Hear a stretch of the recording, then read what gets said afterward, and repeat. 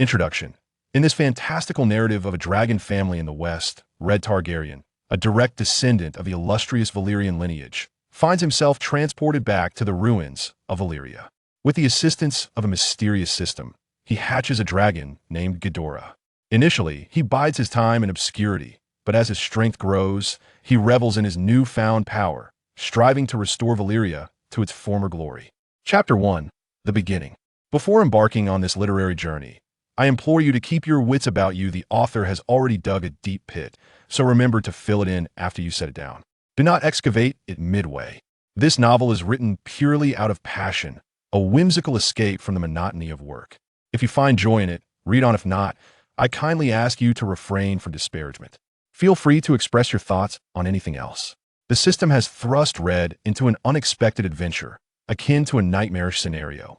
Aside from the presence of this system in his mind, his situation mirrors that of Zhu Yuanzhang in many respects. The current vessel he inhabits is named Red, a name so mundane and unremarkable that he might have believed himself to be a mere archetype of mediocrity if it weren't for the memories of his predecessor revealing his noble heritage as a direct scion of the Dragon Kings of Valyria. Despite the bizarre occurrence of his transmigration taking place 3 days ago, Red struggles to reconcile with this new reality. At this moment, the growling of his empty stomach compels him to reminisce about the leisurely days spent at home, scrolling through his phone, binge-watching shows, and sipping on sugary beverages. Even during work, he merely lounged in a security booth, lost in novels, occasionally interacting with young women, assisting them home, and lamenting the strain on his back afterward. Who would have anticipated that an evening of frivolous fun at home could lead to such a bewildering and disorienting new life? Glancing down at his tattered and filthy garments, Red realizes that he has been living in a manner reminiscent of a savage for the past 3 days. Were it not for the flicker of hope offered by the system, he might have succumbed to despair and leaped from a cliff to end his plight. His experience in the wild is virtually non-existent, and he has reached a point where foraging for wild greens merely to stave off hunger has become a grim reality. The fate of his predecessor is nothing short of tragic, mirroring his own circumstances. Despite his noble descent from Valyria's Dragon King bloodline, for reasons unknown, his ancestors faced expulsion, stripped of their surname and the rights to dragons and dragon eggs, relegated to a life of wandering and destitution. Following the cataclysmic downfall of the Valyrian Empire, the plight of his family worsened. The descendants of Valyria became commodities to be bartered for wealth. Numerous nobles, filled with curiosity regarding the Valyrians' ability to command Dragon's secret, once deemed untouchable now, sought to exploit this knowledge. Alas, the circumstances have drastically shifted. Red's parents, remnants of a lineage passed down through generations, have spent their lives in constant hiding, evading the ever-looming threats of their grim reality.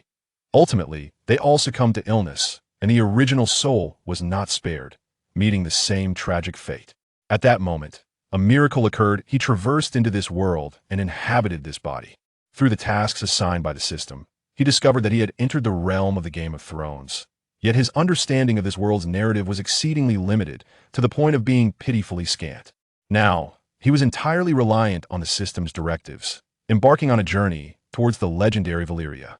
Throughout the journey, Red was filled with resentment and dissatisfaction towards the system in his mind. This system was dreadfully rigid, devoid of any semblance of intelligence. Apart from a personal status panel and a task panel, it possessed no other functionalities, not even the most rudimentary language prompts. With a sense of helplessness, Red summoned the personal and task panels with his thoughts, and 2 ice blue, high-tech displays materialized before him, visible only to him. The personal panel on the left clearly displayed his information. Name Red. Gender male. Age 11. Bloodline talent. Ancient Valyrian dragon bloodline, Dragon Master. Status: hungry, weak, dejected. Meanwhile, the task panel on the right presented the system's mission. Task: proceed to the ruins of Valyria. Reward: Ghidorah. As Red gazed at these panels, his mood grew increasingly somber. He couldn't help but wonder, could such an unintelligent system truly assist him in accomplishing his mission? Yet, despite his doubts and unease, Red took a deep breath and endeavored to adjust his emotions. He understood that surrendering now was not a viable option. After all, a person does not easily relinquish hope when it still glimmers. With renewed resolve, Red resumed his weary journey, dragging his fatigued body onward. His gaze was firmly fixed on the distant horizon, where volcanic mountains belched black smoke that was his destination, the ruins of Valyria. Though the path was arduous, he believed that as long as he persevered, he would surely reach that place, fulfill the system's task, and earn the reward of Ghidorah. Suppressing the gnawing hunger within him, he trudged forward with heavy steps, laboriously continuing his trek. Having traveled for the better part of the day, exhaustion weighed heavily upon him, yet a singular goal sustained him: to arrive at his destination before nightfall. At last, he beheld the fragmented continent riddled with fissures. This land appeared as though it had been violently torn asunder by some colossal force, with cracks and rugged terrain scattered throughout. In the center of this land stood a cluster of volcanoes, some spewing black smoke, seemingly on the brink of eruption, while others loomed silently, like slumbering behemoths. The air was thick with the pungent scent of sulfur, rendering breathing a challenge. Red found himself coughing, covering his mouth and nose with his hand as he pressed onward. Beneath his feet, amidst the desolate volcanic fissures, molten lava surged forth like a river of crimson, roaring in its relentless fury. The dense volcanic ash drifted through the air, casting a pall over the sky, rendering the light incapable of piercing through this thick shroud of gray. Along his journey, Red occasionally glimpsed a few trees, yet they appear to be on the brink of death, their leaves withered and branches twisted. These trees seemed to struggle for survival in this harsh environment, barely clinging to life. Red cautiously tread upon the ground, where the ashes left by wildfires engulfed his feet. With each step, clouds of gray dust billowed into the air. At last, in the distance, he beheld a towering yet crumbling edifice of ruins. Despite their dilapidated state, the scale and remnants of these structures hinted at a time of grandeur now long past. However, this place had transformed into a haven for grotesque creatures. Red observed a serpent, its body largely decayed, slowly slithering over the withered branches and vines, emanating a nauseating stench. Chapter 2. Entering the ruins. A sparsely feathered bird fluttered overhead, emitting an eerie call. Nearby, a vulture with conspicuous gray-scaled patches fixed its bloodshot gaze upon Red, as if he were an unwelcome intruder trespassing upon its domain. Red's eyes widened in terror as he surveyed his surroundings. This place resembled a ghastly theme park. The air was thick with the acrid smell of sulfur, provoking uncontrollable coughs. His body trembled involuntarily, a chill racing up his spine. Just as he bent over to cough, a sudden, sharp ding rang in his mind, reminiscent of a mechanical device being activated. Immediately thereafter, a sweet, somewhat mechanical voice announced, "Fire attribute magical energy detected. The system is absorbing. Task complete. Rewards dispensed." Reward had been fully issued. Stage 2. Hatching task initiated. Reward. All system permissions unlocked. Before Red could fully comprehend the situation, a dragon egg, small enough to be cradled in one hand, materialized before him. This egg radiated a mysterious dark red hue, adorned with peculiar patterns, as if it contained boundless power. Instinctively, Red reached out to seize the dragon egg. However, the moment he grasped it, his mind seemed to short-circuit, leaving him devoid of rational thought. His first fleeting notion was, Ghidorah also hatched from an egg. This thought sent a jolt through him, as if struck by lightning. Compelled by an unseen force, he unhesitatingly hurled the dragon egg violently to the ground. Thud! The egg struck the earth with a muffled thump, sending a cloud of dark red dust swirling into the air. The tempest of uncontrollable fury surged within Reed as he shouted into the void. "System, reveal yourself. I assure you, I shall not harm you. I distinctly heard your voice just now, so come forth at once." His voice reverberated through the desolate surroundings, imbued with palpable rage and frustration. Over the past 3 days, he had traversed this barren wilderness, enduring countless trials and tribulations, only to receive a mere dragon egg as a reward from the system. How could he possibly come to terms with that? While Reed continued his tirade against the system, a sudden chime echoed in his mind, and unexpectedly, the pet panel sprang to life. Peering closely, he saw the display read, "Pet Ghidorah, hatching progress 1." Moreover, there was an additional ability: Dragon King's pressure. A surge of elation coursed through Reed as he hastily opened his personal panel to delve deeper. Indeed, he discovered a newly acquired ability, Dragon King's pressure. Eagerly, he clicked for a detailed description, which read, "Shares the pressure of pet Ghidorah. Strength varies according to Ghidorah's power and can be controlled at will." Filled with curiosity about this newfound ability, Reed attempted to sense it through his thoughts, but found no remarkable sensations. Yet, when he shifted his focus to the creatures around him, he was astonished to see that those once active beings had become as immobile as if ensnared by a spell, unable even to tremble. It dawned on him that these creatures were quaking in fear, paralyzed by the Dragon King's pressure emanating from him. Reed then realized the formidable power of this ability. Finally, he retracted his personal panel, contemplating inwardly. With this ability, I can manage. Reed collected himself and retrieved the dragon egg he had inadvertently dropped. Now he took the time to scrutinize Ghidorah's egg. It was not large, easily cradled in one hand, and emanated a gentle warmth. Its extraterrestrial shape was oval, adorned with golden scales, exuding an opulent allure reminiscent of wealth. Reed tapped it lightly, listening to the sound, then shook it gently, noting its clear and resonant tone. He couldn't help but exclaim, "What a splendid egg!" At that moment, a rumble emanated from his stomach. In the midst of his earlier frustrations with the system, he had completely forgotten about his hunger. Patting his belly, he realized he needed to find something to eat. Glancing at the egg in his hand, he mused, would consuming Ghidorah's egg provide immense nourishment? Ultimately, he shook his head, dismissing the thought. This egg represented a potential future where he might forego consuming beef, and he could not simply eat it. With a few swift movements, he tucked the egg into his robe. Though it was somewhat tattered, it was certainly preferable to holding it in his hands, as even a drop would not shatter it. Red was eager to find some wild grass or tree bark to stave off his hunger. However, after walking for a while, he found no sign of even a single blade of grass. The surroundings were desolate, consisting solely of bare rocks and sandy soil. A sense of urgency washed over him at this rate. He would perish from hunger before even completing the so-called task. Just then, he spotted a small cave not far ahead. His heart leaped with joy as he hurried towards it. The cave entrance was obstructed by a large stone, which Red pushed aside with great effort. Inside the cave, darkness enveloped him, rendering everything invisible. Tentatively, he reached in and felt the dampness. Suddenly, his hand brushed against something soft, startling him into retracting it. After regaining his composure, Red reached in once more, this time grasping the object. To his astonishment, he pulled out a plump lizard. Ecstatic, he wasted no time and stuffed the lizard into his mouth, chewing eagerly. Though the taste was somewhat pungent, to Red, it was a delicacy beyond compare.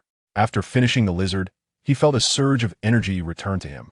He pressed onward, hoping to discover the items required for his mission. Not long after, he encountered a colossal stone door, adorned with bizarre and intricate carvings that resembled an ancient script. A thought struck him: could this be a treasure? He approached the stone door and scrutinized it closely, noticing a recess that appeared to be designed for placing an object. After pondering for a moment, Red retrieved the Ghidorah egg from his possession and placed it into the recess. With a resounding click, the stone door began to creak open, allowing a beam of bright light to shine through.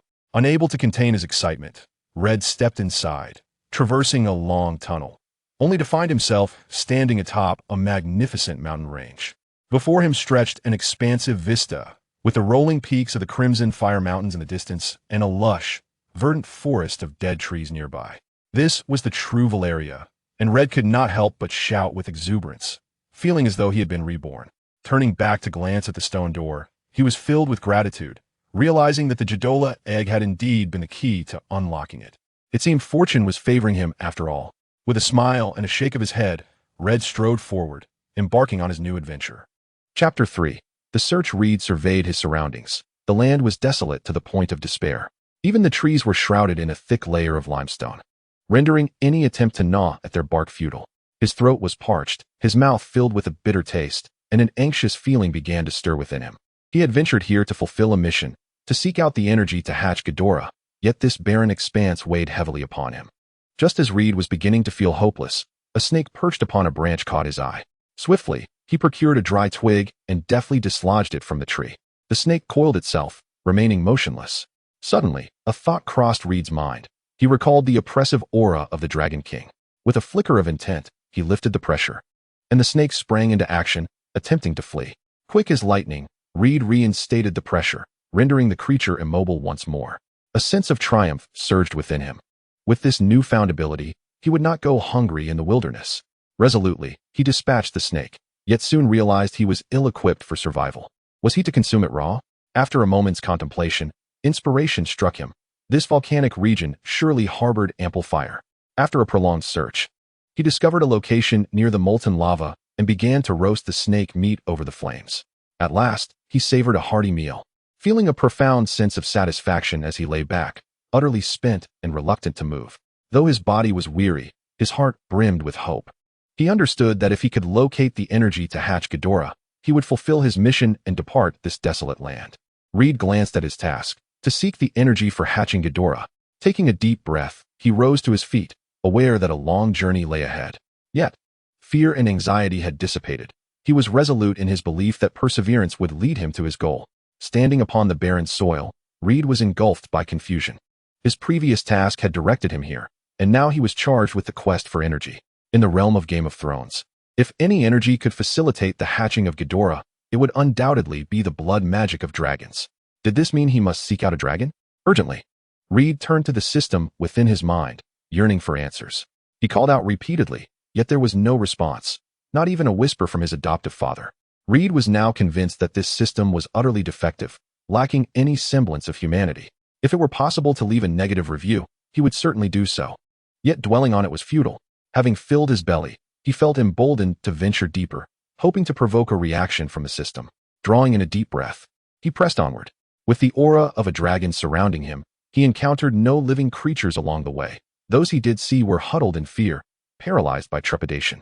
He pressed further into the desolation, surrounded by nothing but ruins, with nary a valuable object in sight. A sense of helplessness enveloped Reed's heart, yet he refused to surrender. He understood that as long as he persevered, he would inevitably uncover the energy required to incubate Ghidorah and fulfill his mission. With unwavering determination in his gaze, he advanced. Exuding an aura of resolve, Reed meandered leisurely, treating the eerie surroundings as a thrill-seeking expedition through a haunted house. Thankfully, with the power of dragon might at his disposal, the terrifying creatures in this vicinity dared not approach within 10 meters of him. Those that could not escape were paralyzed by fear, too intimidated to resist even when faced with their demise at his feet. Reed felt as though this place could easily transform into his private sanctuary. However, as the last glimmer of sunset faded from the horizon, darkness enveloped the land. He recognized the urgency of finding shelter while there was still light to see, to endure the protracted night ahead. After all, if the daylight was so fearsome, who could predict what horrors the night might bring? He gazed at the nearly collapsed ruins ahead, seeking a suitable place to rest.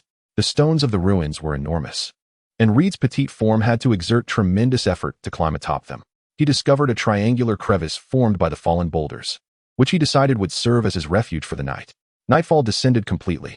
Reed lay beneath the stone, enveloped by the surrounding darkness. An unsettling anxiety filled his heart. Yet he remained resolute.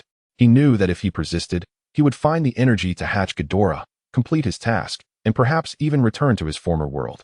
He closed his eyes, attempting to drift into slumber, but his body resisted relaxation, and trepidation consumed him. Thoughts of home and friends flooded his mind, leaving him uncertain of their fates and whether he would ever see them again. A profound sadness enveloped him, but he held steadfast. He understood that persistence was key to discovering the energy necessary for his mission. Reed took a deep breath, striving to calm his tumultuous emotions. He recognized the need for rest and the importance of conserving his strength. Peering into the pitch-black expanse outside, he could only speculate about the scene that awaited him in the Valyria ruins after nightfall. Shortly after darkness fell, numerous fireworms emerged from the earth, their half-exposed bodies glowing faintly red, pulsating rhythmically in the night. Reed found their appearance rather captivating. However, the allure was short-lived as a ferocious vulture, drawn by the spectacle, was swiftly ensnared by the fireworms and dragged down to the ground. In a frenzy, the multitude of fireworms overwhelmed the creature, tearing it into countless pieces and pulling it into the depths below. Mere moments later, not even a bone remained of the vulture. The whole scene left Reed gasping in astonishment. Yet, all was not concluded. A serpent, as thick as a human arm, emerged, commencing its hunt for fire earthworms no larger than a thumb. The once ferocious fire earthworms instantly became the prey. Witnessing the serpent, they scurried underground as if mice encountering a cat. Those unable to evade swiftly found themselves within the serpent's maw. Before its arrogance could linger for 2 fleeting seconds, the serpent was snatched away by a shadow that vanished in an instant. A jolt of fear coursed through Red's heart. He was unaware of the shadow's identity, but sensed its superiority over the serpent. As he observed the unfolding scene, dread enveloped him. Red understood that he must tread with caution to survive in this world. Yet, amidst the fear, a resolute determination blossomed within him. He was convinced that if he persevered, he would uncover the energy needed to hatch Ghidorah and fulfill his system's mission. Lying beneath a stone, Red absorbed the surrounding darkness. In less than an hour, he comprehended that the ruins of Valyria were no place for ordinary mortals. To call it a forbidden zone for humanity would be an understatement. Chapter 4. The dragon before Red could express his astonishment. A piercing sound sliced through the sky above the ruins. All the creatures that had been thriving in the night swiftly concealed themselves. A tempest arose, stirring the ground into a chaotic whirlwind of dust, debris, and ash. Peering into the sky, Red beheld enormous wings blotting out the sun, a fearsome dragon's head, and flames flickering within its slightly ajar jaws. It assumed a stance poised to unleash its fiery breath upon all beings in the ruins, showcasing its might and dominance. Awestruck by the sight of an adult dragon, Red stood frozen, captivated by its colossal form as it soared towards the massive volcano at the heart of the ruins. A system notification echoed in his mind. Bloodfire energy detected. Stunned and overwhelmed, Red realized he had found the energy capable of hatching Ghidorah. His heart swelled with exhilaration, yet he refrained from acting impulsively. He recognized the necessity of caution for survival in this perilous realm. Gazing at the dragon above, a steadfast resolve surged within him. He closed his eyes, striving to regain his composure, understanding that maintaining tranquility was essential for facing the challenges ahead. Taking a deep breath, he quelled his racing heart. Upon reopening his eyes, he observed the dragon gradually receding into the night sky. It was only when the dragon's silhouette vanished completely that Red regained his senses and withdrew his gaze. The sheer magnitude of the dragon's form evoked an unparalleled awe in humanity. At that moment, Red suddenly recalled the system's earlier response. He had been so engrossed in the dragon that he had failed to grasp its message. However, it is almost certain that the energy required for the system's tasks lies within the dragon itself. Glancing down at his own diminutive frame and comparing it with the dragon's immense stature, Reed could not help but scoff at the notion of taming such a colossal creature. He endeavored to recall the information pertaining to dragon taming from the original narrative, acutely aware of the potential for failure. Should he falter, he might well be incinerated by Dragonfire, a perilous fate indeed. Yet, within a mere 3 seconds of hesitation, Reed resolved that he must possess his own dragon. Ghidorah was still but an egg, of no practical use, and even if it were to hatch, the duration required for its growth remained an enigma. Reed's heart swelled with determination. Reclining upon the rubble of the ruins, his gaze was resolute and profound. He understood that, given his current circumstances, a solitary return to Essos would be tantamount to courting death. His silver hair shimmered like a beacon, a constant reminder of his Valyrian heritage. This once mighty lineage had so deeply oppressed the continent of Essos that the contemporary nobility and lords harbored a profound animosity towards them. Bereft of the formidable deterrent that a dragon could provide, the fate of his parents would inevitably mirror his own. Nevertheless, Reed was not inclined to surrender. He harbored an unwavering belief that, as a scion of the Dragonlord bloodline, he was destined to tame a dragon. He envisioned himself astride a dragon's back, his heart brimming with anticipation and exhilaration. He resolved to set forth at dawn towards the central volcano in search of the dragon's lair. Should he ultimately fail, he would not relent. He would continue his quest, seeking out other dragons. If that too proved futile, he had one final plan: to shift his focus to hatching Ghidorah. He firmly believed that he would eventually carve out a place for himself in this world, and that one day, he would once again savor the delectable taste of beef. Reed closed his eyes, silently reciting his plans. He knew that the path ahead would be fraught with challenges and adversities, yet he was prepared. As a descendant of the Dragonlords, he intended to rise anew, instilling tremors of fear across the entire continent of Essos. Having contemplated his future course, Reed drifted into a deep slumber, experiencing his first night amid the Valyrian ruins. Though the greedy gazes of peculiar magical creatures surrounded him, the aura of Dragonlord authority he exuded formed an insurmountable barrier, deterring them from approaching. He slept soundly, as if this pressure extended into his dreams, shielding him from nightmares. As the first light of dawn pierced through the overcast sky, Reed slowly awakened. Rubbing the sleep from his eyes, he gazed outside, inwardly reciting the day's agenda. He recognized that the night within the Valyrian ruins was a haven for magical creatures, and he needed to discover a path to survival amidst the desolation. With great effort, Reed extricated himself from the stone debris, acutely aware of his bodily fatigue. He had not set out long before his stomach began to grumble, a reminder that it was time to seek sustenance. He resolved to walk and explore, hoping to discover something edible to address his hunger for the day. Perhaps by the grace of fate, Red was particularly fortunate today. Amidst what appeared to be desolate ruins, he stumbled upon a forgotten corner. There, to his astonishment, lay the carcass of an abandoned canine. Gazing at the lifeless body, Red could not help but marvel. It seemed to be a divine gift. Elated, he picked up the carcass, intending to resolve his stomach's protests with it. However, not long after shouldering the wild dog's body, Red noticed a swarm of ants, each no larger than a thumb, trailing him from 10 meters behind. These ants seemed ravenous for the carcass he bore, following his every move. When he walked, they walked. When he halted, they paused as well. After several attempts to shake them off, he glanced at the body he carried, a wry smile creeping upon his lips. He had inadvertently taken advantage of them, and now they were fixated on him. After a moment's contemplation, Red concluded that despite their overwhelming numbers, the ants posed no real threat. He decided to disregard them and pressed on. Upon reaching a spot with molten magma, Red first quenched his thirst with some blood, then utilized the heat of the lava to roast the meat. Soon, the wild dog's flesh was cooked to perfection. He satisfied his hunger with just one front leg, wrapping the remaining 3 legs in his clothing as provisions for later. The rest he left behind, offering it to the ants, acknowledging that he had taken advantage of them and could not indulge alone. Once Red departed, the swarm of ants converged upon the carcass, slowly dragging it away. Their movement was excruciatingly slow, yet Red understood that for them, it constituted a lavish feast. Continuing his journey, he felt a sense of quiet gratitude. He recognized that in this world fraught with uncertainty and peril, having a hearty meal was indeed a stroke of fortune. Chapter 5. On the road with provisions slung over his shoulder, he advanced towards the central volcano, his heart brimming with anticipation and hope. He was aware that as long as he persevered, he would undoubtedly locate the lair of the dragon and fulfill his dreams. Following the trajectory of the dragon's flight he had witnessed the previous night, Red pressed forward, his gaze frequently scanning the skies for signs of the majestic creature. His heart raced with a mix of excitement and anxiety, for he knew he was drawing ever closer to his aspiration. After enduring more than 2 arduous hours of travel, Red encountered a gnarled tree. He ascended its branches and reclined upon a sturdy limb to rest. He chose not to lie on the ground, as the vivid memory of the fire worms from the previous night instilled a sense of insecurity in him. Lying sideways on the branch, he gazed at the multitude of volcanoes ahead, a twinge of frustration creeping into his heart. He was uncertain which volcano concealed the dragon's nest, yet he understood he must uncover its location. At that moment, Reed noticed a figure soaring from the distant southeastern rim of a fractured volcano.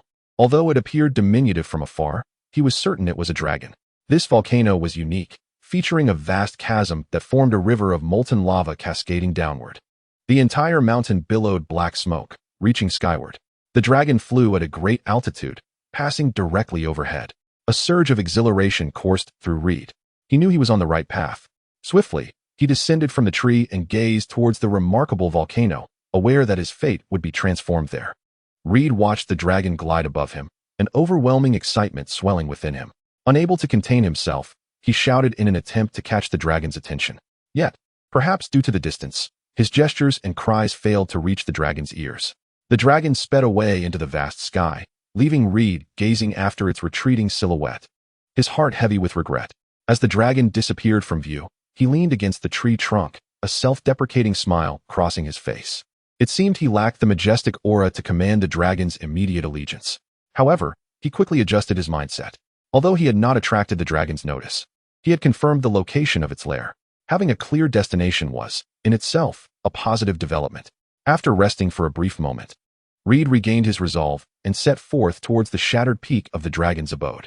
Along the way, apart from the drifting volcanic ash and the molten lava coursing beneath, he encountered few signs of ordinary life. This land appeared shrouded in some mysterious force, imbued with desolation and peril. Ahead, Reed spotted the ruins of a dilapidated palace. As he approached, he discovered 5 wild dogs digging into the earth, unearthing bleached bones and gnawing with a grating sound. These wild dogs appeared ravenous and fierce, paying no heed to Reed's presence as they remained fixated on their macabre feast. With caution, Reed navigated closer to the feral beasts, fully aware that vigilance was paramount in this realm rife with uncertainty and danger, where even a moment's lapse could spell catastrophe. He pressed onward toward the fractured volcano, his heart brimming with anticipation and determination. He understood that his destiny awaited him there. Reed's arrival shattered the stillness of the ruins, causing the 5 wild dogs to abruptly cease their digging, fixating their bloodthirsty gazes upon him. As Reed drew nearer, the distance between them narrowed to 10 meters, and his inherent draconic aura suddenly manifested its influence. The wild dogs' expressions shifted from aggression to terror as they recoiled, emitting low, guttural growls, before turning tail and vanishing into the shadows of the ruins. Reed meticulously observed the wild dogs, noting that their appearance closely resembled that of the wild dog carcass he had previously discovered, both possessing an exceedingly grotesque and repulsive visage. With a resigned sigh, he mused that it seemed no creature could thrive amidst the ruins of Valyria without being disfigured. His gaze shifted to the white bones unearthed by the dogs, alongside which lay rusted and decayed armor, indicating the remains of a human skeleton. Reed approached to investigate, hoping to unearth something of value. However, all items were in a state of utter decay, proving to be of little use. Nevertheless, Reed remained undeterred. He meticulously scoured the palace ruins. Ultimately, on a relatively intact wall, he discovered a collection of hanging weapons, diverse in type, though most were severely corroded. Reed examined these weapons closely, yearning to find one that might be serviceable. He understood that in this perilous world, a reliable weapon could spell the difference between life and death. Cautiously, he lifted a sword, attempting to wield it, yet the blade, aged and rusted, crumbled in his grasp. Shaking his head, he continued his search, eventually drawn to a short sword that appeared to be in comparatively good condition. He carefully removed it, discovering that while the blade bore some rust, its overall structure remained robust. A surge of joy filled Reed's heart. This short sword could at least afford him some protection until he could procure a superior weapon. After a lengthy selection process within the ruins, Reed ultimately chose a sound round shield, 2 long swords covered in a layer of rust, and 3 petite daggers. He tested each weapon. Despite their imperfections, their sharpness was adequate, certainly superior to being unarmed. Reed was aware that although he possessed the oppressive aura of the Dragon King, which deterred ordinary magical creatures from approaching, it might not suffice against a dragon. With the shield and long swords in hand, he felt a modicum of courage swell within him. Upon glancing at his armaments, provisions, and the dragon egg cradled in his arms, he realized he was somewhat encumbered. Yet, he also recognized that none of these items could be discarded. Thus, he bore his equipment and proceeded with deliberate caution. Not far from the palace ruins, Reed spotted a massive skeleton partially exposed above the ground. This skeleton stretched for several dozen meters, with a visible portion of the skull towering 2 meters high. Its magnitude unmistakably indicated that it belonged to the world's most formidable being, the dragon. Even in death, Reed could sense its immense power, invoking an involuntary feeling of reverence that humans naturally experience in the presence of such colossal creatures. Standing before the remains of the dragon, Reed was filled with awe and curiosity. He understood that he was drawing closer to the realm of dragons, a domain replete with mystery and peril. Taking a deep breath, he steeled himself for the journey ahead. As Reed passed within 10 meters of the remains of a dragon, a sense of awe and curiosity enveloped him. Suddenly, a voice resonated in his mind. Chapter 6, Absorbing Magical Energy. The sweet, youthful voice prompted him. Residual bloodfire, magical energy detected. Would you like to absorb it? Without hesitation, Reed responded, System, absorb it immediately. Following his command, the melodic voice echoed once more, energy absorption in progress. Moments later, the voice confirmed, energy absorption complete. System task completion increased by 1%. Reed quickly opened the task panel to inspect it, discovering a new 2% symbol beside the energy collection task. A wave of joy surged within him. It appeared that hatching Ghidorah did not necessitate finding a living dragon. Dragon bones sufficed, or rather, anything imbued with magical energy would do. However, Reed soon realized that a single dragon skeleton could only yield 1 unit of energy, which meant he would need to locate 100 such remains. Whether the Valyria ruins harbored any intact dragon skeletons remained an uncertainty. Contemplating this, Reed felt a pang of frustration, ultimately sighing. I can only take it one step at a time. He pressed onward, and shortly thereafter, the dragon skeleton collapsed with a resounding thud, dissolving into nothingness. He understood that this skeleton had fulfilled its purpose, its energy now absorbed for the hatching of Ghidorah. Filled with anticipation and resolve, Reed recognized that his journey had merely commenced, with countless challenges and adventures awaiting him ahead. Yet, he firmly believed that if he persevered, he would realize his dream of seeing Ghidorah soar through the skies once again. As Reed continued, his thoughts were wholly consumed by the imminent challenges and the hope of hatching Ghidorah. Unbeknownst to him, in the spot where the dragon bones had vanished, The ground began to writhe with countless grotesque creatures. These beings included various serpents adorned with tendrils between their scales, enormous insects with gaping maws larger than their bodies, and decaying chunks of flesh sprouting human organs or limbs in bizarre formations. They moved in swarms, twisting and writhing, struggling and rolling, creating an exceedingly nauseating spectacle that eclipsed even the deepest fears. Initially, these creatures advanced at a sluggish pace, but as time elapsed, their speed escalated, nearing that of a human's walk. Their trajectory was directed precisely toward the path Reed had taken.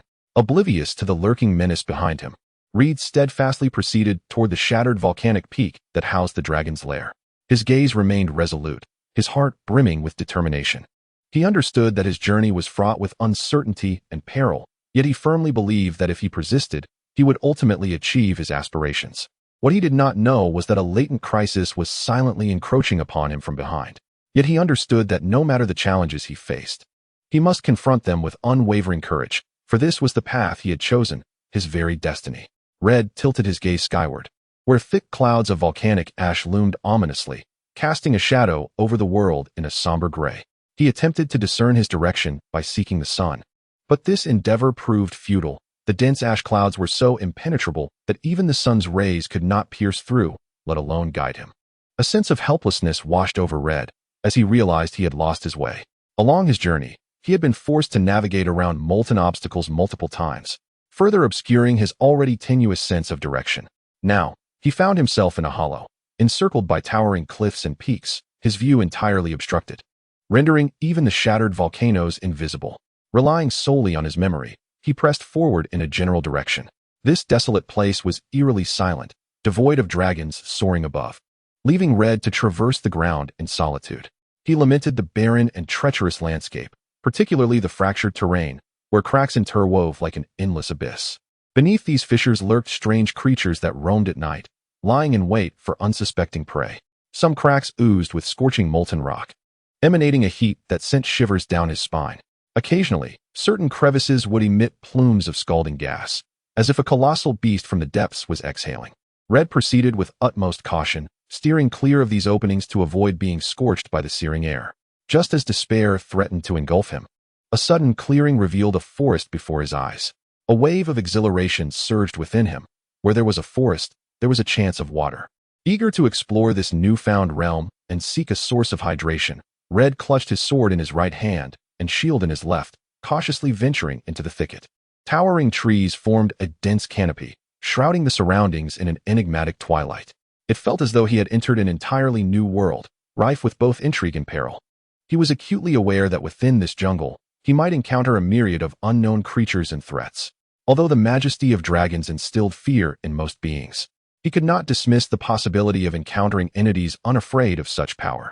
With every step, Red moved with grace and precision, striving to minimize any noise. He remained ever vigilant, wielding his sword and shield as his guardians. His gaze was resolute and keen, as if capable of perceiving all the hidden dangers lurking within the depths of the forest. However, scarcely had Red entered the verdant embrace of the jungle when a horde of cursed beings approached its fringes. Trailing behind them were grotesque monstrosities, their eyes glowing with a malevolent crimson light, reminiscent of harbingers from the underworld. They each capture the lingering essence of dragon might in their own unique manner, followed closely by a cacophony of unintelligible roars. A pang of anxiety gripped Red. He understood that these creatures were after him. Swiftly, he concealed himself behind a grand tree, holding his breath and striving to remain utterly silent.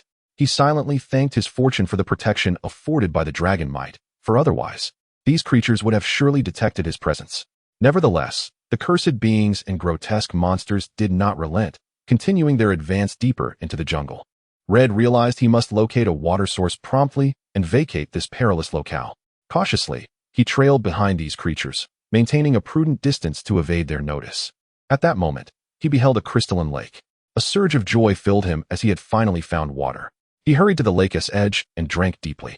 Quickly, he fashioned a makeshift water vessel from the surrounding trees, filled it with water, and promptly departed from the lakeside. He wished to avoid an encounter with those grotesque monsters, especially within this dense jungle, for once surrounded by them, the chances of escape would be exceedingly slim. Chapter 7. A near restart. Red proceeded with utmost caution, striving to make no sound that could attract the attention of the monsters. However, as he ventured a short distance. He suddenly heard the rustling of leaves behind him, the noise escalating as though something was rapidly approaching. Red swiftly turned to look back, but the dense foliage obscured his view, revealing nothing. Despite this, an overwhelming sense of danger surged within him. He was being hunted. Without a second thought, Red bolted forward.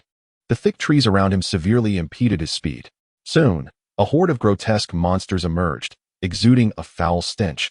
Their decayed forms a terrifying sight. Aware that he could not outrun them, he spotted a massive tree and hastened towards it, pressing his back against the trunk, raising his shield before him, and gripping his sword in readiness. At the forefront was a foul-smelling, decayed wild dog. It lunged at Red, who deflected the attack with his left shield, thrusting his sword with all his might, piercing the dog's chest and ending its life. At that moment, a notification chimed in his mind. Kill cursed magical creature. Gain magical energy, hatching progress, 21. However, before Red could revel in this achievement, more grotesque monsters surged toward him. He curled into a ball behind his shield, propping it against the ground and leaning against the tree, creating a triangular space for shelter. He relied solely on the shield to withstand the onslaught of the grotesque creatures.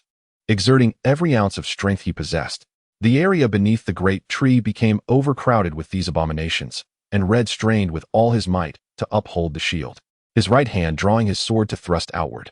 Occasionally, the air was filled with the anguished cries of the grotesque monsters, alongside the crimson or greenish blood trickling down his blade. Reed exerted every ounce of strength to hold his ground, disregarding the system notifications ringing in his mind. The sharp blade of his longsword pierced the grotesque creatures countless times, their lifeless forms accumulating around him, nearly engulfing him entirely.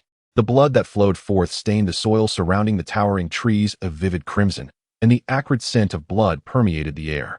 Just as Reed felt he could no longer endure, the stench attracted a swarm of green venomous ants. Each ant was the size of a thumb, with formidable mandibles glimmering with a toxic hue, unmistakably lethal. Any grotesque creature bitten by these venomous ants would convulse and collapse within mere seconds. Witnessing this spectacle, a flicker of hope ignited within Reed. He realized that an opportunity for escape had presented itself. With a determined shove, he pushed aside the corpse of a grotesque creature resting on his shield and swiftly crawled out. Ignoring the pain and fatigue that enveloped him, he hurriedly dashed away, striving to distance himself from this perilous locale. However, just as he had barely made his escape, a rustling sound emanated from all directions, like a multitude of entities drawing near. Alarm surged within Reed. He understood that even greater dangers awaited him ahead. He had to find an exit without delay, otherwise, he might be eternally ensnared in this terrifying place. Frantically searching for a way out, Reed's gaze fell upon a towering tree nearby.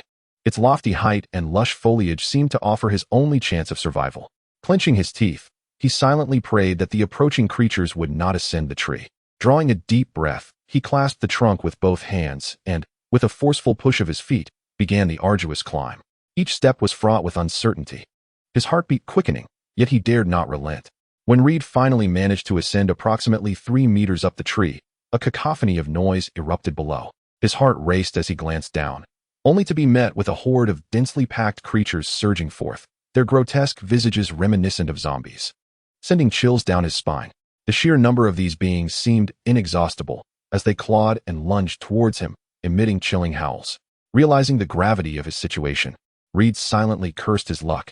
Had he not chosen a robust tree, he would have surely been toppled by their relentless advance. Fearful of the sight below, he hastily climbed to a sturdy branch higher up, settling himself securely. Steadying his nerves, he cautiously peered down. What he saw nearly caused him to tumble from his perch. The grotesque creatures bore no resemblance to those he had previously encountered. They appeared as masses of decaying flesh adorned with tendrils or bony protrusions, rendering their original forms utterly unrecognizable. To Reed's astonishment, his dragon might proved ineffective against these abominations, a reliance he had always counted upon. Uncertain if it was merely his illusion, Reed felt an overwhelming sense of hatred emanating from the eyes of these grotesque creatures, as if he were their sworn enemy. This sensation sent shivers down his spine, making him question whether he could truly escape unscathed.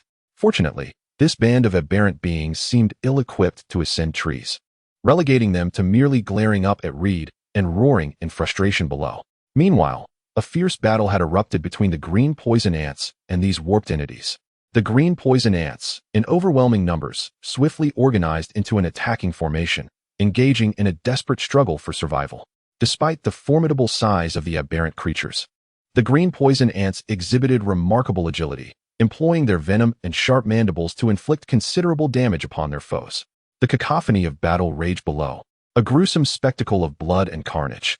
Reed, perched anxiously in the tree, watched intently, uncertain of how this conflict would ultimately resolve and whether he would manage to escape the chaos unscathed.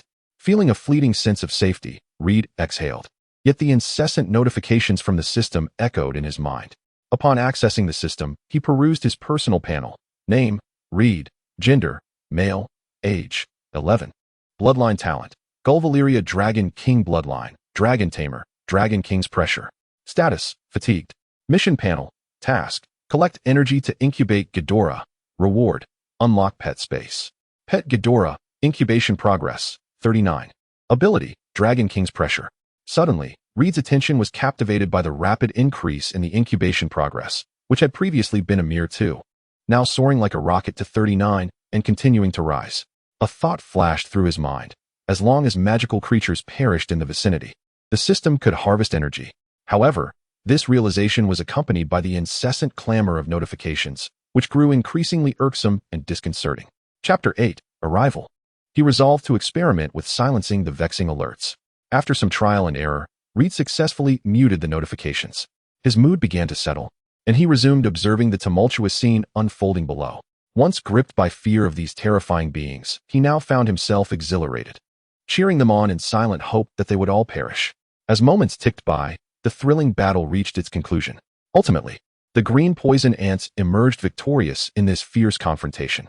Yet, these ants seemed wary of Reed's draconic aura, opting not to approach him, instead banding together to remove the bodies of the fallen aberrant creatures and the deceased green poison ants from the battleground. As he gazed at the tranquility restored beneath the tree, a profound sense of having survived a calamity surged within Reed. He exhaled deeply, then checked the incubation progress of Ghidorah once more. To his astonishment, the progress had remarkably reached 117. While this achievement could be deemed monumental, Reed had no desire to endure such harrowing experiences again. After approximately half an hour, having ascertained that no dangers lurked nearby, Reed cautiously descended from the tree. Having navigated a perilous ordeal, he was fortunate to have preserved his life. He was acutely aware of the myriad unknown dangers that this forest harbored. Thus he resolved to rest only atop grand trees until he emerged from the woods, ensuring his safety. With utmost caution, Reed trudged through the jungle, every step laden with vigilance. However, during his journey, he suddenly sensed a newfound lightness in his body, accompanied by a surge of strength far greater than before. This perplexed him, prompting him to halt and examine his personal panel. Name, Reed. Gender, male. Age, 11. Bloodline talent, Valyria Dragon King Bloodline, Dragon Tamer, Dragon King Pressure. Yet, he discovered no alterations on the panel. Doubt crept in, leading him to wonder if this was merely a figment of his imagination, for in this enigmatic forest, anything was conceivable. Nevertheless, he chose not to dwell on it excessively and continued his forward march. Thus, Reed persevered through the forest for an entire week. During this time, he encountered none of the terrifying aberrant creatures that had previously haunted him, which offered him a modicum of relief. Despite this, he remained ever cautious, insisting on sleeping in the trees each night, just in case. Finally, on the 9th day, Reed successfully emerged from the forest. He felt an overwhelming sense of relief. Yet he understood that a long journey still lay ahead. To pinpoint the exact location of the dragon's lair within the shattered volcano, Reed sought out another towering mountain and ascended to its peak. Standing atop the summit, he gazed into the distance and finally discerned the direction he sought. With his target established, Reed resolutely continued on his path. However, the hardships along the way far exceeded his expectations. Though the volcano appeared deceptively close from the mountaintop, the arduous reality was that he spent 2 full months before reaching its base. During this extended journey, Reed fortuitously stumbled upon the remains of a dragon. After the system absorbed the magical energies from the dragon bones, he did not hastily vacate the area as he had previously done. Instead, he decided to pause briefly for rest, unaware of the unexpected events that would soon unfold. Before long, the dragon bones disintegrated into ashes, and a multitude of grotesque beings suddenly erupted from the ground. These creatures, with their ghastly visages, instilled a chilling dread. Red was utterly astonished by the scene before him. He had never imagined that such a multitude of dangers lurked in this seemingly tranquil place. Suddenly, Throngs of grotesque monsters materialized before his eyes, and Red's heart nearly ceased its rhythm in fright. He stared wide-eyed at these hideous, bizarre creatures, finally grasping the peculiarities he had encountered earlier. A plethora of thoughts flashed through Red's mind, yet his body reacted swifter than his thoughts, propelling him to flee in a wild dash. This time, he was not racing through the dense forest, but across a desolate expanse. With the trees no longer obstructing his path, Red's speed was noticeably superior to that of the aberrant monsters. He exerted every ounce of strength to run, fearing even a momentary pause might allow the beasts behind him to catch up. However, the relentless pursuit of these malformed creatures was astonishingly potent. No matter how fast Red ran, they remained steadfastly on his heels, refusing to relent. After a prolonged chase, Red finally spotted a narrow cave. Without hesitation, he dashed inside, hoping to momentarily evade the terrifying monsters. Once within the cave, he quickly barricaded the entrance with stones and leaned against the wall, gasping for breath. His body was utterly spent, yet he understood that as long as those monsters lingered outside, rest was a luxury he could not afford. Thus, Red endured a standoff with the grotesque creatures for an entire day and night. Whenever fatigue overwhelmed him, he would lean against the cave's entrance for a brief respite, regaining some strength before re-engaging in fierce combat with the beasts. After an arduous struggle, Red ultimately vanquished the entire horde of aberrant beings.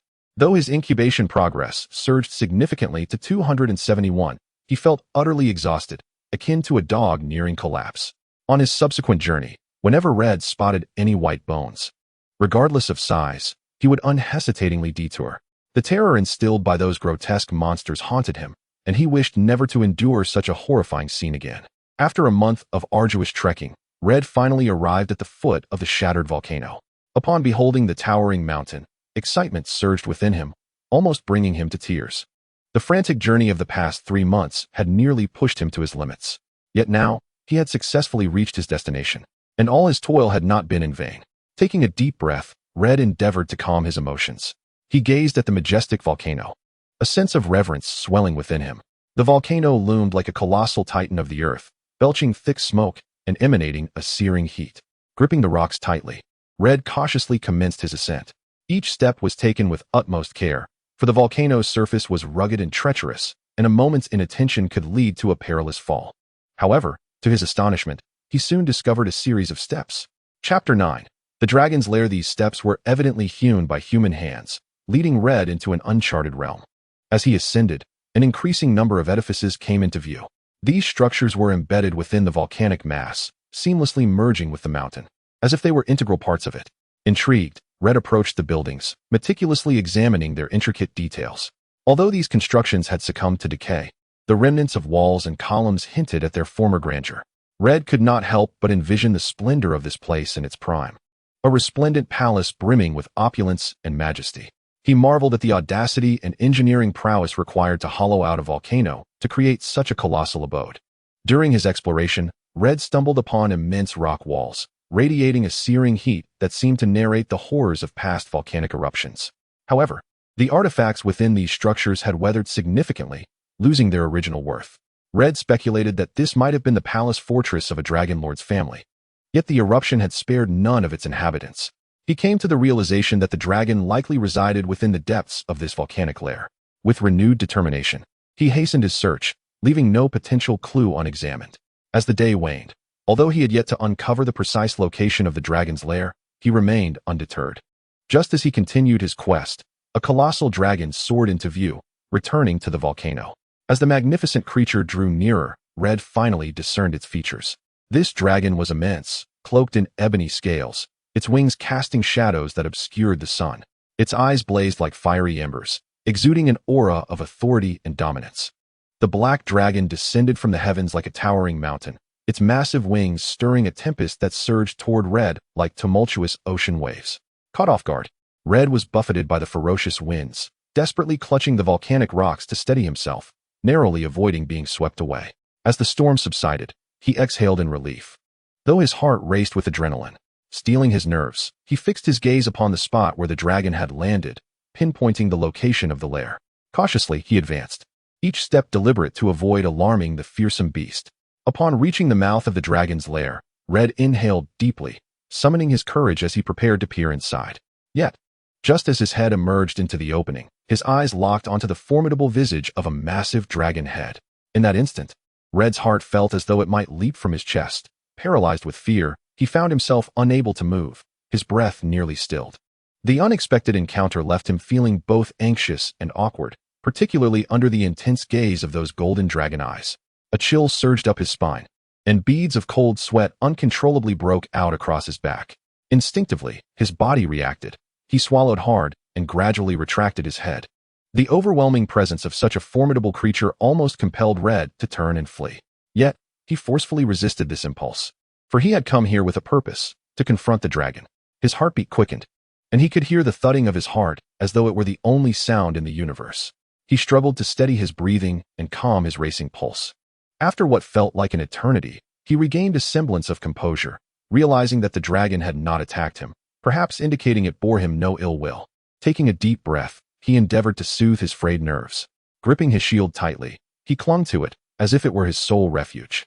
Although he understood that this shield might be utterly futile against the dark dragon, he dared not relinquish it. He moved forward step by step, each footfall weighted with trepidation. Upon reaching the entrance of the dragon's lair, he paused, peering into the cavern. There, the black dragon lay quietly on the ground, its eyes closed, seemingly at rest. A sigh of relief escaped Red. His suspicions were confirmed. The dragon posed him no threat. Moreover, it appeared that the creature had long been aware of his presence. Yet it showed no intention of driving him away. Taking a few more deep breaths to fortify his courage, he cautiously advanced. As he drew nearer to the dragon, he felt a surge of adrenaline coursing through his veins, as if an unseen force propelled him onward. The cave was thick with the acrid scent of sulfur and decay, almost suffocating. Nevertheless, Red remained undeterred, his focus solely on the magnificent beast before him. Observing the adult dragon up close, he was profoundly awestruck. Its head was extraordinarily broad, and its fearsome visage sent shivers down his spine. The creature was enveloped in a layer of black scales, each glimmering with a cold sheen, seemingly impervious to harm. The sharp bony protrusions only added to its regal presence. Unable to restrain himself, Red reached out, yearning to touch the dragon. His fingers brushed against the scales, and he was taken aback by their hard yet smooth texture. At that moment, the dragon's enormous eyes suddenly opened, and its piercing vertical pupils locked onto Red. The weight of that authoritative gaze pressed upon him, yet he did not flinch. Instead, he held the dragon's gaze steadfastly. Time seemed to freeze at that moment, as a solitary man and a dragon stood in silent confrontation. Finally, the dragon's eyes slowly closed, seemingly satisfied with Reed's performance, and made no further movements. Reed could distinctly feel that, at the very instant the dragon's eyes began to shut, a subtle and ineffable connection had formed between his bloodline and the magnificent beast before him. This sensation coursed through his body like an electric current, causing him to tremble slightly. He realized that the dragon had acknowledged him. This revelation filled Reed with an exhilarating joy, nearly overwhelming him. As he circled around the dragon like an eager child, observing it closely. This dragon, a remnant of Valyria's destruction, was an astonishing 100 meters in length. Chapter 10, Black Dragonim. Its massive and formidable form bore a prominent claw-shaped scar on its abdomen, clearly a mark left from fierce dragon battles. Reed could not help but wonder how many harrowing battles this dragon had endured and how many years it had lived. After circling the dragon, Reed could no longer contain his fervent desire to ride it. He took a deep breath and without hesitation climbed onto the dragon's leathery wing, securing himself on its broad back. Gripping the bony spikes along the dragon's spine, he felt the hard, rough texture beneath his hands, as if he could draw boundless strength from it. Then, he shouted in Valyrian, issuing the command to take flight. As his voice echoed, the black dragon suddenly opened its colossal eyes, rising like a bolt of black lightning. It surged forward at full speed, its immense wings beating powerfully, creating a tempestuous wind as it shot out of the lair like an arrow released from a bow. In the moment of takeoff, the dragon let out a deafening roar, its voice thundering through the skies. This roar not only shook Reed's eardrums, but also stirred his very soul. The dragon's fierce roar merged with the rushing winds, creating an unprecedented and exhilarating experience. Reed felt as though he had become one with the dragon, soaring together through the heavens. The dragon seemed to sense Reed's emotional transformation. It lifted its head to the sky and roared once more, unleashing a jet of ink-black dragon flame from its mouth. This flame, akin to a roaring fire serpent, traced a dazzling arc through the air, igniting the atmosphere around it. Reed guided his magnificent black dragon, soaring freely across the boundless sky. As time slipped away unnoticed, he realized that dusk was gradually enveloping the heavens, prompting him to decisively command a return to the lair. The dragon, like a streak of black lightning, swiftly cut through the sky, racing back to its den. Upon arriving at his destination, Reed found it difficult to part from the back of the dragon, filled with admiration and curiosity for the magnificent creature. Thus, he opened the pet panel to delve deeper into the details of his new companion. Aside from the yet-to-hatch Ghidorah, a new entry appeared, showcasing an image of a black female dragon named M. Reed clicked to explore further, and the screen promptly displayed an array of data regarding M, a magic dragon, aged 191 years, measuring 130 meters in length, with a wingspan of 370 meters. However, what astonished Reed the most was the status of a curse afflicting him. Although puzzled by this condition, he refrained from dwelling on it. After all, he was in the presence of an adult dragon. This realization brought an involuntary smile to his face, stretching it wide enough to nearly touch his ears. That night, Reed chose to sleep upon the dragon's back, feeling as though he were enveloped in the clouds, surrounded by the dragon's warmth. And he enjoyed a remarkably sweet slumber. In his dreams, he began to envision a splendid future filled with delectable beef feasts. The following morning, sunlight filtered through the clouds, casting its glow upon the dragon's lair, and Reed awoke early. He did not forget his system task and immediately mounted him to soar out of the lair, ready to hunt magical creatures in the ruins of Valyria. The ebony dragon spiraled gracefully through the sky, her immense wings stirring gusts of wind. When M opened her mouth to unleash a torrent of blazing black flames, everything was obliterated in an instant, whether formidable monsters or feeble beings. None could escape the inferno of her black fire, all reduced to ashes.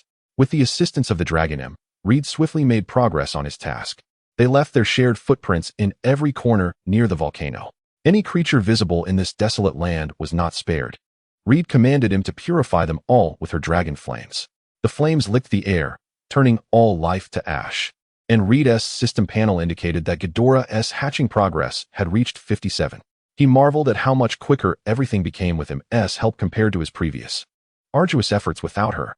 That evening, Reed intended to ride him through the night and wreak havoc to expedite his task. However, just as he was about to embark, he suddenly sensed a warning from him about danger and the potential for death. Reed furrowed his brow. This was the first time he had perceived such an emotion from him.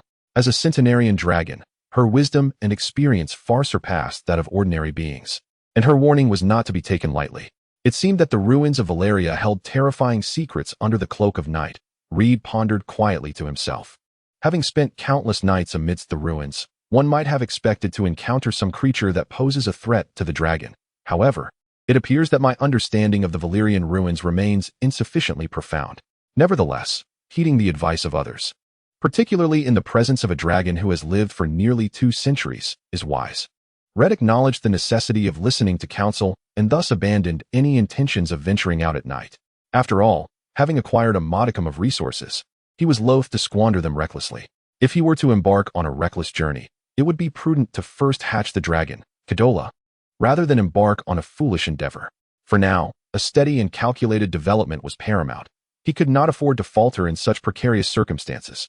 Although his curiosity was piqued about what threats might lurk in the night of Valyria, Reed restrained himself, opting instead to rest, for tomorrow would bring further hunting. He lay upon the warm back of Im, the dragon, and gradually slipped into slumber. As dawn broke the following day, Reed remained in the embrace of sleep when Im's massive form stirred. As he leaned against it, Reed tumbled down, still groggy and bewildered, as Im prepared to take flight. Quickly, Reed shouted a command to halt. Im, stop. Im ceased its ascent, yet Reed could distinctly sense its anxious energy. In that moment, Reed comprehended Im's intent. It had a purpose to fulfill. His curiosity ignited. He resolved to accompany Im on this venture. Thus, he addressed the dragon. If you have something to do, then take me along. Upon uttering these words, he observed Im's colossal head seemingly in contemplation. After a brief pause, it nodded, signaling Reed to ascend onto its back. Reed swiftly equipped himself, securing his position on Im's back, gripping the dragon's scales tightly, bracing for the forthcoming adventure. Chapter 11. The crippled red dragon Im unfurled its vast wings, whipping up a tempest before leaping into the sky. As Reed gazed down upon the ruins of Valyria, a blend of anticipation and trepidation swelled within him.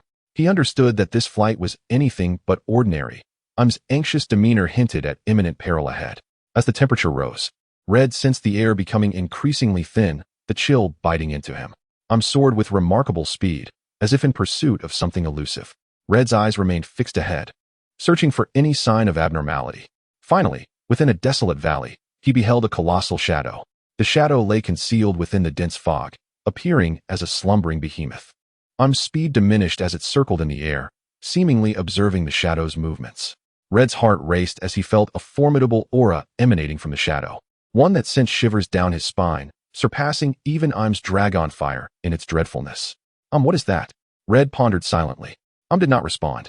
Yet the urgency of its emotions intensified in its mind, as if warning Red of the imminent danger. Suddenly, the shadow stirred. It slowly raised its head, revealing a grotesque visage, with two blood-red eyes fixated intently on and Red suspended in the air. Red gasped in horror. He had never encountered such a terrifying creature. Emitted a deep, resonant dragon roar, as if declaring war. With a powerful beat of its enormous wings, surged towards the shadow, carrying Red along. Gripping the dragon's scales tightly with his left hand, Red drew his sword from his waist with his right, bracing himself for the impending battle. The shadow opened its gaping maw, unleashing a massive black stone that hurtled directly towards Swiftly, evaded the onslaught, simultaneously exhaling a torrent of searing dragon fire that collided with the black stone, producing a deafening explosion. Red felt a tremendous shockwave wash over him, nearly propelling him from his perch. Yet, gritting his teeth, he clung fiercely to fully aware that their survival hinged on this confrontation. The battle grew increasingly fierce, with and the shadow clashing repeatedly, each impact resonating with earth-shattering sound. Perched upon back, Red sensed its strength and resilience, directing it to avoid direct confrontation and instead exploit their aerial advantage for flanking assaults. He also grasped the terrifying nature of the ruins of Valyria by night. After a fierce struggle, ultimately vanquished the shadow with a devastating blast of Dragonfire. In that moment, as the shadow collapsed, Red felt a profound wave of energy, as though the entire ruins trembled in response. As the dark mist dissipated from the shadow, Red finally discerned its true form, a colossal sandworm. Why would such a creature inhabit this place? However, the rewards were significant. Ghidorah's hatching progress surged by 20%. Gradually descended to the ground, and Red leaped from its back, filled with awe and perplexity. He realized that without they could never have faced such a fearsome foe. Thank you, Red murmured softly. Gently nudged Red with its massive head, as if acknowledging his gratitude.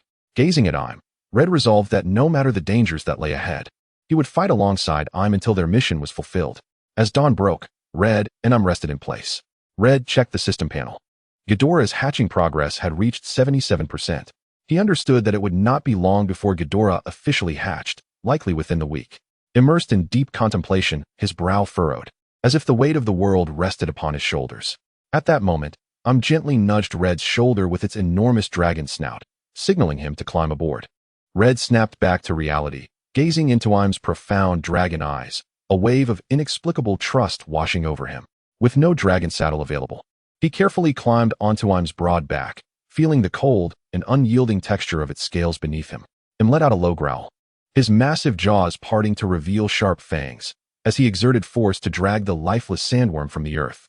The carcass of the sandworm appeared particularly grotesque under the sunlight, causing Red to frown involuntarily. However, rather than intervening, curiosity stirred within him, prompting a desire to witness intentions.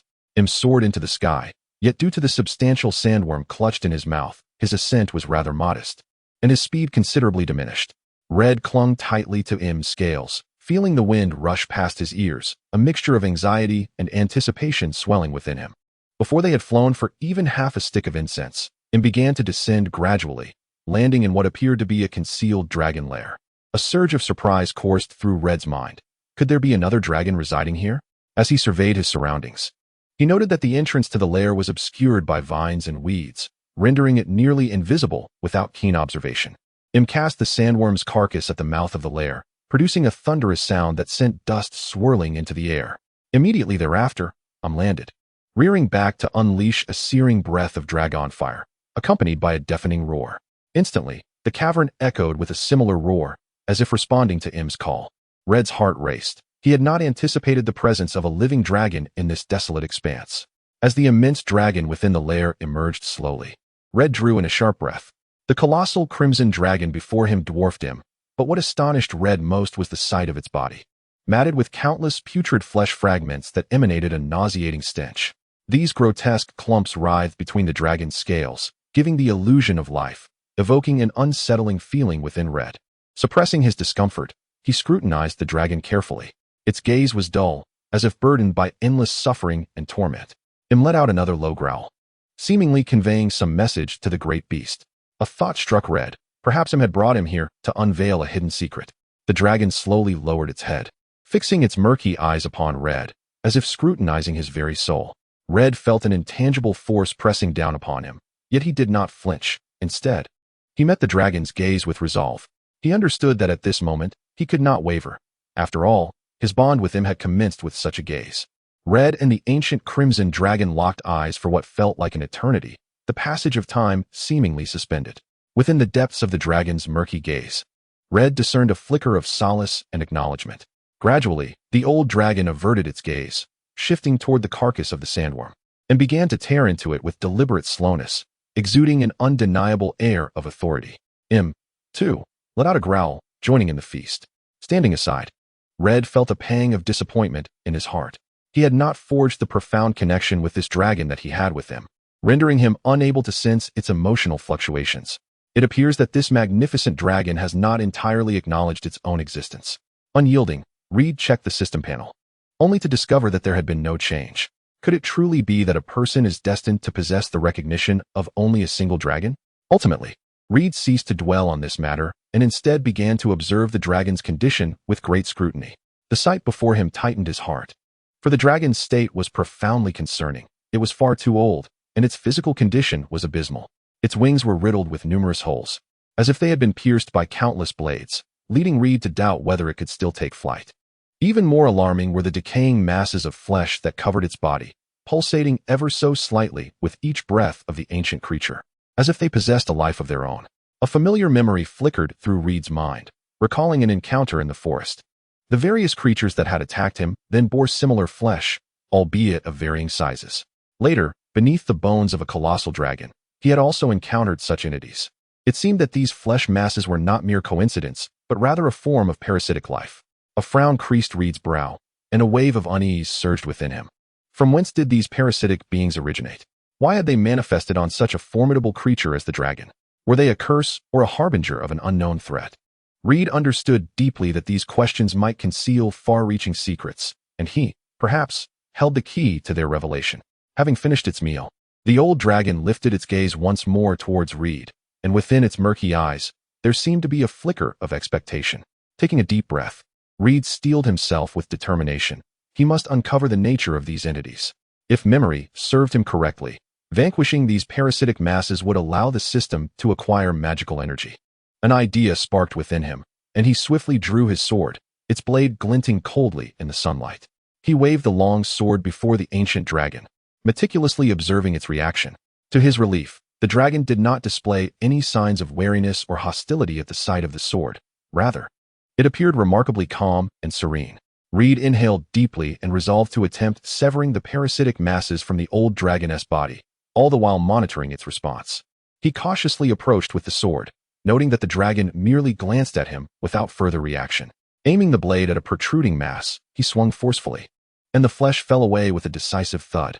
However, as Reed examined the detached mass, he was taken aback. It became evident that a significant portion of these flesh masses was embedded within the dragon's body, intricately fused with its very flesh and blood. Even more troubling was the fact that the severed mass rapidly sprouted tiny flesh buds, swiftly returning to its original state. Reed furrowed his brow, pondering to himself, must he extract it along with the dragon's flesh? He lifted his gaze to the imposing figure of the ancient dragon, observing the multitude of parasitic flesh-like entities clinging to its body. If he were to excise them along with the flesh, it was likely that the old dragon would be reduced to nothing more than a mere skeleton. Red found himself ensnared in a dilemma, his heart in turmoil. Unless the old dragon perished, thus depriving these parasitic beings of their source of energy, he could not eradicate them completely. After all, he had previously dispatched the flesh-like creatures that had emerged from beneath the dragon's bones with ease using his longsword. However, the thought of slaying the dragon itself was something Red was reluctant to entertain. He harbored a flicker of hope for the ancient creature, especially since it had not yet reached the precipice of death. Withdrawing his sword, he took a few steps back, lost in contemplation. He needed to devise a means that would alleviate the old dragon's suffering while preserving its life. Perhaps there existed other unknown methods within this world to combat these parasitic beings. Red resolved to temporarily set aside his immediate quandary and focus on hatching Ghidorah, intending to seek potential solutions thereafter. He turned to nod at him and the old dragon, signaling his determination to assist in finding a remedy. The dragon seemed to grasp Red's intent, letting out a low growl that flickered with gratitude in its eyes. A warmth spread through Red's heart, reinforcing his resolve to help the ancient beast. If he could resolve the issue of the parasites afflicting the dragon, given its evident intelligence comparable to that of a human, he might earn its trust, achieving a bond between himself and two dragons. After all, the presence of such a formidable and enigmatic creature as a dragon could only be advantageous. Red silently calculated his next steps, a glimmer of anticipation crossing his gaze. He mounted the broad back of him and turned to bid farewell to the old dragon with a wave. The dragon's murky eyes reflected a hint of reluctance, yet it seemed to comprehend Red's determination. Taking a deep breath, Red commanded the black dragon to take flight. With a thunderous roar, communicated farewell to the old dragon in a manner intrinsic to its kind, then surged forward, its massive wings beating powerfully as it lifted Red into the skies. The ancient dragon responded with a resounding roar, as if to echo Im's farewell. As Red glanced back, he saw the dragon's figure shrinking in the distance, an array of complex emotions flooding his heart. He understood that this parting might well lead to a more significant reunion. This time, Red instructed him to cover greater distances. After all, in the preceding days, they had incinerated nearly all visible creatures in their vicinity, necessitating the search for new targets. From his aerial vantage point, Red scanned the landscape with the keen eyes of a hawk and soon detected a black mist swirling within the valleys below.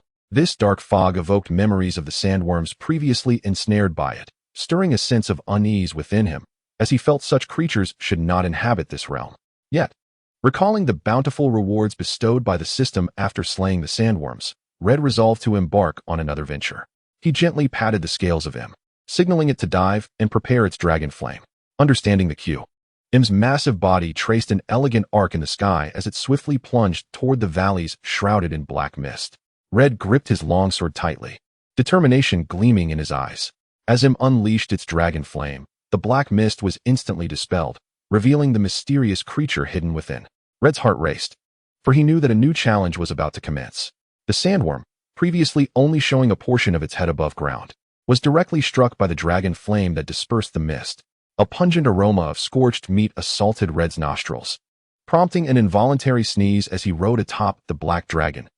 The odor was overwhelmingly acrid, as if it might singe his very lungs. Chapter 13. Return. The sandworm reacted immediately to the assault, opening its gaping maw to display a ring of serrated teeth.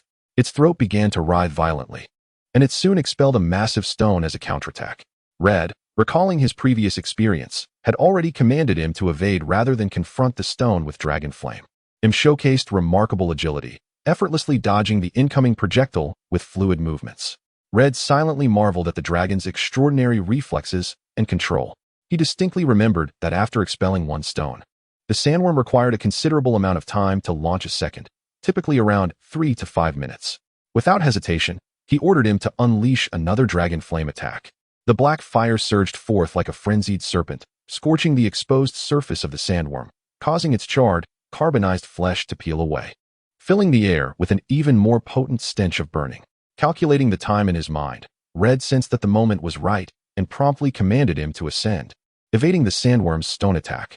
Indeed, after a brief moment of gathering energy, the sandworm launched another boulder. This time, the stone's trajectory was more cunning, yet with its exceptional flying skills, expertly evaded the assault. Red tightened his grip on the longsword, his gaze sharp as he focused on the sandworm below. He understood that this battle had only just begun, and the sandworm's retaliation would only intensify. However, he also recognized that by taking advantage of the intervals between the sandworm's attacks, they had a chance to eliminate this threat once and for all. Circled in the air, awaiting the next command for attack. Red took a deep breath, steadying himself, and decisively commanded him to unleash its dragon flame once more. The flames struck true, distorting the sandworm's head, revealing its outer ring of serrated teeth, which appeared particularly menacing. Elated, Red signaled him to engage again, planning to deliver a fatal blow within 2 more rounds. Yet, This sandworm proved to be decidedly more cunning than the last, rather than charging forward.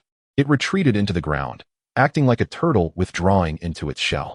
Gazing upon the darkened entrance of the cavern, Red dared not allow him to approach. For the retaliation of the sandworm was not to be underestimated. Maintaining a safe distance, he commanded him to unleash a torrent of dragon fire upon the gaping maw. The black flames surged forth like a furious dragon, fiercely assaulting the entrance, with signs of melting earth evident along its edges. Yet, the sandworm remained elusive. A sense of urgency filled Red as he checked the system display for Ghidorah's incubation progress, only to find it stagnant. It appeared that the sandworm had retreated deep beneath the earth and would not emerge anytime soon. Realizing that further efforts would be futile, Red took a deep breath and ordered him to ascend, intending to seek another area shrouded in darkness. With a powerful flap of its massive wings, Im soared into the distance, carrying Red along. After traveling several miles, they encountered another region enveloped in black mist. Without hesitation, Red commanded him to disperse the fog with its dragonfire. With a low growl, Im dove downward, releasing a searing stream of flames that swiftly cleared the mist, revealing the landscape below. However, to Red's dismay, there was no sign of the sandworm. A wave of confusion washed over him. From whence did this black mist originate? What connection did it share with the sandworm? Were there other unknown threats lurking within this land? Despite the multitude of questions swirling in his mind, Red remained undeterred. He patted Im's scales, signaling for them to press onward in search of their next objective. Perhaps luck had entirely evaded them. As hours passed with Im continuously dispersing the mist, yet the sandworm remained absent. Raising his gaze to the sky, Red pondered whether the dawn had driven the sandworm back underground. With a resigned shake of his head, he acknowledged the improbability of continuing the hunt for the elusive creature. Thus, he decisively altered his course, opting to ride Im in pursuit of other creatures. He issued orders for the black dragon to maintain a low altitude while unleashing its pitch-black flames, transforming the ground into a desolate, white expanse. Any signs of movement below were met with a merciless baptism of dragon fire. Whether it be the grotesquely altered animals ravaged by magical corruption or bizarre, nameless entities, Red showed no mercy, reducing them all to ashes. After all, the time until Ghidorah's hatching was fleeting. He must intensify his efforts. And so, throughout the day, Red rode upon the black dragon Im, relentlessly sweeping the surrounding area with dragon fire. Finally, as nightfall descended, Red returned to the dragon's lair. The day's endeavors bore fruit. The system displayed an incubation progress of 93, a tangible testament to his achievements. If it were not for the necessity of rest for both man and dragon, Red would undoubtedly have continued his endeavors relentlessly until the progress bar was completely filled. Though the sun had yet to set, and the sky still radiated brightness, Red concluded his work early and gracefully dismounted from the back of his dragon. Stretching his limbs, he felt a twinge of fatigue and decided to indulge in some roasted meat to replenish his strength. The black dragon, Im, lay nearby, its massive form occupying a considerable expanse of ground. With its eyes tightly shut and wings curled, it was evidently exhausted.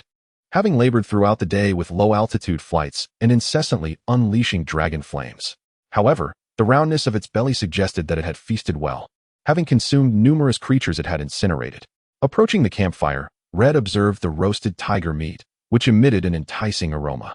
He couldn't help but marvel at his fortune in encountering a tiger today. Although this particular tiger bore a rather grotesque appearance due to the corruption of magical energy, it was still a tiger. In his previous life, he had never tasted the flavor of tiger meat. Eagerly, Red seized a piece of the meat and took a hearty bite. The succulent and juicy texture entranced him. While savoring the delicacy, he mused that although it was a pity not to acquire a tiger pelt, indulging in such exquisite tiger meat was a worthy consolation. After satisfying his hunger and thirst, Red felt invigorated. He picked up his sword and began to practice. His focus was on fundamental techniques such as slashing, thrusting, and upward strikes, which formed the foundation of swordsmanship. Although he had witnessed some elaborate sword techniques in his previous life, he found these three moves to be far more practical in actual combat. After a grueling half-hour of practice, Red was drenched in sweat and breathless. He finally paused, standing atop the fire peak, gazing at the sun as it gradually sank below the horizon. A profound and ineffable feeling surged within the heart of the assassin, Red, as he beheld the desolate yet striking landscape of the Valyria continent. Having spent nearly half a year in this world, he now possessed his very own dragon and had ascended to the pinnacle of the food chain. Yet, in this moment, a sense of confusion washed over him. According to his current progress, He would complete the system's task by tomorrow, successfully hatching Ghidorah. But what path should he take next? Should he become a conqueror and rebuild Valyria, or venture to Westeros and immerse himself in the original narrative? Or perhaps, should he first focus on raising Ghidorah? These questions swirled in Red's mind, leaving him unable to reach a decisive conclusion. Thoughts surged in his mind like a relentless tide, and Red pondered deeply. Yet ultimately, weariness assailed him mercilessly. He slowly reclined, closed his eyes, and soon drifted into slumber. The dragon's lair was enveloped in darkness, with only the synchronized sounds of Red and the black dragon Im's breathing echoing in the tranquil atmosphere. However, as the witching hour quietly descended, ethereal figures emerged, drifting like phantoms through the shadows. These spectral beings, shrouded in malevolent energy, hovered in the air, their forms flickering as if drawn by an invisible force towards Red and Im. Yet, these enigmatic apparitions seemed to encounter some obstruction. Each time they approached Red, they dissipated into wisps of smoke, vanishing as though kissed by sunlight. Unbeknownst to Red, who remained immersed in his sweet dreams, these dark figures appeared to possess a semblance of intelligence. After several failed attempts, they seemingly recognized Red's uniqueness and redirected their focus towards the black dragon Im. The shadows swiftly glided towards Im, attempting to penetrate its being. However, not every shadow succeeded in infiltrating Im's form. Some disintegrated into mist upon contact, much like their previous encounters with Red. After a fervent struggle, and at the cost of many of their kind, a few shadows finally managed to infiltrate the black dragon Im. In that instant, Im's colossal body quivered slightly, as if reacting to the sudden intrusions. Yet, this was but a fleeting moment. Soon, Im regained its composure, as if nothing had transpired. Time slipped by unnoticed, and before long, dawn broke. Red awoke languidly, stretched, and recalled his dear companion, the black dragon Im. Elated, he envisioned greeting Im and embarking on a hunt to revel in the splendor of nature. With a heart full of joy, Red approached Im, gently tapping its tail to rouse it. At that moment, his gaze inadvertently fell upon Im's neck, where he noticed peculiar protrusions, small lumps that appeared quite out of place. Instantly, Red's countenance drained of color, and a wave of anxiety surged within him. After all, he had witnessed the horrifying condition of the Crimson Elder Dragon just the day prior, and now, a similar affliction manifested on the black dragon Im. Alarm gripped Red's heart, and beads of sweat broke upon his brow as he anxiously began to investigate. After a meticulous observation, he was astonished to discover that the situation before him mirrored that of the ancient dragon. However, the flesh on the old dragon had grown to the size of a child, while the flesh on the black dragon Im was merely the size of a pinky finger. The shapes were fundamentally similar, differing only in scale. Red's heartbeat quickened, and he swiftly summoned the system panel to examine the status of the black dragon Im. The display read, Black Magic Dragon Im. Age 191 years, length 130 meters, wingspan 370 meters. Status, cursed. Upon seeing the word cursed, a sudden realization washed over him. The curse he had previously observed regarding the black dragon Im referred precisely to this. Taking a deep breath to steady himself, Red attempted to click on the curse option, hoping to glean more detailed information about this affliction. To his dismay, no matter how he clicked, the system remained unresponsive. This damn system was infuriating. Red couldn't help but mutter an expletive under his breath, his anger igniting like a flame. The more he pondered, the more agitated he became, leading him to frantically click on the word cursed in the status bar, as if challenging this faulty system, refusing to believe it would provide no explanation at all. It was unclear how many times Red clicked in his frenzy, but just as his patience was waning, the system unexpectedly displayed a prompt, insufficient system permissions. Damn it! Red exclaimed, his face darkening considerably. In a fit of rage, he swung his fist towards the system panel, only for his hand to pass through the interface as if it were air, striking nothing but emptiness. The force of his blow nearly caused him to stumble. For crying out loud, after regaining his balance, he erupted into another round of complaints and curses, his frustration beyond verbal expression. At that moment, Red's anger blazed fiercely, as if it could incinerate everything around him. Yet, just then, the black dragon Im slowly opened its immense eyes, which radiated a mysterious and powerful aura. Its gaze fell upon Red, as if it could penetrate his soul and sense the turmoil within him. Surprisingly, the black dragon Im did not maintain its usual air of authority and indifference. Instead, it gently nudged Red with its formidable muzzle, tenderly rubbing against him, as though offering comfort and solace. Chapter 15. The worm Red gazed into the depths of the black dragon Im's colossal eyes, and suddenly, he perceived a familiar emotion within. the nurturing concern and comfort of a mother for her child.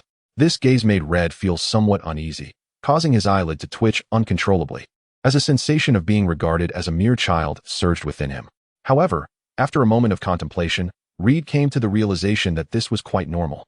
After all, the black dragon had lived for nearly 2 centuries. To it, he might indeed seem like a mere child. With this thought, Reed found himself able to comprehend the actions of the black dragon.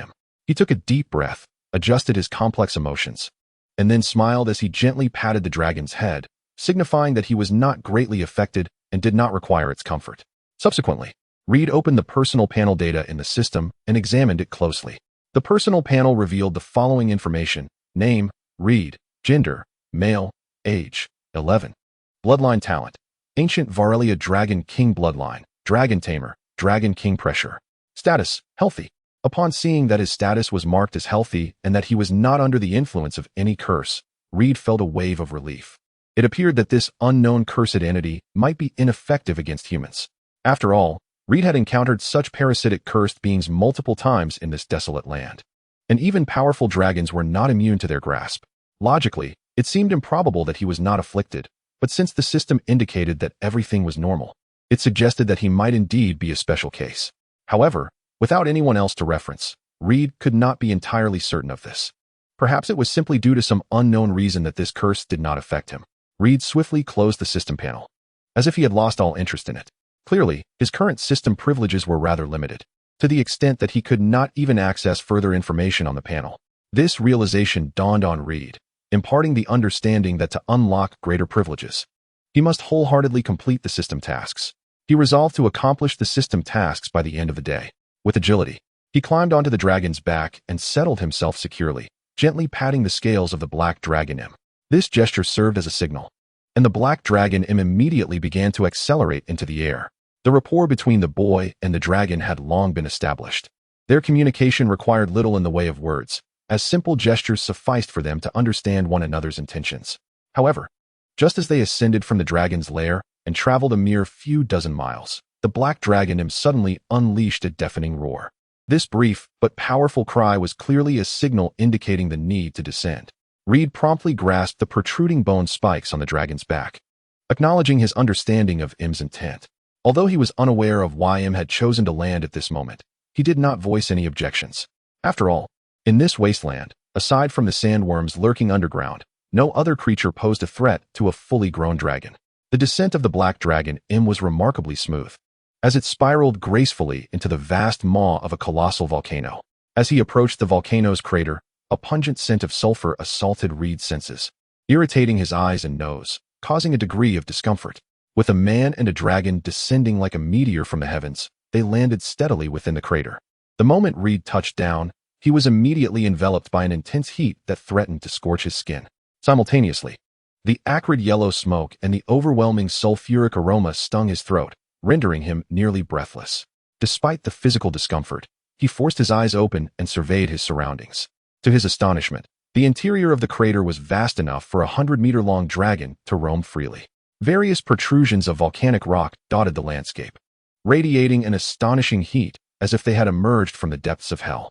Even more surprising were the numerous large fissures of molten rock, from which black smoke billowed.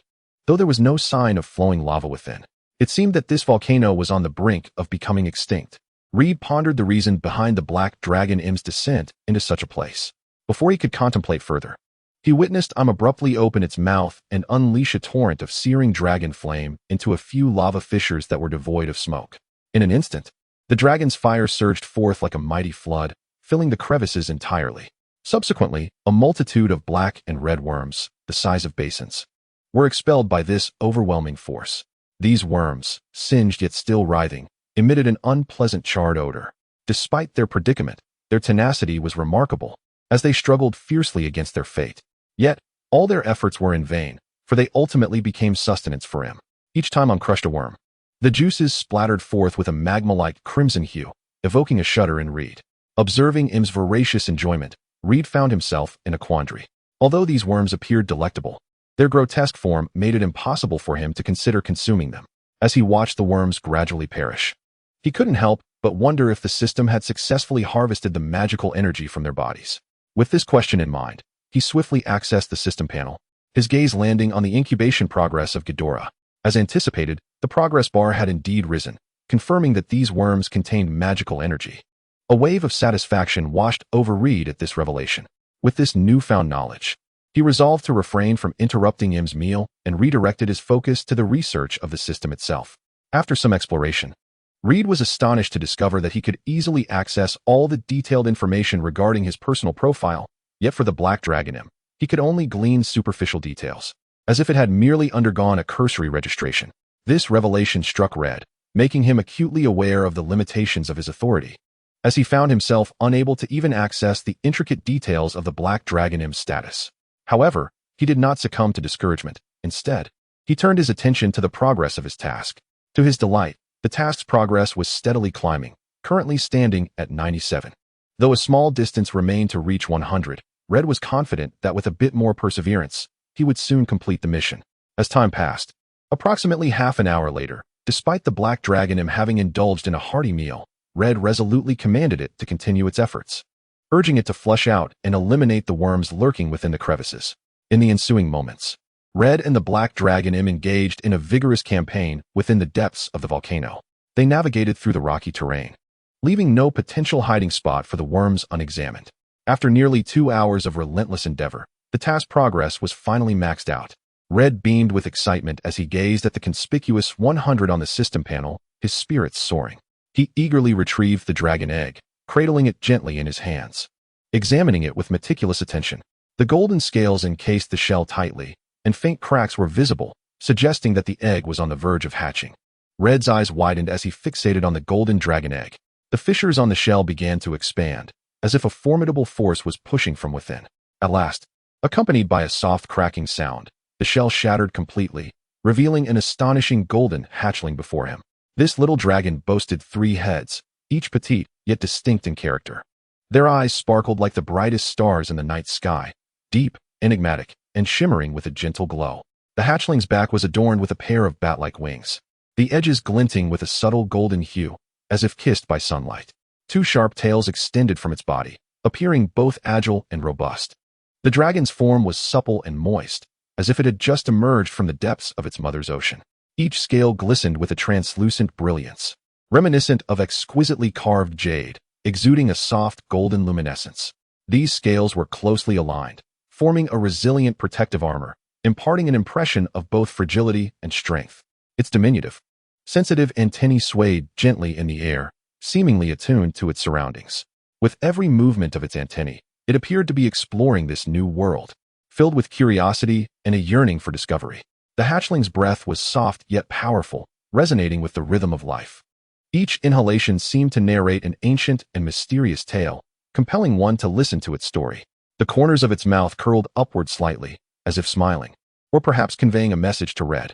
As the newly hatched Ghidorah steadied itself in Reed's hand, its 3 small heads curiously turned, surveying the figure of Reed before it. Those innocent and inquisitive gazes were utterly irresistible, as if it were the most innocent and adorable creature in existence. Reed gazed at the juvenile Ghidorah, a surge of affection swelling within him. Its diminutive form and endearing appearance compelled an urge to caress it. Just as Reed became immersed in his fondness for Ghidorah, a sudden system notification resonated in his mind. Phase 2 hatching task completed. All reward system permissions activated. Storage space unlocked. Pet space initiated.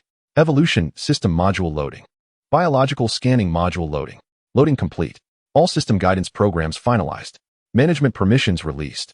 Phase 3 task initiated. Become the king. Task reward.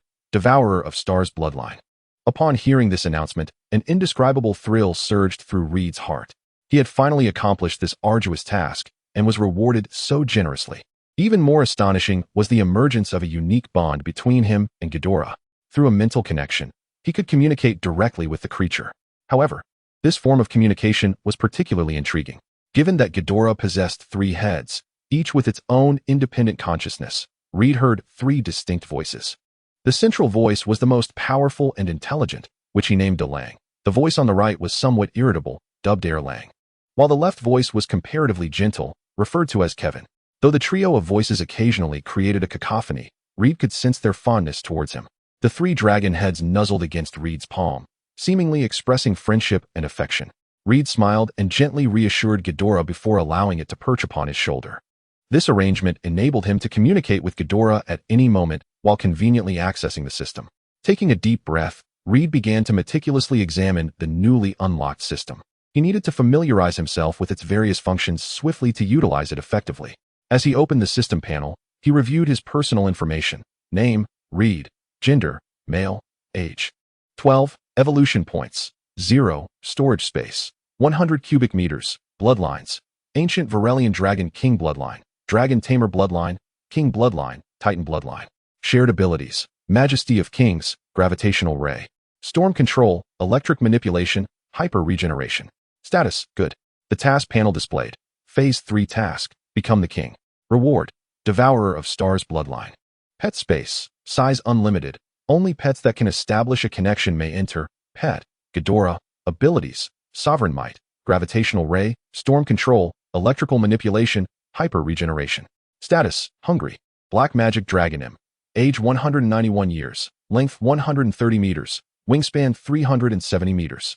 Status: cursed. Reed gazed at the system panel with unrestrained joy, marveling at the immense power he now possessed. However, when he eagerly attempted to wield these newly acquired abilities, he was astonished to discover that they were far less formidable than he had envisioned. He first unleashed an electrical current, expecting a dazzling flash of lightning, only to produce a fleeting sensation of paralysis. Next, he endeavored to manipulate the airflow, hopeful of conjuring a tempest. Yet he could merely summon a gentle breeze upon his palm. As for the gravitational ray, it eluded him entirely.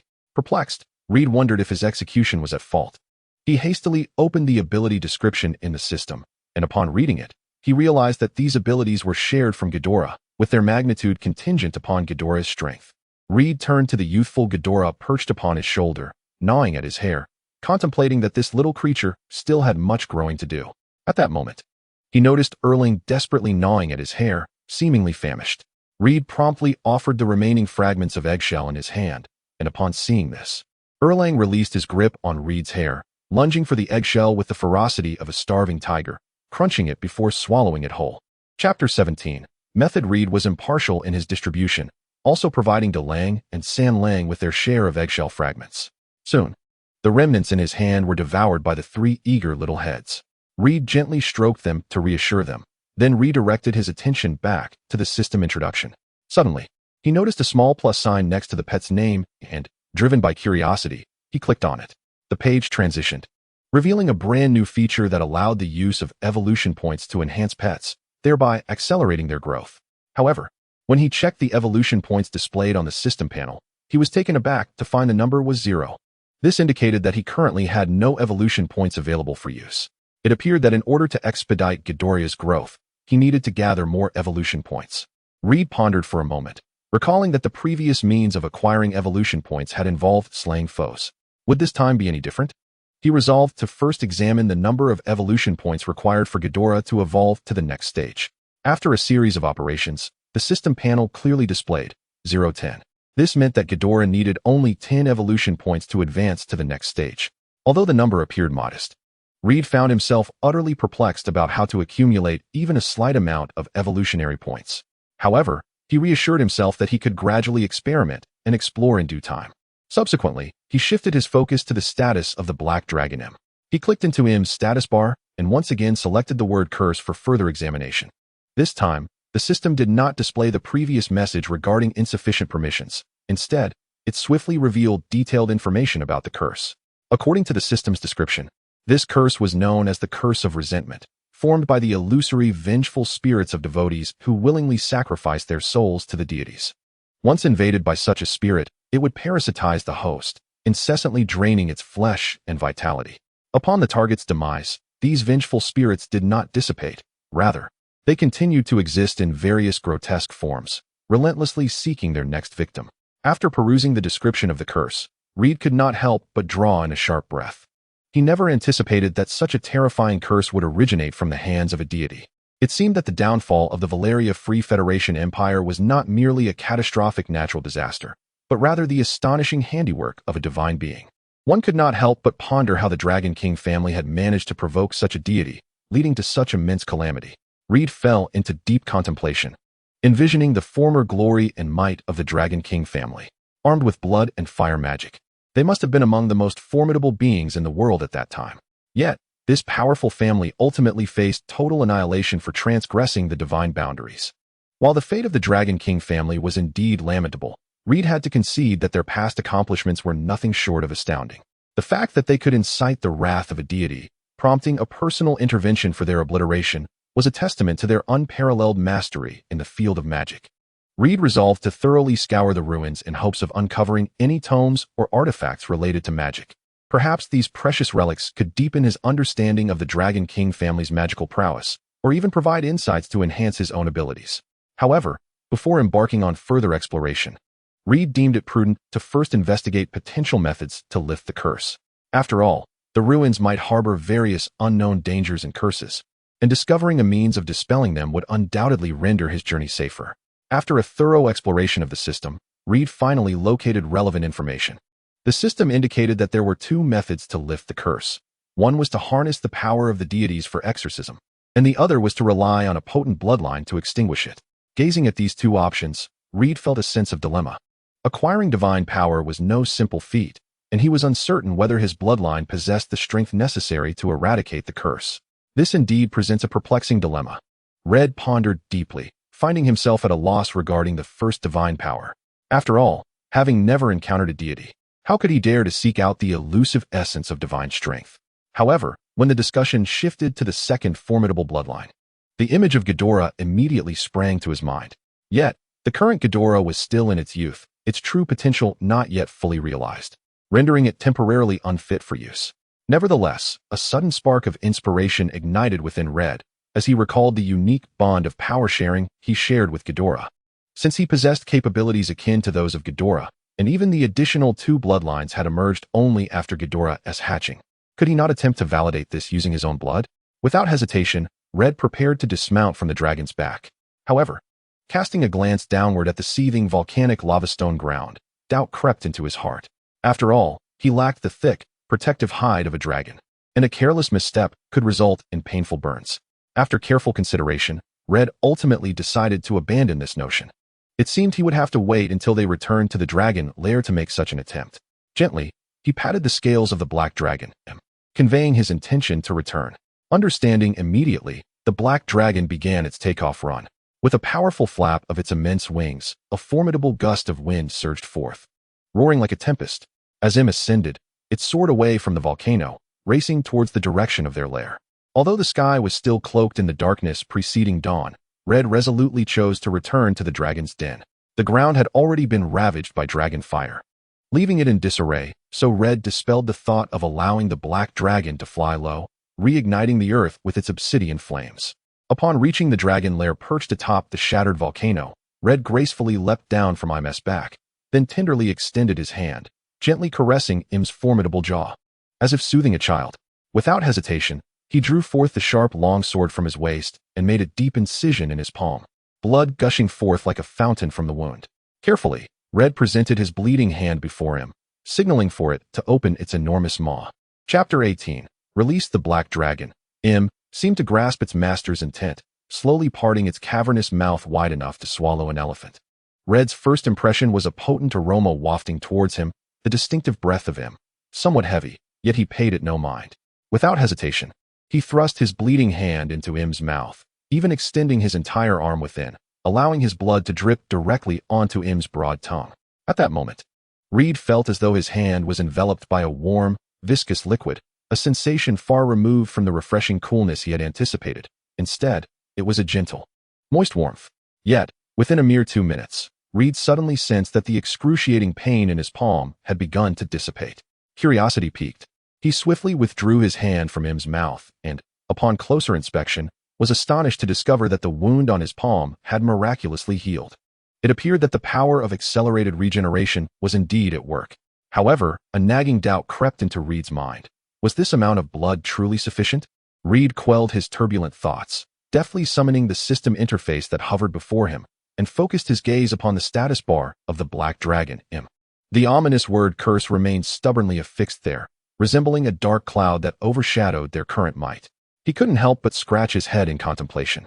Was his meager offering of blood insufficient, akin to a drop in the ocean, utterly incapable of displacing the weighty curse? Or perhaps the blood itself held no efficacy, merely a figment of his hopeful imagination? Might it be that this was merely a gradual process, requiring time to manifest its effects? He glanced down at his palm. Previously marred by a sharp blade, the crimson wounds had quietly healed, leaving only faint pink traces. A surge of impulse welled within him. Should he draw blood once more? Perhaps he could inflict another minor wound to provide him with a more substantial offering. The thought even crossed his mind to sever an artery in his arm and test the limits of his regenerative abilities, reasoning that he could not possibly perish. Yet, he quickly reconsidered. Had expelled a considerable amount of Dragonfire today, and was likely at his most vulnerable, necessitating time for recovery. After all, even medication requires a period to take effect. What if his blood proved to be of no consequence, wasted in vain? Gritting his teeth, Reed ultimately restrained himself, opting to wait a while longer, granting time its due course. The atmosphere seemed to solidify, and time stretched interminably in the tense anticipation. Reed could distinctly hear the rhythmic thumping of his heart within his chest, accompanied by Im's labored breathing, echoing like distant thunder within the cavernous dragon lair.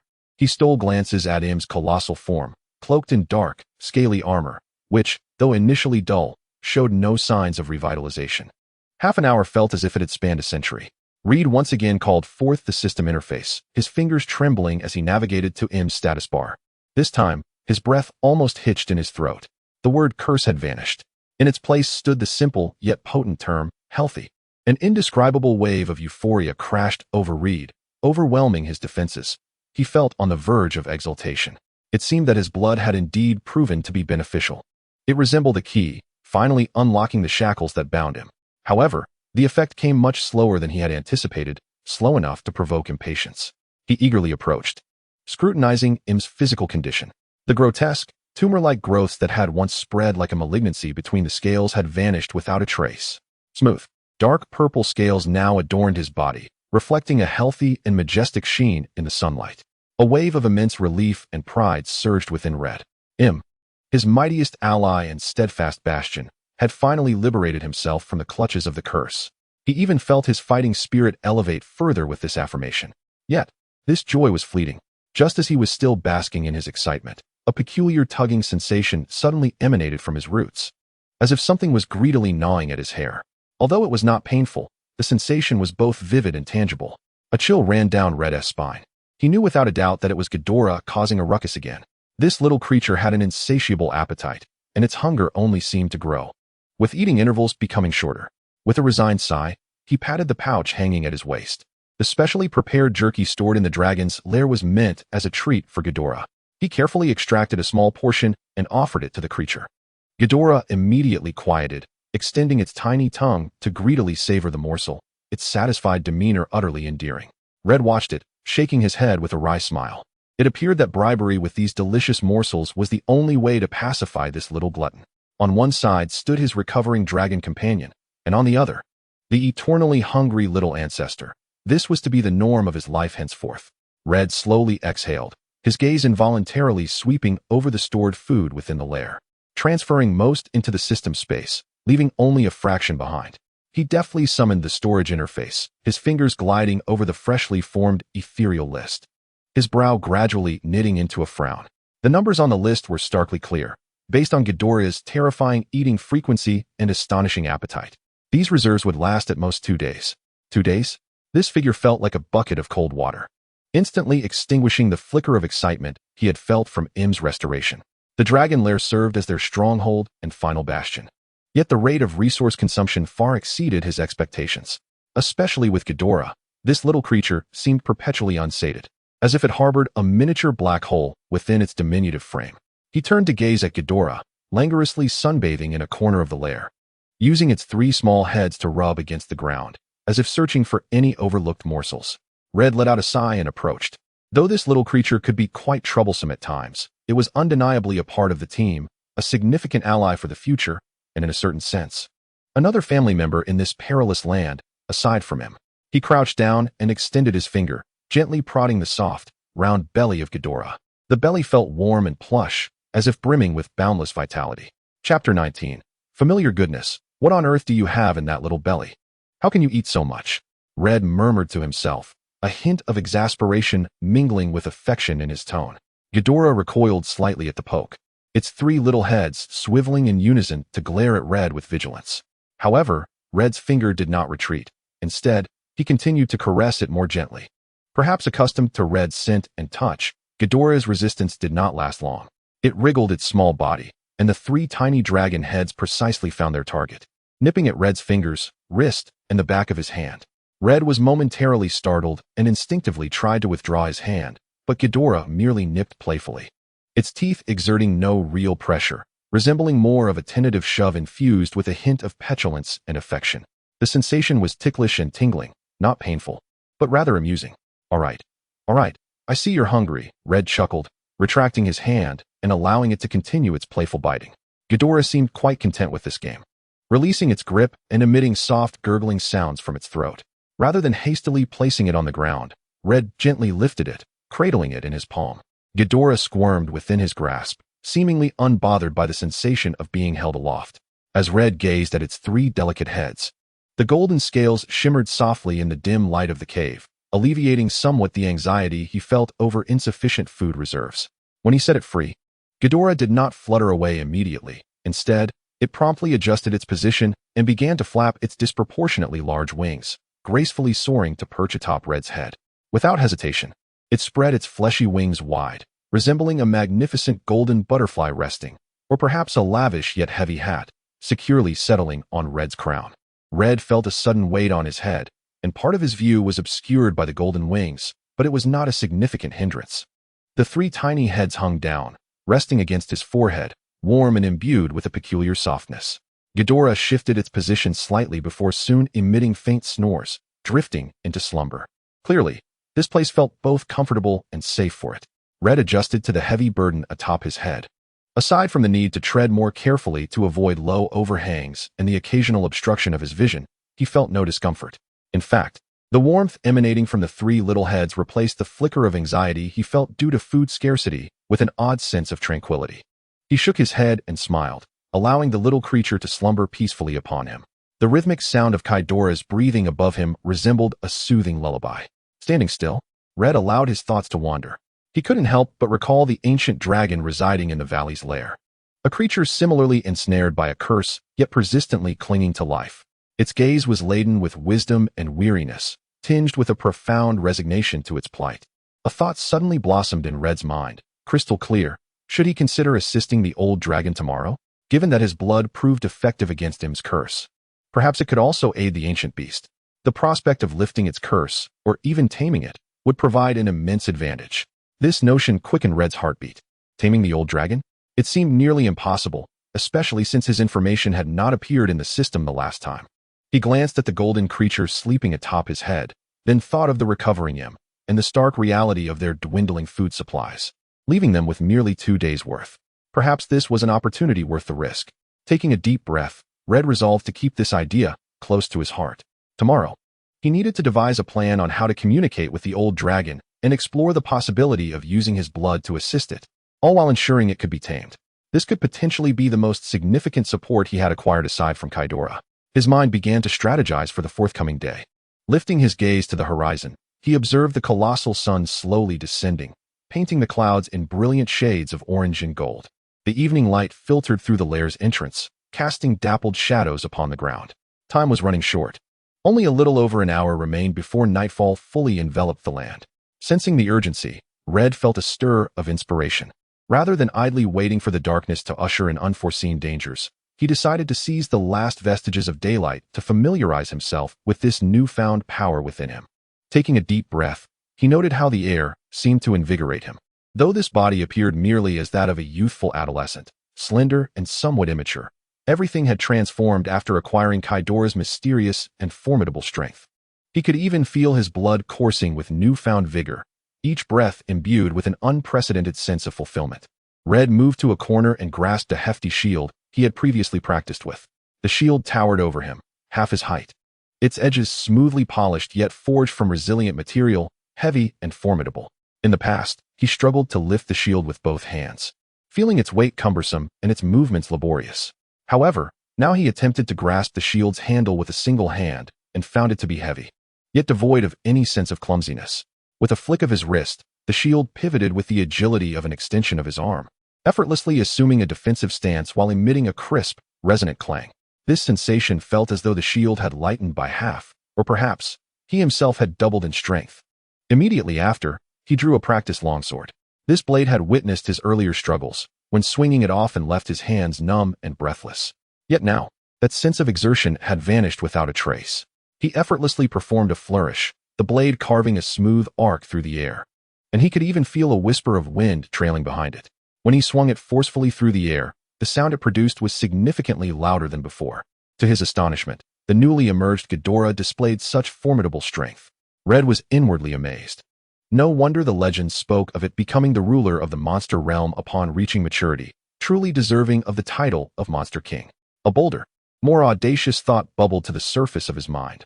Once his body fully acclimated to Ghidorah's power and even harnessed the strength of an adult Ghidorah, he would possess abilities rivaling that of a superhero. He mused, who might be stronger in comparison to the authentic Superman? After all, without a confrontation, it remained uncertain. Chapter 20. The arrival. This notion caused a smile to tug at his lips, leaving him in a daydream. He shook his head vigorously, dispelling those unrealistic fantasies, and sheathed both the shield and sword. Now was not the time for idle daydreaming. The system had issued a task for him to become a ruler, and this was no trifling matter. To become a ruler, strength was undoubtedly the fundamental cornerstone. Without sufficient power, all aspirations were mere illusions. Taking a deep breath, Red's gaze turned resolute. He reassessed his seemingly ordinary yet boundlessly potential-laden body, feeling the surge of power within. Adapt, master, strengthen. He must swiftly enhance his abilities and become intimately familiar with this newfound strength. Then, he would depart from this place to embark on his path of conquest. He could not afford a moment's complacency. As the morning sun pierced through the clouds, casting a soft golden hue upon the earth, Red awoke early, quickly tidying his belongings before eagerly mounting the broad back of the black dragon. After yesterday's treatment, Im appeared significantly improved. Though still somewhat weak, it radiated vigor, its massive form imposing in the morning light. Let us go, Im, Red encouraged, patting its neck as he issued the command. A low, resonant roar emanated from Im as he unfurled his mighty wings, propelling his massive form skyward, with Reed clasped tightly, soaring towards the perilous fire peaks nestled within the valley. The wind howled past their ears, and the distant mountains and rivers unfurled like a magnificent tapestry, the scenery breathtaking. Along their journey, Reed's keen senses detected a hint of danger.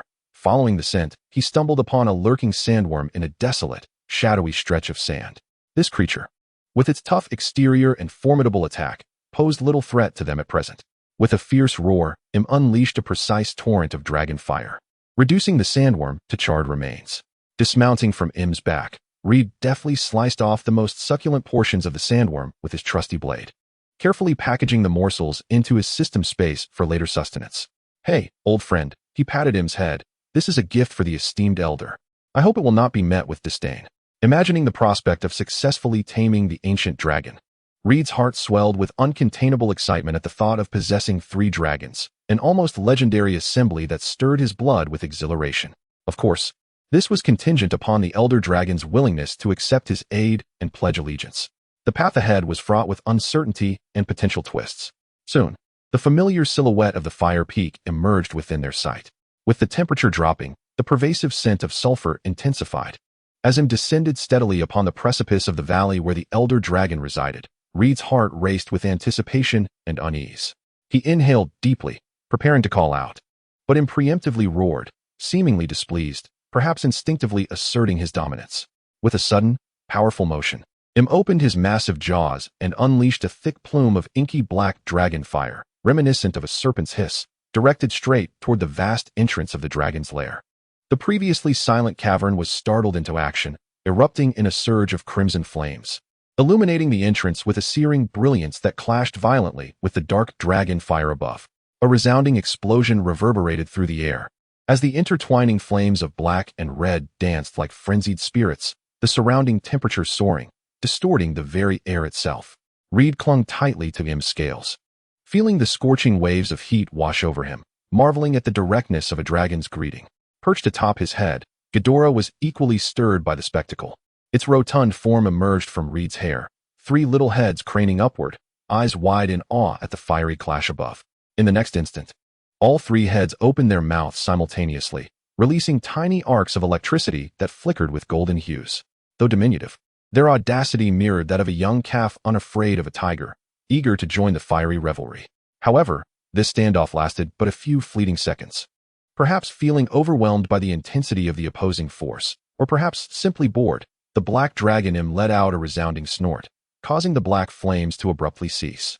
The crimson fire that had erupted within the dragon's lair dissipated simultaneously, restoring tranquility to the surroundings, leaving only the acrid scent of charred remnants and the oppressive heat in the air. Red knew it was time for him to intervene. Skillfully, he summoned the system interface, his fingers dancing in the void with deft precision. With a ripple of spatial distortion, the massive carcass of the sandworm materialized at the entrance of the lair. Its colossal form nearly obstructed half of the entrance, exuding a potent stench. Ah, the convenience of system space, Red thought to himself, feeling a surge of relief. The last time him had carried the sandworm here, it had moved at a snail's pace, panting heavily and suffering from severe exhaustion. But now, a breeze of ease and delight. Heavy footsteps echoed from within the lair as the ancient red dragon finally made its appearance. Its appearance remained ghastly. Large patches of scales were missing, revealing the dark red, wrinkled skin beneath, with some areas marred by ruptured flesh tumors. The substantial growth obstructing its left eye rendered its gaze haphazard, presenting a disheveled, yet undeniably majestic and melancholic visage. The old dragon seemed oblivious to Red's presence, its attention instantly captivated by the enormous sandworm corpse at the entrance. With no semblance of courtesy, it thrust its massive head forward, its formidable jaws precisely clamping down on the worm's plump abdomen. With a forceful rip, a sizable chunk of flesh, still accompanied by entrails, was torn away, producing a sharp crackling sound. It would not overlook such a feast. It immediately approached, using its relatively smaller, yet still imposing, head to join in the feast. Meanwhile, Ghidorah, perched above, could no longer contain itself. It swooped down from Red's head, its three small heads excitedly rotating like a radar, seeking the optimal position for an attack. Upon witnessing Ghidorah's sudden descent, Red's heart raced, and a trickle of cold sweat formed in his palms. He anxiously watched the old dragon, fearing it might harbor hostility towards the unique little creature. However, to his surprise, the ancient dragon merely lifted its gaze languidly, casting a curious glance at Ghidorah, its expression devoid of malice, reflecting more a sense of detached curiosity born from a life of hardship. Yet, it soon returned its focus, resuming its enjoyment of the sumptuous meal. Seeing that the old dragon paid no mind to Ghidorah, Red's anxieties finally eased, and he let out a long, relieved sigh. Chapter 21. After the release, he carefully slid down from M's back, standing aside with keen interest as he observed the three dragons, a recovering black dragon, a weathered red dragon, and a lively little gold dragon, sharing this unexpected bounty. The air was thick with the scent of blood and the tantalizing aroma of roasted flesh, mingling with the heavy breaths of the dragons. Reed understood that only after they had satisfied their hunger and thirst would it be time for him to truly demonstrate his sincerity. He patiently awaited the moment, his gaze occasionally drifting towards the ancient crimson dragon, contemplating how to earn its allegiance. Standing to the side, he observed the three dragons, each contentedly belching or lazily basking in the sunlight. He recognized that subduing such a creature was no simple feat, particularly one as venerable as the crimson dragon before him. The cold, mechanical text of the system in his mind reminded him, without coercive means, only the voluntary recognition of the other party could forge an unbreakable contract, one that would never betray. This signified that he must earn its trust, perhaps even its friendship. Merely providing sustenance would evidently not suffice, Reed mused. Despite its dilapidated appearance, the old dragon possessed intellect on par with that of an adult, if not greater.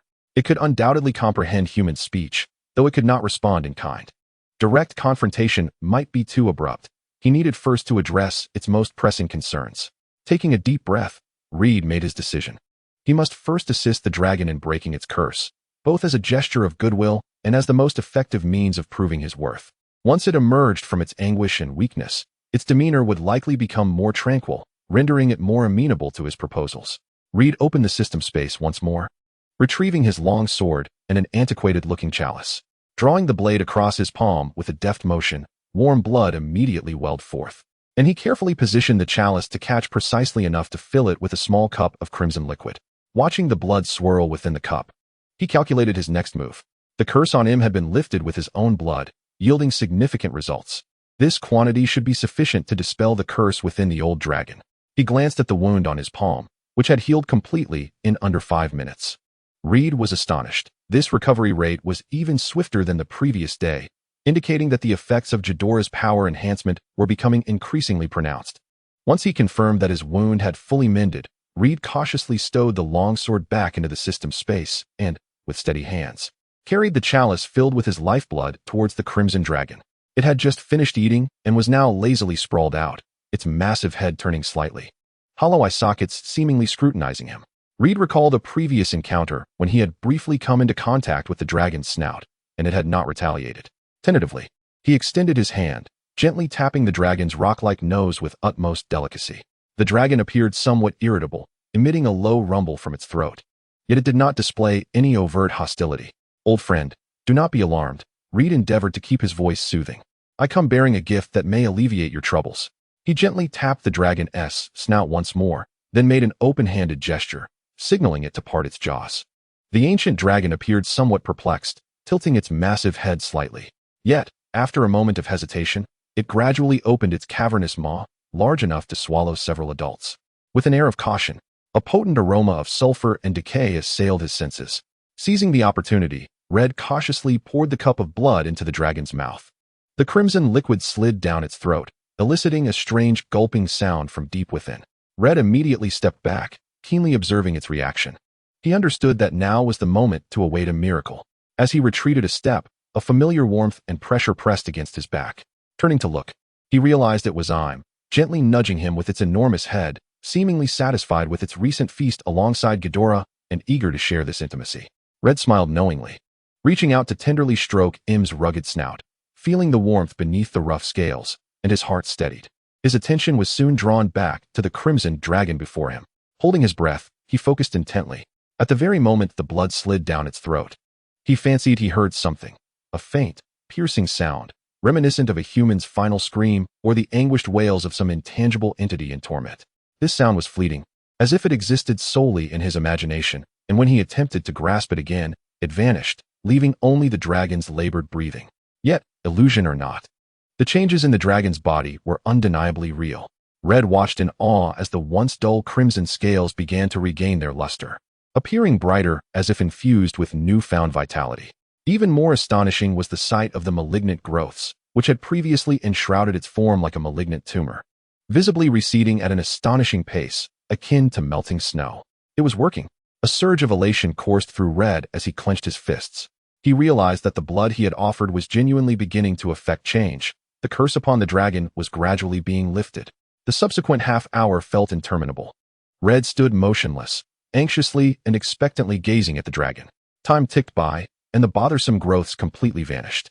The dragon's skin regained its smoothness and resilience.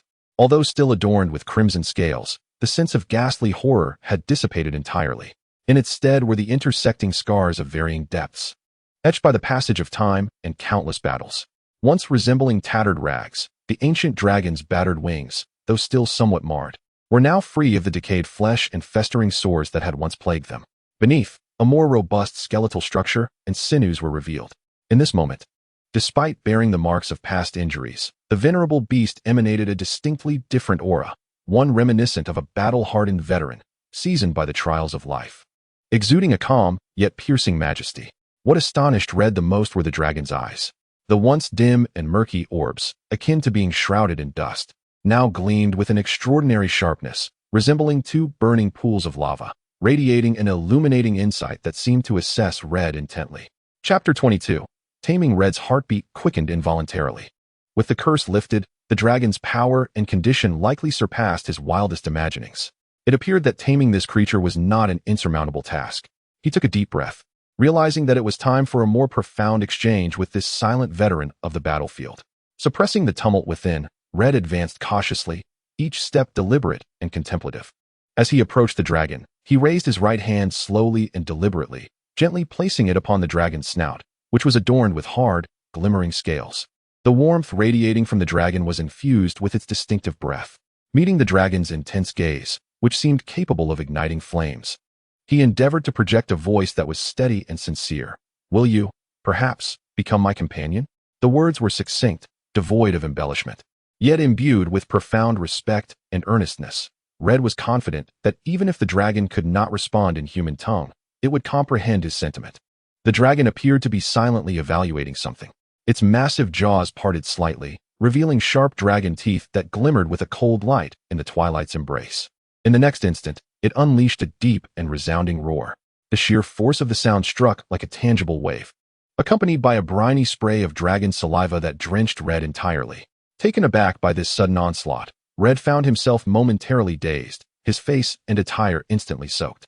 What alarmed him further was the roar's tremendous power, which left his ears ringing and nearly rendered him deaf. Almost simultaneously, I'm, positioned behind him, let out an angry roar. Though not as sonorous as the ancient dragons, it was filled with a warning tone, as if to declare, "Do not harm my Red." The protective stance was unmistakable. Im's massive form trembled with barely contained aggression. The two colossal dragons faced off across Red, roaring in a thunderous clash that seemed poised to rend the very air. Caught in the middle of this tumult, Red felt utterly flustered, unable to suppress a thought. Did you two not notice my presence while you were bellowing at each other? Or have you both forgotten I exist? As he anticipated another assault from the old dragon, or at the very least, a display of heightened hostility. The dragon's piercing gaze flickered momentarily. Within those depths, a certain murkiness seemed to dissipate, replaced by an indescribable complexity of emotions, faintly hinting at a semblance of acknowledgement. Red stood frozen, convinced that his ears had betrayed him, conjuring illusions from the tumult. Only when the roar subsided entirely, and both dragons fell into silence, did he struggle to regain his senses. Instinctively, he raised his hand, wiping away the sticky dragon saliva from his face, his movements somewhat stiff. Yet his heart raced as if it would leap from his chest. Had he succeeded? Had it truly acknowledged him? Red gazed incredulously into the profound depths of the dragon's eyes. That sense of recognition and goodwill, coupled with a primal connection, could not be mere deception. His heart continued to thrum, the echoes of the earlier, breathtaking moment still lingering. Eagerly, he summoned the system interface in his mind, his fingers dancing swiftly through the air to access the pet panel. The screen flickered with radiant points of light, clearly delineating the companions he currently possessed. Indeed, aside from the entries for Ghidorah and the Black Dragon M, a new entry boldly appeared. Crimson Demon Dragon Yegan. Age, 211 years, 0220. Length, 150 meters. Wingspan, 430 meters. Status, aged. Upon seeing this entry, an indescribable ecstasy surged within Red. He had succeeded. It had truly become his companion. He could almost envision the silent flash of light as the system finalized the contract. However, as his gaze fell upon the word status, aged, that elation was swiftly overshadowed by a weighty realization. He immediately commanded the system to conduct a deeper investigation. As detailed information flooded into his mind like a stream of data, the maximum lifespan of a demon dragon is 220 years, and Yegan was already 211 years old, stepping into its twilight years, with less than 9 years remaining until its limit. The system's notification, cold and objective, struck Red's heart like a hammer. No wonder it had remained coiled within this dragon's lair. No wonder it endured a curse and clung to life. Time was running out. Over 2 centuries of life is considered long-lived among dragons, but reaching its end, what awaited it was nothingness. Red pondered silently, a profound sense of desolation welling within him. He had just acquired a formidable companion, only to be informed that its days were numbered. Yet, this sense of loss was fleeting. A thought flashed through his mind like lightning. What if he could grant it evolution points to enhance its attributes? Would its lifespan also be extended? Once this notion took root, it gripped him tightly. To validate this hypothesis, Red immediately focused his mind, employing the system's investigative function to meticulously compare the information of him, Ghidorah, and Yegan. He needed to discern patterns and ascertain whether the enhancement of attributes would indeed impact this fundamental metric of lifespan. His fingers glided swiftly through the void, his gaze fixed intently on the ever-shifting data, hoping to glean a sliver of hope. This was tied to his newly acquired companion, an ancient dragon on the brink of its life's end, and whether it could be granted a few more days. Red took a deep breath, shifting his attention from the pet panel to his personal interface. As the screen flickered, familiar information filled his view. Name, Red. Gender, male. Age, 12. Evolution points, 2. Storage space, 100 cubic meters. Bloodlines, Ancient Valyrian Dragon King Bloodline, Dragon Tamer Bloodline, Titan King Bloodline. Abilities, Sovereign's Might, Gravitational Beam, Storm Control, Electric Manipulation, Hyperregeneration. Status, good. Gazing at the familiar entries on the panel, Red furrowed his brow slightly. Aside from the 2 additional evolution points he had earned through considerable effort in defeating the colossal sandworm, the other data remained largely unchanged. Within his 12-year-old frame resided 3 ancient and potent bloodlines, along with an array of extraordinary abilities, which was, in itself, an astounding feat. The panel's indication of a good status affirmed his exceptional physical condition, yet behind this facade lay immense potential and a heavier burden. He turned his gaze back to the information regarding the Crimson Dragon Ghidorah, his finger hovering over a crucial evolutionary path. Chapter 23. Distress. The system coldly prompted. To evolve to the next stage of Titan Behemoth, an expenditure of 10,000 evolution points is required. 10,000. Red repeated the number softly, feeling a buzzing in his head as if struck by a heavy hammer. Instinctively, he glanced at the paltry 2 evolution points displayed on his panel. The disparity felt insurmountable. He strained to recall his most recent battle, where he had expended considerable energy and risked his life to slay that exceptionally cunning and powerful sandworm, earning those 2 precious points. Each evolution point was a testament to blood, sweat, and the ever-looming threat of death. Calculating silently, Red's heart sank further. If he were to exterminate every sandworm in the Valyrian ruins, how many points could he possibly accumulate? Although the ruins were overrun with sandworms, how many truly posed a threat sufficient to grant evolution points while allowing him to hunt safely? Even if he fought ceaselessly, with his current capabilities, he doubted he could slay even 10 in a month, as some sandworms were adept at evasion. That would only yield 20 evolution points. Over the course of a year, he would amass just over 200. How many years would it take him to reach 10,000? The thought left him breathless. He was merely a 12-year-old child, with his own growth and exploration ahead of him. He could not devote all his time to this nearly hopeless pursuit of hunting. Moreover, beyond the ruins of Valyria, there lie even greater unknown dangers and challenges awaiting him. It seems that extending the life of the Crimson Dragon, Ghidorah, is not as simple as it first appeared. A hint of bitter self-mockery tinged Red's voice. He had initially believed that with the aid of the system, anything was possible. However, it now appeared that the evolution points were the most tangible and cruel bottleneck. Gazing at the aging information of Ghidorah displayed on the pet panel, the flicker of hope that had recently ignited within him was once again largely extinguished by the harshness of reality. He needed to discover more effective, even alternative methods to acquire evolution points. Yet, how easy could that be? Frustrated, Red ran his fingers through his hair and shifted his gaze back to the system panel. He no longer fixated solely on Ghidorah's information. Instead, he broadened his perspective to encompass the system's explanation of the universal rules of evolution. He meticulously perused the details, seeking some hidden patterns or shortcuts. The information on the screen was stark and cold, yet each word struck Red's heart like a hammer. He discerned a startling similarity, whether it was the Black Dragon, or the Crimson Dragon, Ghidorah. Their next common evolutionary stage pointed towards the same term, Titan Behemoth. The ticket to this stage was invariably a daunting 10,000 evolution points. 10,000 points. Red silently repeated the figure in his mind, feeling as though it were a colossal curse, firmly nailed before him. He could not help but imagine what the next stage of the Titan Behemoth would entail. Perhaps it would manifest as a more powerful form, such as a divine dragon or a dragon king. Regardless of its nature, one could be certain that the required evolution points would undoubtedly be an even more terrifying number. The blurry hints section on the screen seemed to conceal an uncountable series of zeros, each representing innumerable battles, countless sweat, and even more sacrifices. Merely contemplating this left his scalp tingling and his teeth aching. However, when he switched to the information panel of Ghidorah, a subtle shift in his mood occurred. Ghidorah's evolutionary path was entirely different from what he had previously understood. The system indicated that Ghidorah's current evolution was not a leap to a powerful stage like Ghidorah's, but rather resembled an accelerated growth process. Its evolution stages were distinctly classified into juvenile, adolescent, mature, and adult. Each stage of advancement required the expenditure of evolution points. Yet, the amount consumed was, in stark contrast to Ghidorah, negligible. Transitioning from juvenile to adolescent might only require several dozen to 100 points, from adolescent to mature, perhaps a few hundred to 1,000 points, and finally, the leap from mature to adult would necessitate the dreaded 10,000 evolution points. 10,000 points. Upon seeing this number again, Red found it glaringly evident.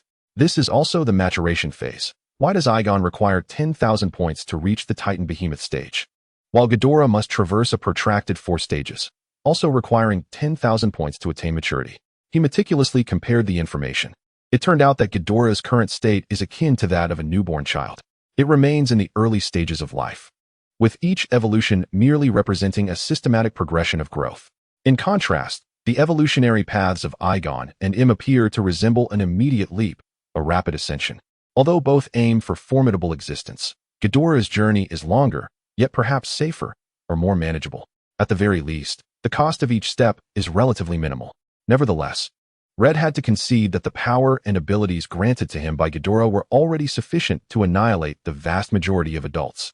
A Titan behemoth, equivalent to a child's stage, can unleash such terrifying might. Thus, how powerful will it become when it truly matures, or even progresses to a higher tier? Red could not help but feel a sense of reverence. The term Titan behemoth itself signifies an extraordinary existence. Their birth may represent a pinnacle unattainable by an ordinary person throughout their entire life. While an ordinary individual might achieve certain accomplishments through intellect and tools, in the face of sheer biological force, humanity ultimately remains insignificant. He gazed at the information on the panel regarding Aegon and Ghidorah, feeling a tumult of emotions. Aegon's evolutionary path, seemingly an instant ascent, is in fact fraught with thorns, requiring astronomical numbers of evolution points as support. Conversely, Ghidorah's evolutionary route, though lengthy, offers relative ease at each stage, with the effects of shared power being immediate. Red understood that the choice before him was not merely about which dragon to evolve, but rather about selecting a particular path. Would he opt for the swift yet uncertain leap forward? Or would he choose the relatively secure path of long-term accumulation that demands patience? Regardless of the route, both are replete with challenges and require immense effort on his part. He took a deep breath, feeling the weight upon his shoulders increase threefold. Just moments ago, Red had been engulfed in the heavy pressure brought on by the Titan behemoth evolution points, contemplating how to take the first step on this seemingly unattainable journey. However, when he shifted his gaze back to Ghidorah's information panel, seeking solace in this comparatively gentle evolution path, a detail he had previously overlooked struck him like a thunderclap in his mind. Chapter 24. Ecstasy. He recalled the system notification indicating Ghidorah had entered its juvenile phase. Yet he had only focused on the evolution points and stage names, neglecting to scrutinize the other data. This time, filled with curiosity, he clicked on the plus sign that represented further information. Detailed information on the pet Ghidorah. Next phase, juvenile stage. Age 1 year, 1 infinite. Body length 0. 2 meters. Wingspan 0. 3 meters. Bloodline. Titan King bloodline. Abilities: Majesty of Kings, Gravitational Ray, Storm Control, Electric Manipulation, Ultra Speed Regeneration. Condition: Good. The term infinite seemed to possess an enchanting power, firmly capturing Red's attention. What did it mean to append 1 infinite after his age? He repeatedly reassured himself, confirming that his vision had not deceived him. The system's information was cold and precise, never prone to error. An absurd yet euphoric sensation surged through him instantaneously. He suddenly recalled his personal panel, which also displayed an age entry. Almost in a flurry, he summoned his panel. Name: Red. Gender: male. Age: 12 years, 12 infinite. Evolution points: 2. Storage space: 100 cubic meters. Bloodline: Valyria Dragon King bloodline, Dragon Whisperer bloodline, Titan King bloodline. Abilities: Majesty of Kings, Gravitational Ray, Storm Control, Electric Manipulation. Ultra Speed Regeneration. Condition: Good. 12 years, 12 infinite. Red nearly gasped aloud. He fixated on those 2 small words, his heart pounding furiously within his chest. He had always assumed that age would progress like that of an ordinary human, until reaching a certain endpoint. But what did infinite signify? Immortality? Had he truly attained eternal life?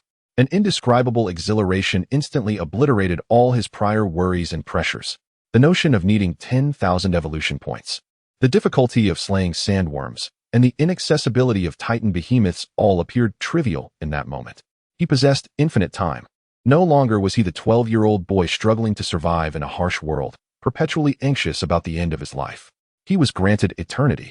Unable to contain himself any longer, Red staggered back 2 steps, leaning against the cold wall, and released an uncontrollable, boisterous laugh towards the heavens. His laughter echoed through the empty room, imbued with a near-manic joy. He laughed at his previous anxieties. At the furrowed brows he wore over 10,000 evolution points. In retrospect, what significance did that hold? He had ample time, and a boundless future. He laughed for a full 3 minutes, until tears streamed from his eyes, before he finally managed to cover his mouth with his hands, attempting to calm his heaving chest. Yet, the The curve at the corners of his lips remained stubbornly aloft, as if welded in place, betraying his uncontainable excitement and pride. How magnificent! He silently repeated this phrase in his mind, feeling as though the entire world had transformed around him. However, after this brief interlude of ecstasy, Red quickly regained his composure. He shook his head, burying that almost extravagant joy deep within his heart. Now was not the time to indulge in fantasies of immortality. Although 10,000 evolution points may seem substantial, it now appears to be merely a goal that requires time to accumulate. He has ample time. This minor obstacle is of no consequence. He turned around, his gaze resolutely fixed upon the formidable red dragon, Yagen. Yagen seemed to sense the tumultuous surge of his emotions, lifting its head to regard him with its wise, discerning eyes. Red stepped forward, extending his somewhat calloused palm to firmly pat Yagen's rock-like snout, his voice resonant and brimming with conviction. Did you hear that, young one? I have all the time in the world. Not just 10,000 points. Even if it requires 100,000 or 1,000,000 points, I shall gather them for you. We shall set forth to the Valyria ruins at once, and regardless of turning the place inside out and laying it to waste, I will ensure you obtain those evolution points. His gaze was as sharp as an eagle's, filled with an unprecedented determination. With the advantage of infinity, everything seemed to crystallize into clarity and hope. At that moment, Red was indeed somewhat recklessly audacious. He was wholly enraptured by the immense joy of discovering his eternal lifespan and the accompanying confidence, as if the entire world had transformed into his private garden. He even dared to affectionately refer to a red dragon, who had lived for over 2 centuries, as young one, with an endearing yet somewhat condescending tone. In his view, although Yagen was ancient, its power had waned, resembling an elderly man in the twilight of life, while he, a newcomer blessed with infinite lifespan and a potent lineage, saw no harm in jesting. Did you hear that, young one? Red's voice echoed through the desolate ruins, imbued with an unprecedented boldness. I have all the time in the world. Not just 10,000 points. Even if it requires 100,000 or 1,000,000 points, I shall gather them for you.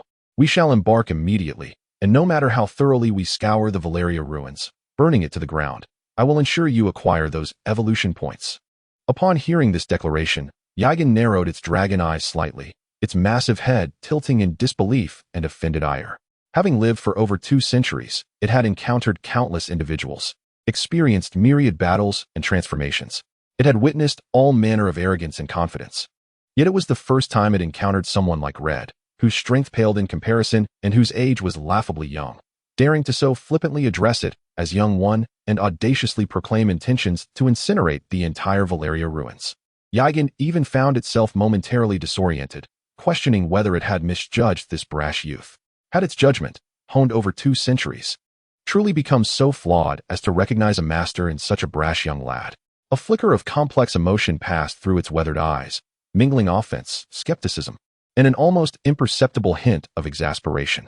Red remained entirely oblivious to Yagen's emotional fluctuations, or even if he were aware, he would likely dismiss it as the old dragon's refusal to accept its age, merely grumbling. He deftly ascended the back of the black dragon M. Possessing a calm demeanor, was accustomed to Reed's actions. He merely adjusted his posture slightly and surged forward with steady momentum, his colossal form effortlessly lifting into the air, accompanied by a roaring rush of wind. However, Reed had no intention of allowing Yang to enjoy such ease. He extended his hand, just as it brushed against Ghidorah, who had taken to lounging atop his head, basking in the sun and dozing off. Ghidorah, comfortably squinting his eyes and relishing the softness of Reed's hair, was startled by the sudden intrusion, shivering in discontent. With a chuckle, Reed tightened his grip and forcibly plucked the little creature from his head, cradling it like a treasured possession against his chest. Chapter 25. The hunt. Initially, Ghidorah struggled a bit, wriggling and twisting, but soon succumbed to the warmth and safety of Reed's embrace. The 3 little heads drooped, and they fell into a deep slumber, their soft snores emanating a sense of tranquility. Observing the peacefully sleeping creature in his arms, Reed felt a surge of exhilaration. Infinite time, a powerful lineage, a seemingly loyal steed. What could possibly be unattainable? Hey Yang, let us go? Today's target, at least 20 sandworms. Reed called out to the red dragon Yang below, who was still adjusting its posture and struggling to flap its wings just to lift off the ground. Hearing this absurd target, Yang glanced at the effortlessly soaring M, then back at Reed's almost impertinent shout. Its long tail involuntarily flicked, seemingly expressing its dissatisfaction. For Yang, taking flight indeed required considerable effort. The aged dragon wings heaved with labored breaths, lacking the agility of their youth. Casting a resigned glance at the vibrant figure above, it ultimately chose to comply, awkwardly flapping its wings and laboriously ascending, following in the wake of Im and Reed, embarking on what would undoubtedly be a protracted hunting expedition. As the two colossal dragons soared into the sky, the heavens above the Valyria ruins were completely dominated. Two blazing torrents of dragonfire, one black and one red, rained down upon the earth like divine retribution. Wherever the terrifying heat and destructive force traversed, solid sand and stone melted, and withered vegetation instantaneously turned to ash.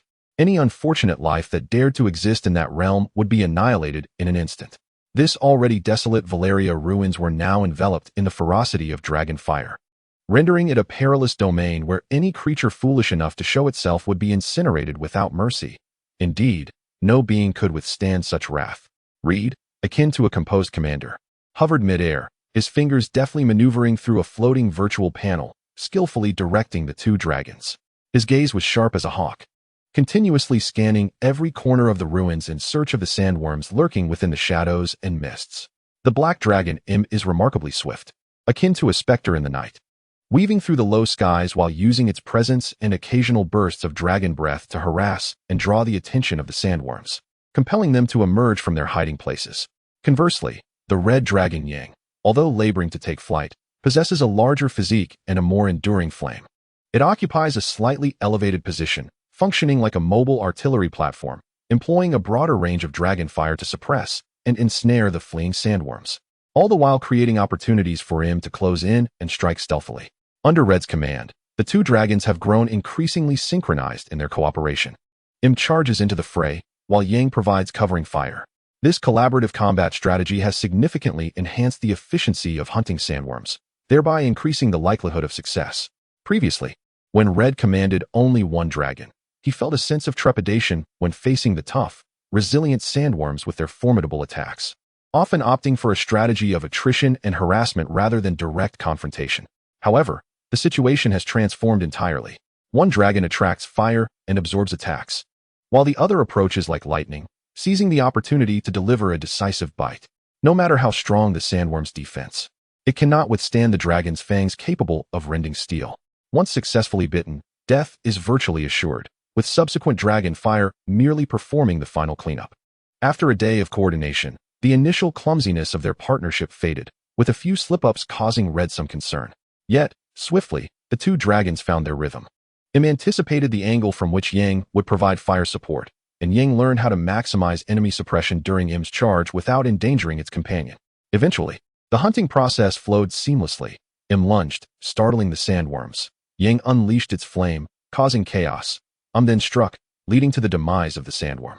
Their harmonious collaboration in hunting achieved a remarkable success rate of 90%. As dusk descended, the remnants of the setting sun painted the sky in hues of orange and red, intertwining with the searing brilliance of dragonfire. Red counted the number of sandworms slain today, 27 in total. A broad smile broke across his face, revealing a set of white teeth, as he excitedly clapped his hands. Excellent. 54 evolution points secured. This efficiency far exceeded Red's expectations. He had initially feared that accumulating 10,000 evolution points would take years, a thought that had left him anxious and uneasy. Yet now, it seemed that with the right approach and the cooperation of the two dragons, a year's time, or even less, might suffice. This notion filled him with an unprecedented sense of ease and confidence. It appeared that his previous worries had been in vain. Red murmured to himself, his tone suffused with relief, realizing that a poor mindset could indeed be detrimental. Maintaining optimism was essential. He patted the neck of the slightly fatigued yet still imposing red dragon Yang. Well done, my young friend. It seems my decision was indeed the right one. Egan rolled his eyes dismissively, ignoring him, and merely emitted a low, rumbling sound in the dragon tongue, fluttering his wings as if to convey the sentiment. Enough with the grandiloquent boasts, my wings are on the verge of breaking. However, Reed had already lost interest in his complaints. His gaze had shifted towards a more distant future, where the prospect of accumulating 10,000 evolution points no longer seemed an unattainable figure. Half a year had slipped away silently, like grains of sand scorched and dried by dragonfire. Reed, along with his two dragons, the black dragon Im and the red dragon Egan, had long since adapted to their relentless hunting routine. rising at dawn to embark on a new day of slaughter and search. As the first rays of light pierced the darkness enveloping the ruins of Valyria, Reed would take to the skies with his dragons, gliding over the cracked earth and soaring above twisted debris like 3 unsheathed blades, marking every being that could be defined as life for the hunt. Sandworms, lizards, crocodiles, wild dogs, night hawks, and even some mutated insects. None could escape the cleansing fire of the dragons once they entered their line of sight. It was only when night fell that they would return.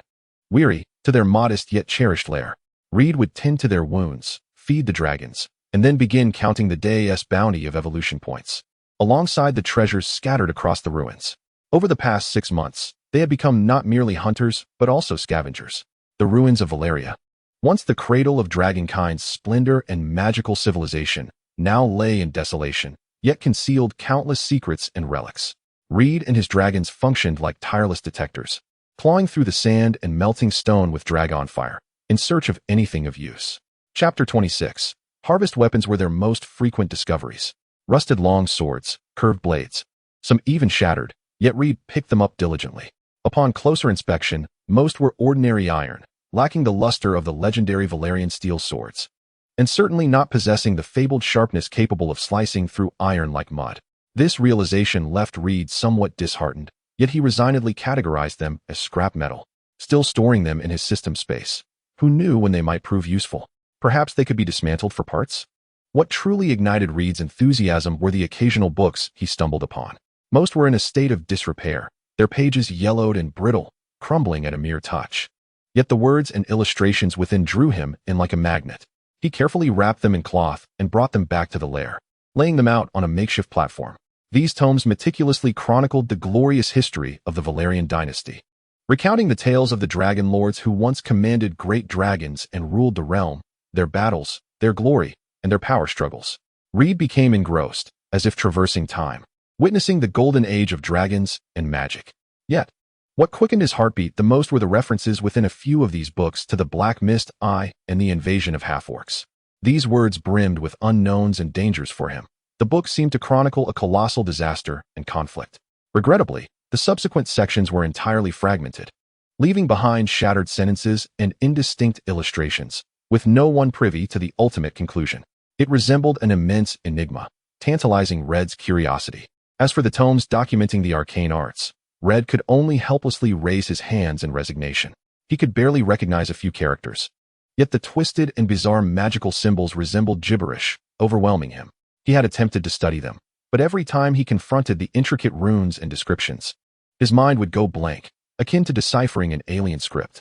His original self had indeed never delved into magic, which made him acutely aware of the agony wrought by the barriers of knowledge. It appeared that the practice of magic was the domain of those with high intellect. Alas! He, the underachiever, found himself adrift. He chuckled at his own predicament and ultimately cast these books, along with other items, into the system space, pondering, perhaps one day, there might be unexpected adventures that would allow him to comprehend them, or he could seek out an expert to elucidate their meanings. Ultimately, the most significant acquisition over these past 6 months was the discovery of over 100 dragon eggs.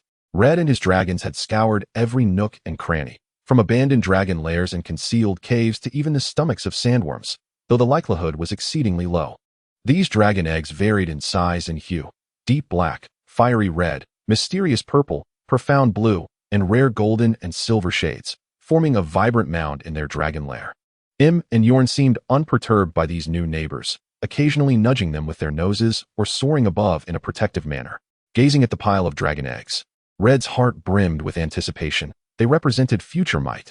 Over the span of 6 months, the Valyria ruins had been nearly exhausted of their secrets.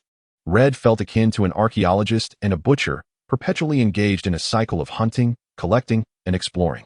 Yet, his goals remained clear and his steps resolute, as he seemed to draw ever closer to the target of 10,000 evolution points. On this particular day, Red mounted the broad back of the black dragon Im, with the red dragon Yorn following closely behind, while the third little dragon, Ghidorah, flapped her wings excitedly, striving to keep pace with the two giants. However, after flying over the familiar Valyria ruins for most of the day, their gaze fell upon nothing but the cracked earth, twisted metallic debris, and a suffocating silence.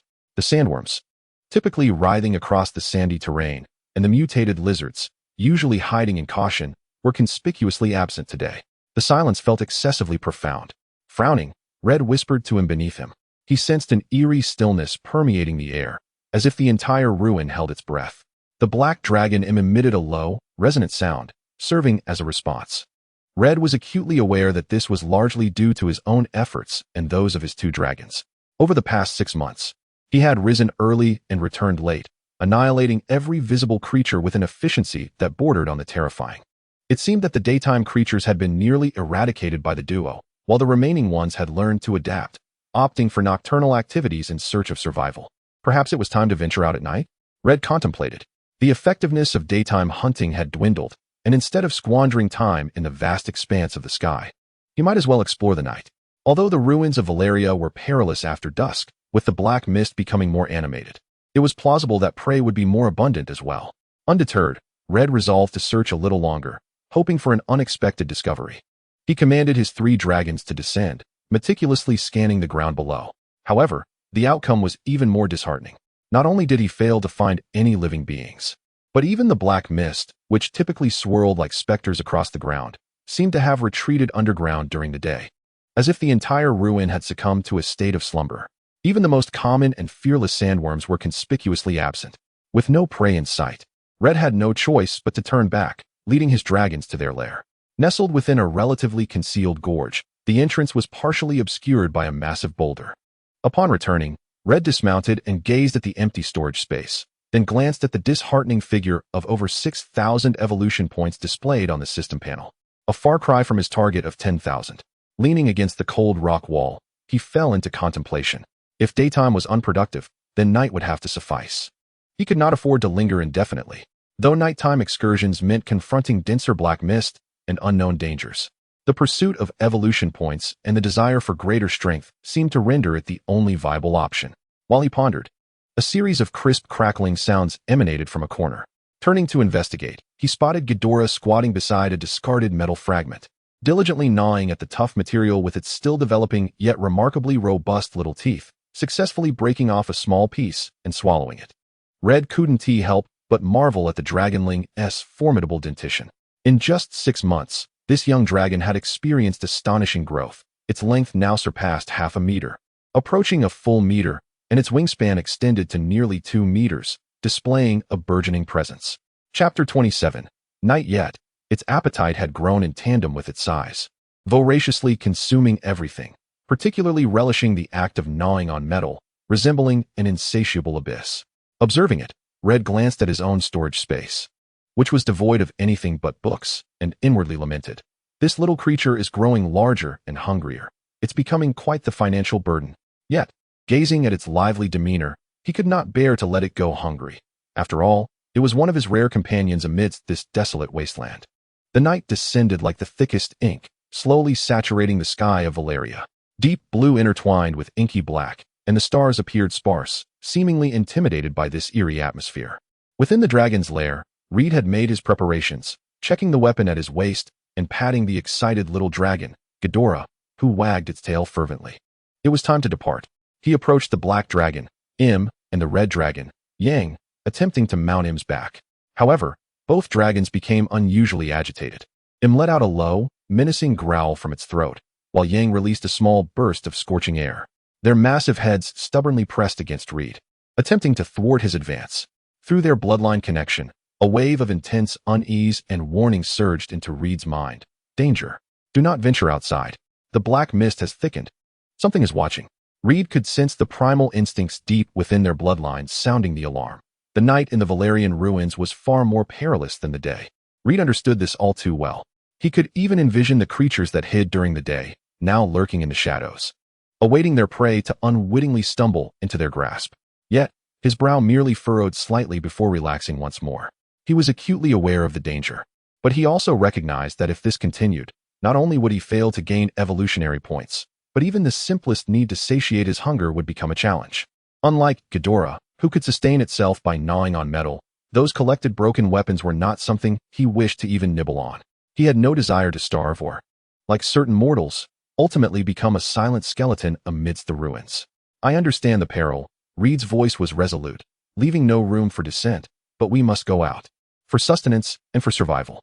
He ceased his attempts at reassurance and instead issued a direct command, his tone unwavering. Im and Yang sensed their master's determination, though still uneasy. They gradually withdrew their obstruction. With a sigh filled with the unique resignation of their kind, Im flapped its wings and ascended first. The red dragon, Yang, followed closely, its gaze still brimming with vigilance. Meanwhile, Ghidorah, the little creature, appeared blissfully unaware of the tension or perhaps simply indifferent to it. It watched the two larger dragons take flight, flapping its wings excitedly and letting out cheerful cries, its short legs propelling it clumsily yet resolutely forward, utterly unfazed by fear. Reed did not permit the two larger dragons to fly too far. He was acutely aware of the nighttime dangers and dared not venture far. He chose to ride atop the relatively steadier black dragon, Imp, merely circling the airspace around the volcano where the lair was located. They soared high above, gazing down at the deep black Valyrian ruins. Indeed, the ruins had come alive at night, bustling with activity. In the daylight, those sparse creatures now seemed to emerge from the depths of the earth, began to stir with vitality. Packs of wild dogs howled softly in the corners of the ruins. Mutated lizards darted swiftly between the crumbling remnants. Farther away, the lithe forms of cheetahs, tigers, and lions could be discerned lurking in the shadows. Even deer cautiously foraged, while eagles circled above, surveying the ground below. Even more unsettling for Red were the bizarre creatures. Fireworms, as thick as barrels, writhed underground, emanating a searing red glow.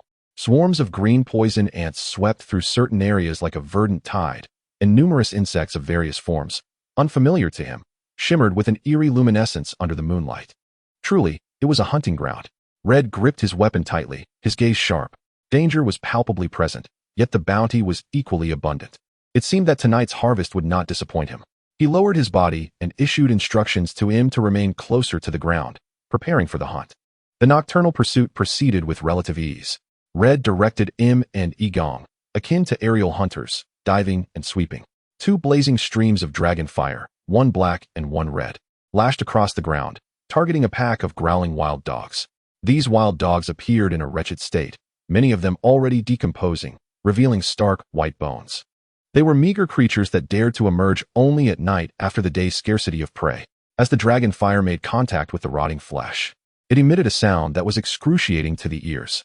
The wild dogs instantly transformed into charred corpses, billowing acrid black smoke, collapsing to the ground, leaving behind a scene of devastation. However, at that moment, an anomaly arose. Red, with keen eyes, distinctly observed something emerging from the smoke of the charred remains, as if it had broken free from some constraint. It was a fleeting white shadow, vanishing almost instantaneously, so swift that it could easily be mistaken for an illusion. What was that? Red's mind was set ablaze with alarm. Before he could ponder further, a piercing wail erupted nearby, echoing as if it were the anguished cry of a human soul, filled with profound pain and despair, striking painfully against his eardrums. Strangely, Red felt no physical discomfort. Almost simultaneously with the human-like scream, the crimson dragon Egong emitted a short, weak cry of distress. That sound made Red's heart stop. He turned sharply to look. He saw Egong, once soaring gracefully, now wobbling uncontrollably, resembling a drunken creature, its wings flailing feebly, its body plummeting rapidly towards a massive rock fragment below. Egong! Red cried out in alarm, swiftly accessing the system panel connected to Egong. His gaze was immediately captivated by the status bar on the panel, where the previously vanished decrepit condition, for reasons unknown, had re-emerged, replaced by a more unsettling term, curse. A curse?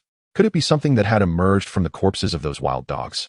Before Red could fully comprehend this sudden turn of events, the imminent descent of the crimson dragon Yigan was upon them. In a moment of dire urgency, Red shouted, "Im, catch it!" The black dragon Im, sensing the peril faced by its companion, reacted swiftly. Its massive form pivoted abruptly, and with two powerful claws, akin to iron pincers, it deftly grasped Yigan's tail, exerting a forceful tug that arrested Yigan's fall and suspended it in midair. Chapter 28. The turn of events, however, Yigan was evidently in a dire state, its body hanging limply, its wings nearly devoid of strength. Just as Red's heart began to ease slightly, it tightened once more. The situation remained exceedingly perilous. Im's dragon wings beat furiously, muscles taut, the skin beneath its scales even glistening slightly from the exertion. Each flap of the black dragon's wings generated a fierce wind, attempting to counteract the weight of Yigan's descent. But Yigan was simply too heavy, especially after being weakened by the curse, resembling a boulder laden with additional weight. Regardless of Im's efforts, their rate of descent could not be entirely halted. They continued to lower inch by inch, and the grotesque forms of creatures on the ground became increasingly discernible. Observing the diminishing altitude, Red's expression turned grave. He needed to locate a relatively safe place to land without delay. He promptly issued an order. Im, disregard direction. Fly directly towards the fire peak where the dragon lair is. The terrain there is familiar and comparatively safe. Im appeared to grasp its master's intent, adjusting its course and soaring towards the well-known volcanic peak. However, hope was soon shattered by reality. Midway through their flight, Im let out a pained roar, its wings suddenly faltering, unable to sustain its weight any longer. The enormous body, along with Yagan, crashed heavily to the ground. Bang! Although the height of the fall was minimal and the ground comprised mostly of soft sand and debris, the impact was still significant for such a colossal creature. Red, mounted on him, landed almost simultaneously beside Yagan. He immediately assessed Yagan's condition. Fortunately, the dragon's tough hide bore no visible wounds, merely gasping for breath, weak as a pup, evidently suffering from the curse's far graver repercussions than anticipated. Im, fire. Burn everything around us. Red bellowed at the black dragon. He understood all too well that in the eerie environment of night, darkness and silence often served as a breeding ground for danger. The flames would not only deter some creatures, but might also dispel the strange white shadows that had wafted from the corpses of the wild dogs. Im, with a great head held high, unleashed a powerful jet of black dragonfire, akin to a dark meteor, igniting the desiccated underbrush ahead. Red, supporting the equally weakened Egang, commanded, Egang, lend a hand. Despite his frail state, Egang's instinct for survival compelled him to struggle and release a comparatively feeble red dragon flame, which further fueled the conflagration. The two streams of dragon fire intertwined, swiftly transforming the surroundings into a blazing inferno. Flames soared skyward, illuminating the area as brightly as day. The approaching wild dogs, lizards, cheetahs, and other creatures noticeably hesitated under the fiery glow, emitting low growls, yet daring not to approach the inferno-laden zone. However, just as Red exhaled in relief, a more bizarre and terrifying phenomenon unfolded. He observed that the wild dogs, which had narrowly escaped the dragon fire, along with some grotesque, already decaying creatures further afield, began to grotesquely swell. Their flesh expanded at an alarming rate, with gray-green or gray-red growths erupting across their surfaces, covered in a network of twisted black veins that appeared especially ghastly under the flickering flames. A chill gripped Red's heart as he gazed at a creature nearby that had once resembled an ordinary wild dog. Now, its body was entirely enveloped in these grotesque growths. Its limbs contorted and deformed, resulting in a writhing mass of flesh exuding a putrid stench. What manner of abomination is this? A wave of dread washed over Red, for this night was proving to be far more perilous and surreal than he had imagined. Perched firmly upon the broad back of the black dragon Im, he surveyed the horrifying transformations occurring around him. The flames tore through the night, revealing the grotesque growths spreading across the creatures and their eventual transformation into amorphous masses of flesh. It was a repulsive spectacle, a blend of swelling, decay, and some unknown vitality. Each protruding growth seemed to writhe with a life of its own, the black veins beneath the gray-green skin faintly visible, emanating an odor so foul that even the fire could not entirely mask it. Red felt his stomach churn violently.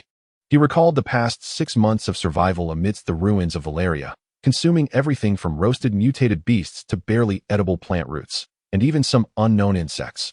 Heaven knows how many of those could be the very precursors to these revolting flesh mounds. The mere thought that these grotesque entities might have once been part of his own sustenance sent his stomach into a severe spasm, nearly causing him to retch. He hastily covered his mouth with one hand, while gripping Im's scales tightly with the other, his knuckles turning white from the strain. Now is certainly not the time for such contemplations. Survival must take precedence. However, his warning seemed to arrive too late. Those grotesque, amorphous creatures that had just completed their transformation appeared to have entirely lost their fear of flames, as if some more potent instinct compelled them forward. They emitted low, distorted roars, disregarding the fiery inferno beneath them, and surged towards Red and Im with their formless bodies. Im, Red shouted, his voice hoarse with tension, but he quickly uttered a command in the dragon tongue. Breathe fire. Im unleashed a deafening roar, the dark energy accumulated deep within its throat, erupting forth. A thick stream of black dragon fire, akin to a sword of judgment, cleaved violently towards the foremost of the grotesque creatures. Where the flames passed, a sizzling sound ensued. Those recently animated, if one could call it animation, entities were instantly ignited, transforming into billowing clouds of foul-smelling black smoke that rapidly dissipated into the air. Yet, new troubles soon followed. In horror, Red realized that any ordinary beasts nearby, be they wild dogs, lizards, or otherwise, would immediately begin to develop similar grotesque tumors if they approached these abominable creatures or were singed by the edge of the flames. It was as if they were infected by an invisible curse, swiftly evolving into those terrifying, amorphous entities, which then charged towards Red and his companions. Adding to their plight, the elusive black mist that flickered in and out during the day now seemed awakened. Chapter 29, In Distress. No longer a mindless shroud. It began to coalesce from the surrounding shadows, converging like a tide towards the center of light and Dragonfire where Red and his companions stood. Red's heart sank to the depths of despair, gazing at the growing number of grotesque creatures rushing toward him, and then at the sentient-like mist encroaching upon them. He was suddenly gripped by an ominous premonition, one reminiscent of being surrounded by countless zombies from all directions. This night would likely prove far more arduous than he had ever imagined. Even the young dragon Ghidorah was not to be outdone. Its small form strained as it attempted to assist with feeble arcs of electricity it could muster. Yet, in the face of the tide of grotesque creatures advancing from all sides, Ghidorah's flickering arcs, akin to fireflies, seemed utterly insignificant.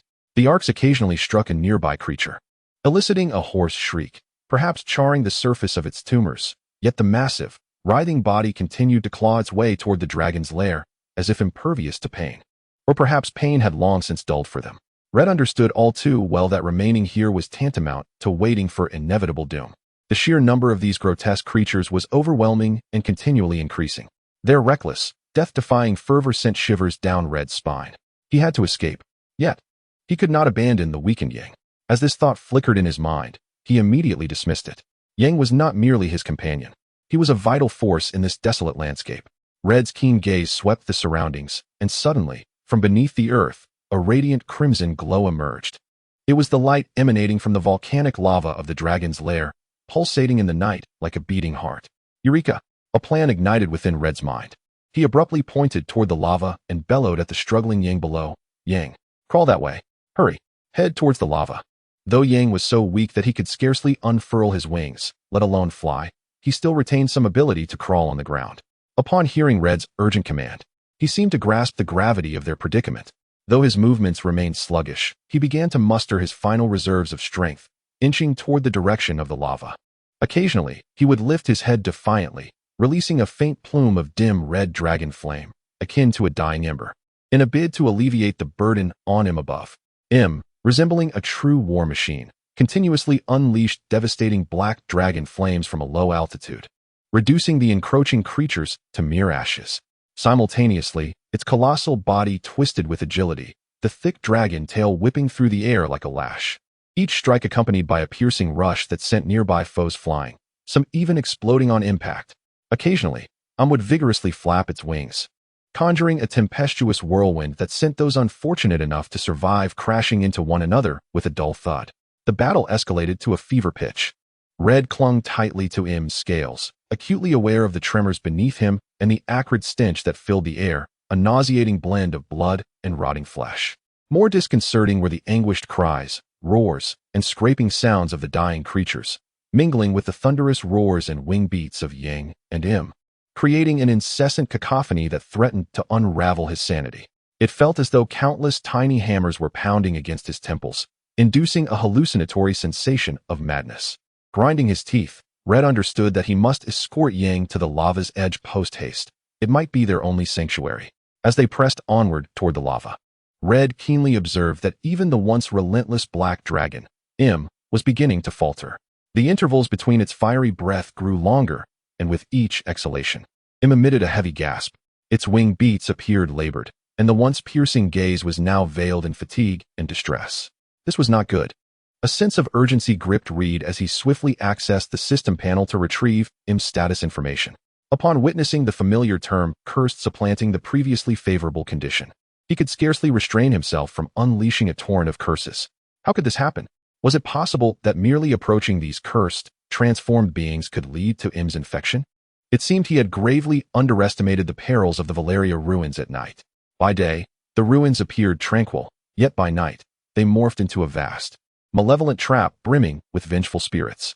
Within those creatures, it was not merely decay or mutation that resided, but a host of dormant, wrathful souls. He recalled the sporadic mentions of curses from earlier, and a horrifying conclusion began to crystallize within the entirety of the Valyria ruins. Any living being harbored these restless spirits to some degree.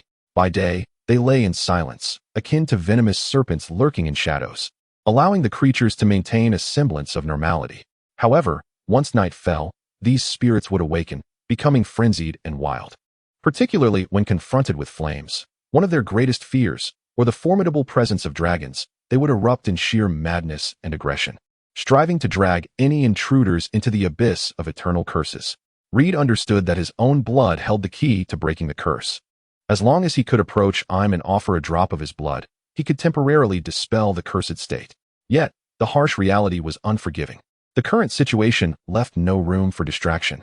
He attempted to lean down, only to be met with an overwhelming pressure from all directions. Although Im and Yang had momentarily held the grotesque, fleshy creatures at bay, their sheer numbers were staggering. In close combat, this insignificant human would likely be crushed and torn apart, becoming the next moving mass of flesh.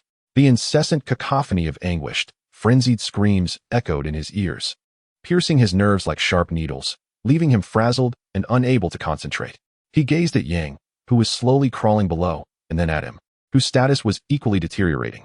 A profound sense of helplessness and anxiety seized him. They needed to reach the lava vent swiftly. Perhaps there existed a unique environment capable of temporarily suppressing these vengeful spirits, or at the very least, providing them a momentary respite. However, with each passing second, it felt as though he danced upon the edge of a blade. Watching the black dragon Im's mental state continue to decline, Reed's heart raced in his chest. Chapter 30. The River of Magma. No, he could not afford to wait any longer. At that critical juncture, a thought struck him like lightning. If his blood could dispel Im's curse, then surely the reverse must hold true as well. As long as his blood could enter Im's body, the effect should be identical. The moment this idea surfaced, Reed seized it with unwavering resolve. Now, the details are of no concern. This is the only way. He sat astride the violently undulating back of Im, swiftly drawing his long sword from his waist.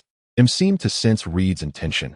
Despite its weakened state, it conveyed a flicker of unease and questioning through their blood bond. Reed roared at him, "Hang in there." His voice was slightly hoarse from tension.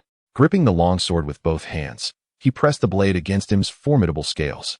These scales were as hard as the finest black iron, requiring immense strength to pry them open. Reed gritted his teeth, veins bulging, channeling all his strength into his arms, using the spine of the sword as a lever to forcefully pry it. The blade scraped against the scales, producing a piercing screech, sparks flying. With a painful grunt, Im trembled involuntarily, its massive form quaking. Finally, with a clearer, metallic crack, a scale the size of a palm was pried open, revealing the deep crimson, warm flesh beneath. Reed could not afford to savor this fleeting victory. He immediately aimed the sword's tip at the exposed flesh and thrust with all his might. The sound of the blade piercing flesh was nearly lost amidst the chaos of the battlefield, yet Reed distinctly felt the resistance. With a forceful twist of his wrist, he carved a gash approximately palm-wide and several centimeters deep into Im's wall-like muscles. For a dragon spanning 100 meters, this wound appeared trivial, almost inconsequential.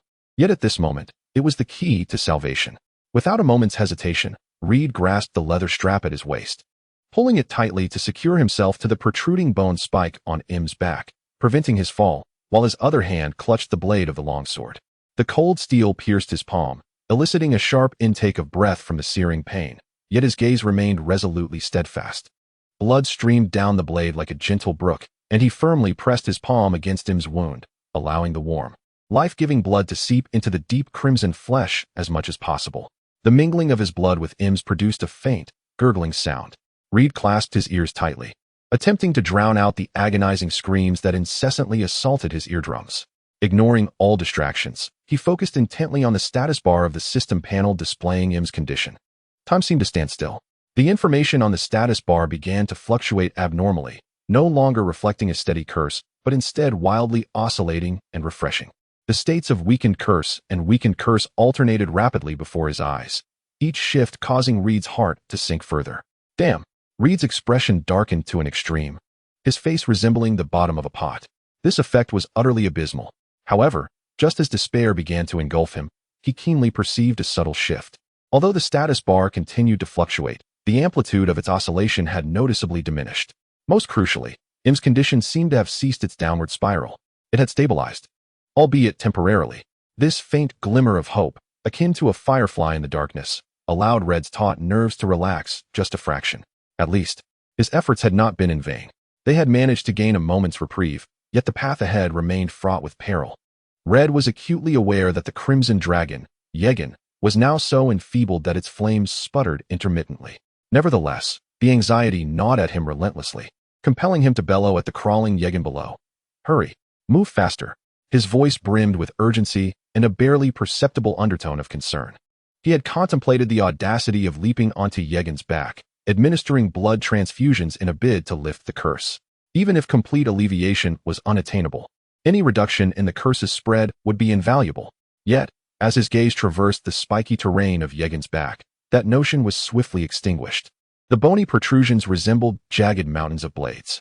In comparison to Yegin's colossal frame, exceeding 100 meters, these spikes might not seem particularly conspicuous. Yet their uneven lengths varied dramatically. Some were a mere 10 centimeters, akin to daggers. Others extended 40 to 50 centimeters, each glistening like poisoned spears under the flickering flames. Merely gazing at them sent a shiver down Red's spine. Should he leap, he would not only fail to maintain his footing, but would likely be impaled by those spikes before even reaching Yegin's skin, resulting in a swift and chilling demise. Perhaps it was best to abandon the thought. Red concocted an excuse for himself. Perhaps he was simply a tad timid, lacking the requisite courage. He couldn't help but chuckle bitterly, recalling how he had never once won a lottery in his previous life. Such a gamble with his life was far too perilous. Surely the odds were even slimmer than winning the lottery. Thus, he remained steadfast upon Im's back, vigilant and alert, meticulously observing the battlefield while directing the three dragons. Im continued to unleash torrents of dragon fire and lash its tail with fervor, while Ghidorah resembled an indefatigable firecracker, tirelessly discharging arcs of electricity.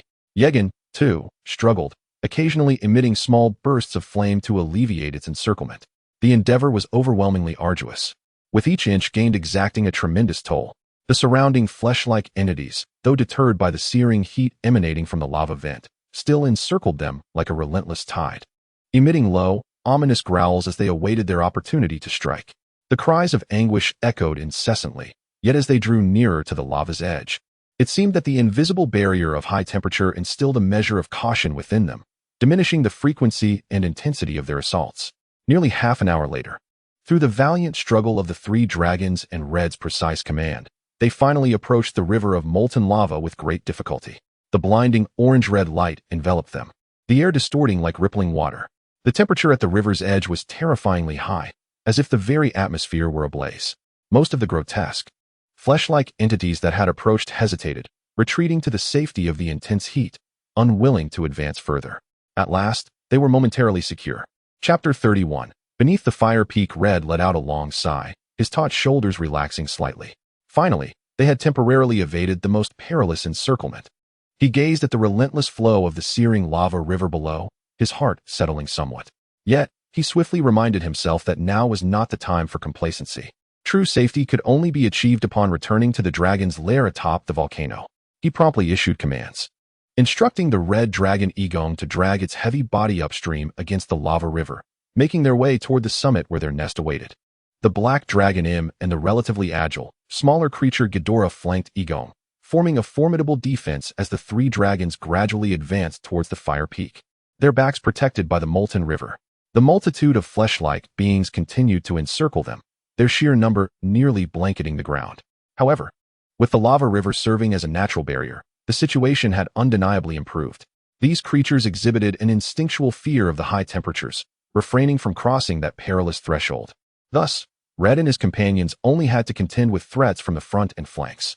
This alleviated the pressure on Im, who previously had to unleash dragon flames in a full 360-degree arc. Now, it could focus solely on the 180-degree range ahead and to the sides. Im inhaled deeply, a low growl reverberating in its throat, as scorching dragon fire surged forth like an unending wall of flames, incinerating any audacious flesh-like entities that dared approach. Ghidorah adeptly employed small arcs of electricity to harass the foes, while Egong endeavored to maintain their forward momentum, occasionally releasing a small burst of fire in support. This relatively tranquil scenario did not endure for long. Red noticed that the previously omnipresent black mist in the air had begun to coalesce, swirling towards them as if it were a sentient being. What sent chills down his spine was the moment the black mist enveloped the flesh-like entities. In the already dark and eerie night, these ghostly green lights ignited like myriad will-o'-the-wisps, almost illuminating the night sky. Red felt an unsettling tingling on his scalp, as if countless icy hands were clawing at his nerves. The churning black mist exuded an indescribable aura of malevolence, chilling, viscous, as if capable of eroding one's very soul. His heartbeat faltered, a profound wave of panic surging from the depths of his being, causing his heart to race uncontrollably. This sensation was utterly dreadful. The roiling black mist seemed to have received some nefarious command, wildly urging the flesh-like entities into a frenzy. They advanced with the ferocity of beasts injected with a rage-inducing serum, bravely confronting the terrifyingly high temperatures emanating from the molten river, which were capable of melting steel. Moving forward step by step, some creatures, too close to the lava, had their skin instantly scorched, sizzling and emitting thick black smoke, releasing a pungent aroma reminiscent of charred meat. Although Red was accustomed to the brutality of the battlefield, the scene before him left him utterly astonished, his scalp prickling with unease. These flesh-like beings, despite being seared to the point of rawness and nearly turned to cinders, maintained their aggressive postures, relentlessly charging forward as if they were impervious to pain, completely disregarding the lethal heat surrounding them. His ability to command 3 dragons in this setting stemmed from the innate fire resistance bestowed by his bloodline, allowing him to withstand the oppressive heat. Red could scarcely imagine the fate of an ordinary person in this environment. They would likely succumb in less than a minute, reduced to mere ashes and bones. Faced with this nearly insurmountable onslaught, Red could only issue commands continuously. The Black Dragon Im and the recently rejuvenated Red Dragon Yang emitted deep growls from their throats, unleashing waves of searing dragon fire that lashed out like furious whips, incinerating the approaching flesh-like creatures to ash. The trio of dragons pressed on without a moment's pause, each step closer to the fiery peak feeling like a precarious dance upon the edge of a blade, desperate to return to the safety of their lair. Thus, Red and his 3 dragons trudged along the molten river's edge, battling the encroaching foes with heavy steps. As time slipped away amidst the tense combat and movement, after several hours, they finally reached the base of the shattered volcano. Here, the terrain steepened, and the sulfurous scent in the air became increasingly potent. Upon arriving, the relentless black mist and the flesh-like creatures seemed to be held back by an invisible barrier, halting their pursuit and circling warily at the foot of the mountain, daring not to advance further. However, unsettlingly, the black mist surrounding the fiery peak thickened, resembling a tangible shroud that enveloped the entire mountain, emanating an even colder, more oppressive aura.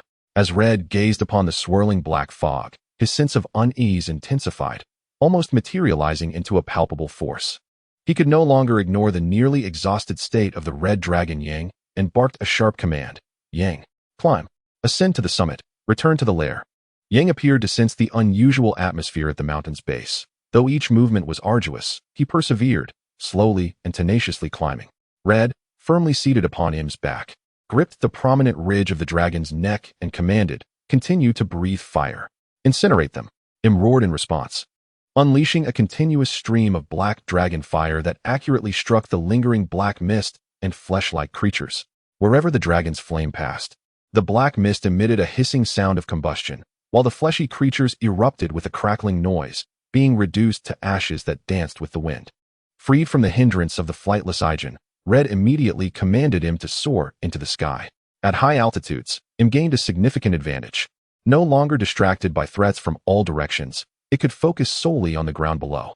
Thick strands of dragon fire poured down from above like divine retribution, carpet bombing the area at the foot of the mountain, thoroughly cleansing it of black mist and fleshy beings.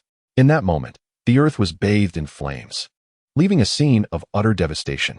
However, just as Red believed the crisis had momentarily subsided and he could afford to relax, a chilling creak suddenly echoed from beneath his feet.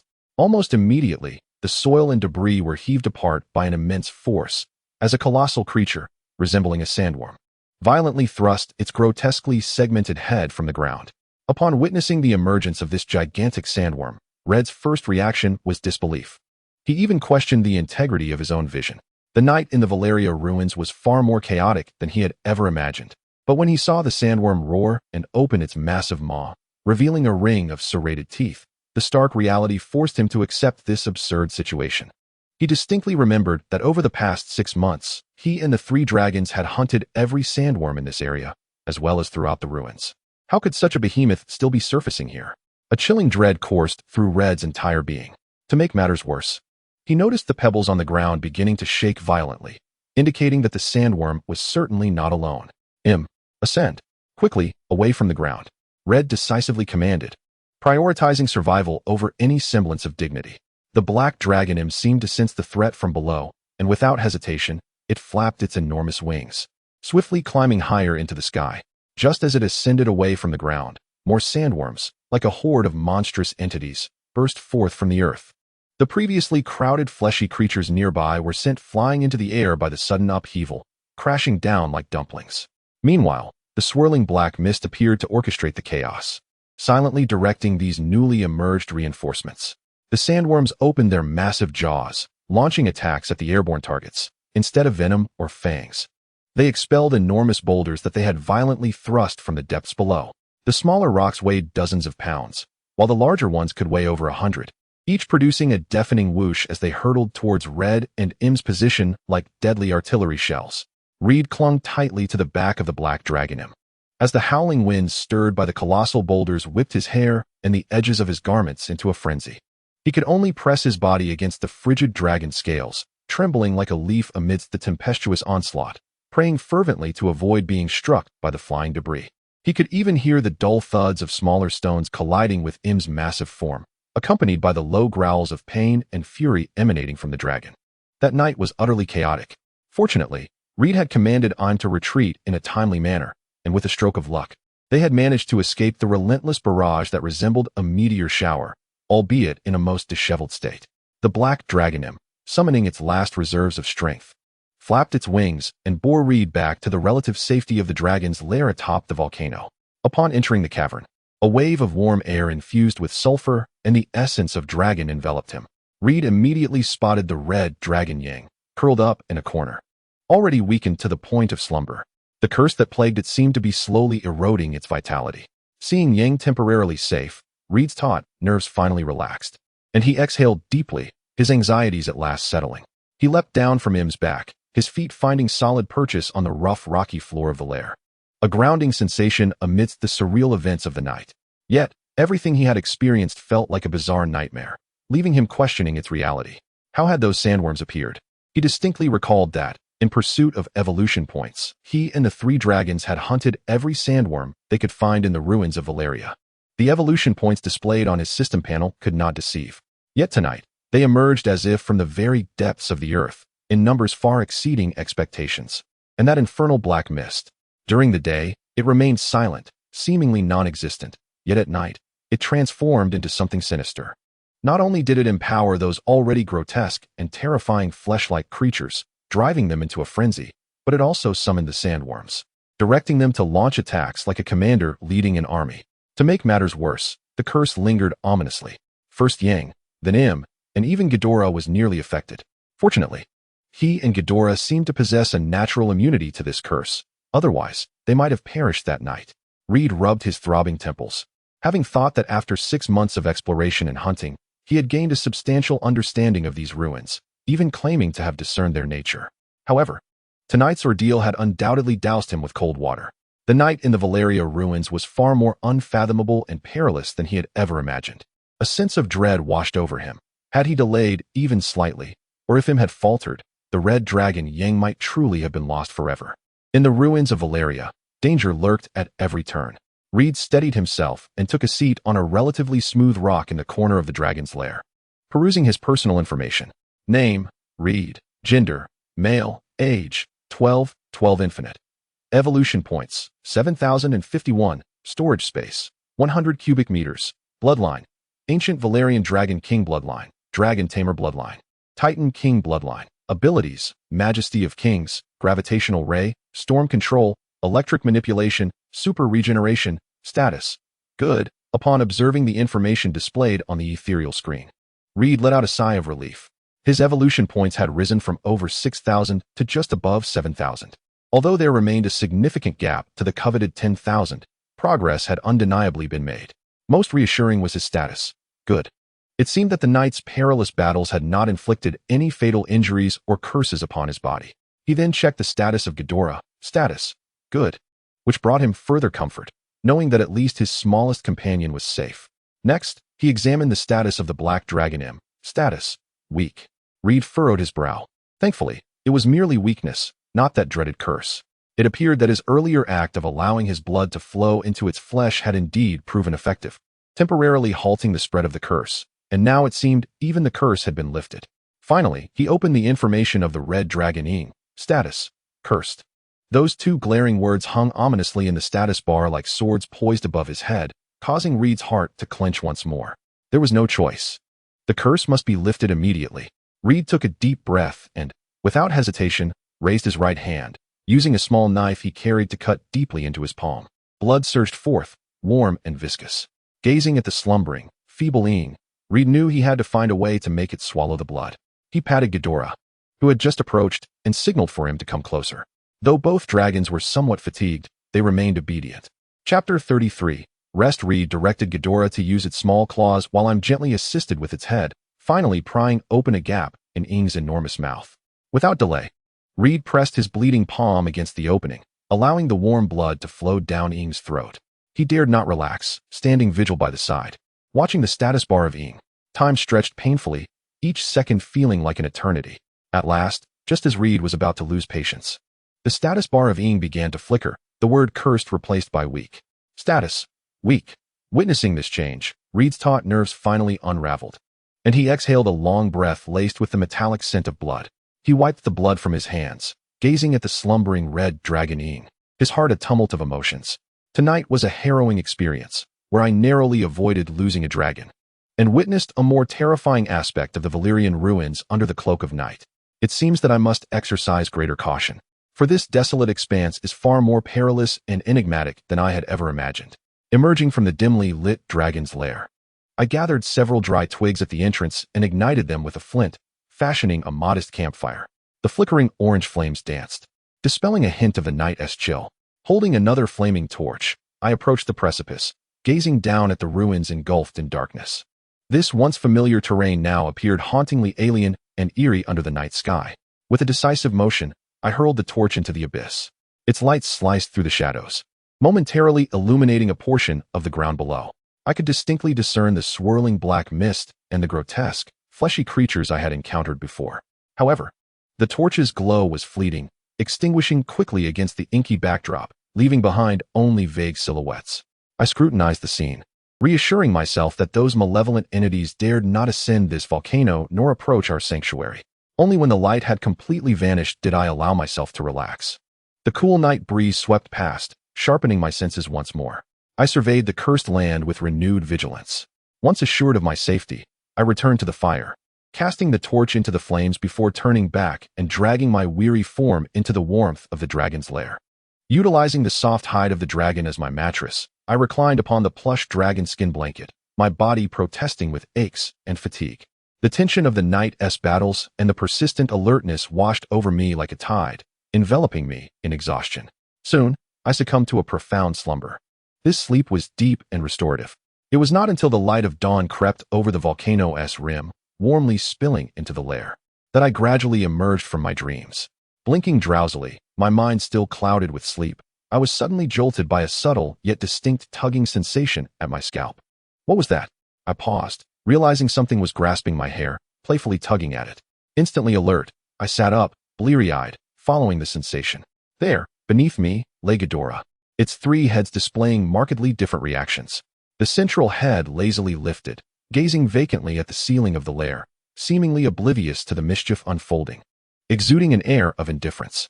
The head on the right, meanwhile, clutched several strands of my hair in its beak.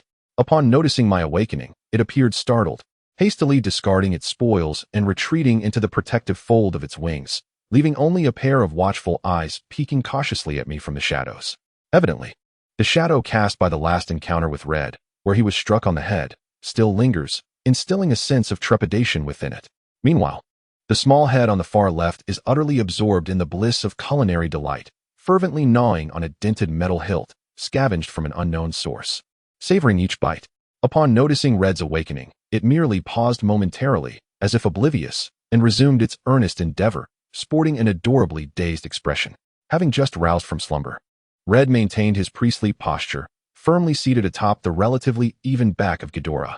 One hand rubbed his still drowsy eyes, while the other, guided by instinct, deftly found the neck of Lang, nestled beneath a wing.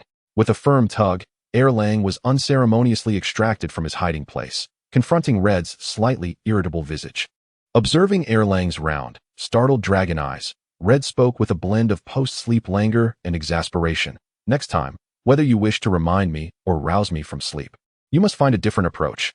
If one day I end up bald due to your mischievous antics, I shall undoubtedly grind down every horn atop your head. The threat of grinding down his horns reverberated like thunder within Lang's small mind. His eyes widened as an internal monologue unfolded. Each time, it was Lang who summoned him, resulting in his own being thrust forward to awaken or alert their master. He yearned to be a well-behaved darling, yet always found himself embroiled in mischief. Now, Red had the audacity to threaten his precious horns. How could he endure such a fate? Lang quickly deliberated. Should he feign ignorance next time Lang summoned him? Sensing Lang's fright, Red, momentarily appeased, released his grip, allowing him to retreat beneath the wing once more. As soon as Red relinquished his hold, the ever-gnawing Lang, Kevin, approached. His still sleepy yet adorably dopey head nuzzling against Red's arm and face like a small puppy seeking affection. The gentle nudge tickled Red, and upon looking down, he noticed Lang still clinging to the half-eaten metal hilt, glistening with saliva. A swift search of his waist revealed nothing but emptiness, and understanding dawned. Gazing at the earnest yet incriminatingly cute head before him, Red felt a mix of amusement and exasperation. What more could he say? This little rascal had once again become the scapegoat. It seemed he would need to take the time to educate these three troublesome little creatures properly. Initially, Red struggled to discern the specific thoughts of these three heads, as they bore a striking resemblance to one another. However, after spending countless days and nights with Ghidorah, he had come to grasp the distinct personalities of these little beings with remarkable clarity. Chapter 34. Excavation. Lang, the most astute and calculating among them, would occasionally gaze up at the ceiling, pondering the intricacies of life. On the surface, he appeared obedient and well-mannered, yet beneath that facade lay a multitude of cunning thoughts, often instigating the other two. Lang, with a temperament as explosive as firecrackers, possessed a straightforward nature that bordered on naivety, consequently becoming Lang's unwitting pawn, the scapegoat in their schemes. As for the last one, Kevin, Lang, still gnawing on the hilt of his sword, one could only lament his adorably naive demeanor. His gentle disposition meant that almost all misfortunes within the team somehow ended up being attributed to him. Red, with a sense of resignation, gently patted Kevin on the head and nudged him aside before disembarking from the relatively flat back of Ghidorah. He stretched his stiff neck and turned his gaze towards the two slumbering figures in the dragon's lair, Black Dragon and Red Dragon Egon. They were curled up in repose, their rhythmic breathing lending an air of languor to the scene. Red approached them, careful not to disturb their rest, and instead opened the system panel for a meticulous examination. Black Dragon age, 191 years, 191220. Length, 130 meters. Wingspan, 370 meters. Condition, good. Red Dragon Egon, age, 211 years, 211220. Length, 150 meters. Wingspan, 430 meters. Condition, elderly. After reviewing the information, Red waved his hand gently to retract the system panel. Reflecting on the previous night's escapade, he recognized it had indeed been perilously reckless, particularly in the absence of knowledge regarding the black mist and those enigmatic creatures. Fortunately, it had not resulted in catastrophic losses, though both dragons had sustained injuries. And Egon appeared even more aged due to curses and his years. Overall, their condition had not deteriorated. In fact, having hunted numerous creatures, Red's evolution points had significantly increased. Nevertheless, the risks taken were undeniably substantial. It seemed that future explorations into the unknown would necessitate greater caution. Standing in the dragon's lair, observing the slumbering giants and the gradually brightening morning light outside, Red found himself haunted by two persistent uncertainties. The first pertained to that damned curse. He had long suspected it to be the work of some deity, yet the black mist was exceedingly peculiar. By day, it posed no threat, blending seamlessly into the air, but at night, It transformed into something sinister and lethal, seemingly orchestrating the attacks of those grotesque, flesh-like beings and sandworms. During the day, he had scoured every nook and cranny of the volcanic peak, noting only that the sulfur and heat here were far more intense than elsewhere, yet detecting no anomalies. However, the undeniable fact that the black mist and mutated creatures had refrained from approaching the volcanic peak struck him like a heavy hammer on his heart, indicating that a profound secret undoubtedly lay concealed within this place. Moreover, the extreme circumstances of last night were impossible to overlook. A thought began to crystallize in Reed's mind. He needed to conduct a thorough and meticulous search of this volcanic peak, leaving no detail unchecked. He resolved to start from the very summit where he stood. With this in mind, Reed patted Ghidorah, who was contentedly gnawing on the hilt of a sword and had just yawned, to signal it to follow. With the little dragon by his side, he felt less solitary and anxious during his exploration. Although this volcanic fortress had long crumbled into ruins over the ages, each time he gazed upon its vaguely discernible massive silhouette and sturdy foundations, Reed could not help but marvel at the grand vision and ambition of the ancestors of the Dragon King family, who had transformed a live volcano into such a magnificent fortress for habitation. Even now, with only remnants of walls remaining, the magnitude of their undertaking remained awe-inspiring. At this moment, Reed needed to uncover the threads of last night's life-saving secret amidst the ruins. This time, he was no longer satisfied with superficial observations. He resolved to embark on a comprehensive search. Accompanied by Ghidorah, with Kevin particularly enthusiastic about the excavation, he commenced a methodical digging through the collapsed fortress debris. Though Ghidorah was barely half a year old, thanks to Reed's generous offerings of metal and meat, it had already reached its juvenile stage, boasting a robust physique and astonishing strength. Its claws tore through earth and stone as effortlessly as slicing tofu. And Reed even tasked it with transporting sizable stones weighing dozens to even hundreds of pounds, which it accomplished with ease, far surpassing any construction machinery in efficiency. Reed wielded a specially crafted short-handled axe, meticulously clearing the crevices between the rubble, searching for any overlooked corners. They toiled for much of the day, their clothes soaked in sweat, until near the thoroughly destroyed base of a tower, they unearthed several chests partially buried beneath dirt and debris. Upon opening them, they discovered an assortment of gold dragons. Though not of the highest quality, their quantity was substantial, and Reed promptly stored them in his system space. Among them were several dragon eggs, varying in size and color. Reed immediately inspected them with his system, finding that although some were damaged, they still exhibited faint signs of vitality. Without hesitation, he placed them into his pet space, contemplating the opportunity to attempt hatching them later. As for those that had completely petrified and lost all vitality, Reed also stored them in his storage space. Dragon eggs were rare commodities, and even if they could not be hatched, they could serve as decorative pieces or subjects for research, holding considerable value. Aside from that, most of what they excavated consisted of rusted scrap metal and broken weapons. Naturally, the majority found their way into Ghidorah's insatiable appetite. Only a few items, still somewhat usable, were carefully cleaned by Reed and stored in the system space as part of his weapon reserves. In the days that followed, Reed's existence transformed into a relentless cycle of excavation and hunting. Aside from the essential hunts to replenish the provisions for himself and his dragon, he spent nearly all his time alongside Ghidorah, diligently unearthing the remnants of ancient fortresses atop the volcanic peaks. He toiled like an indefatigable worker ant, fervently hoping to uncover clues regarding the enigmatic guardian powers of the fiery summit and the secrets of the black mist. During this period, Reed and his diminutive dragon companion, Ghidorah, also known as Delang, Erlang, and Kevin, exhaustively scoured every inch of the ruins on the volcanic peaks and their surroundings. Their excavations penetrated deep beneath the foundations, exploring every nook and cranny, even prying open seemingly impenetrable stone doors. The bounty they unearthed was astonishingly abundant. They discovered various usable household items, a staggering accumulation of gold coins, and heaps of rusted or still sharp weaponry. Chapter 35 recorded the vastness of the system's space, which could easily accommodate the treasures they amassed. Reed scarcely glanced at these items, hastily consigning them into the system's storage. His true focus lay upon the dragon eggs and an array of books. Each time he unearthed a dragon egg, he would promptly assess its viability through the system. Ultimately, he cataloged a total of 632 viable dragon eggs. Though many were shattered and irreversibly inactive, yet there remained a substantial number of 868. Reed also collected the inactive eggs, considering they might serve other purposes in the future, such as decoration or research materials. As for the books, Only 127 were intact, while those that were tattered and disordered, with loose pages and faded ink, were impossible to accurately quantify, though it was estimated they could fill a considerable room within the dragon's lair. Each tome held the potential to unveil the secrets of the Valyrian ruins past, perhaps even the history of the Dragon King's lineage. The 30 or so fortresses they managed to locate took nearly 2 months to thoroughly scour. During this time, Kevin, Ghidorah's brother, genuinely contemplated abandoning the endeavor. The continuous high-intensity labor, compounded by Reed's affectionate admonitions, essentially a series of gentle thumps on the head, filled his innocent heart with resentment.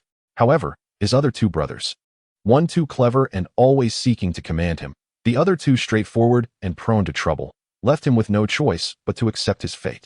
Nevertheless, when Reed instructed them to use gravitational rays to cleave through mountains and rocks, the results were indeed remarkable, significantly conserving both time and energy.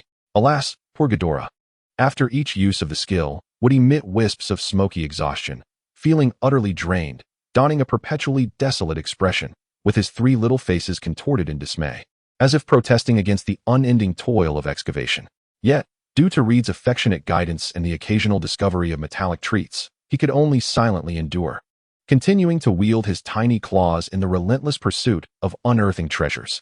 The monotonous and physically demanding labor of excavation, day after day, eventually left Reed feeling utterly exhausted.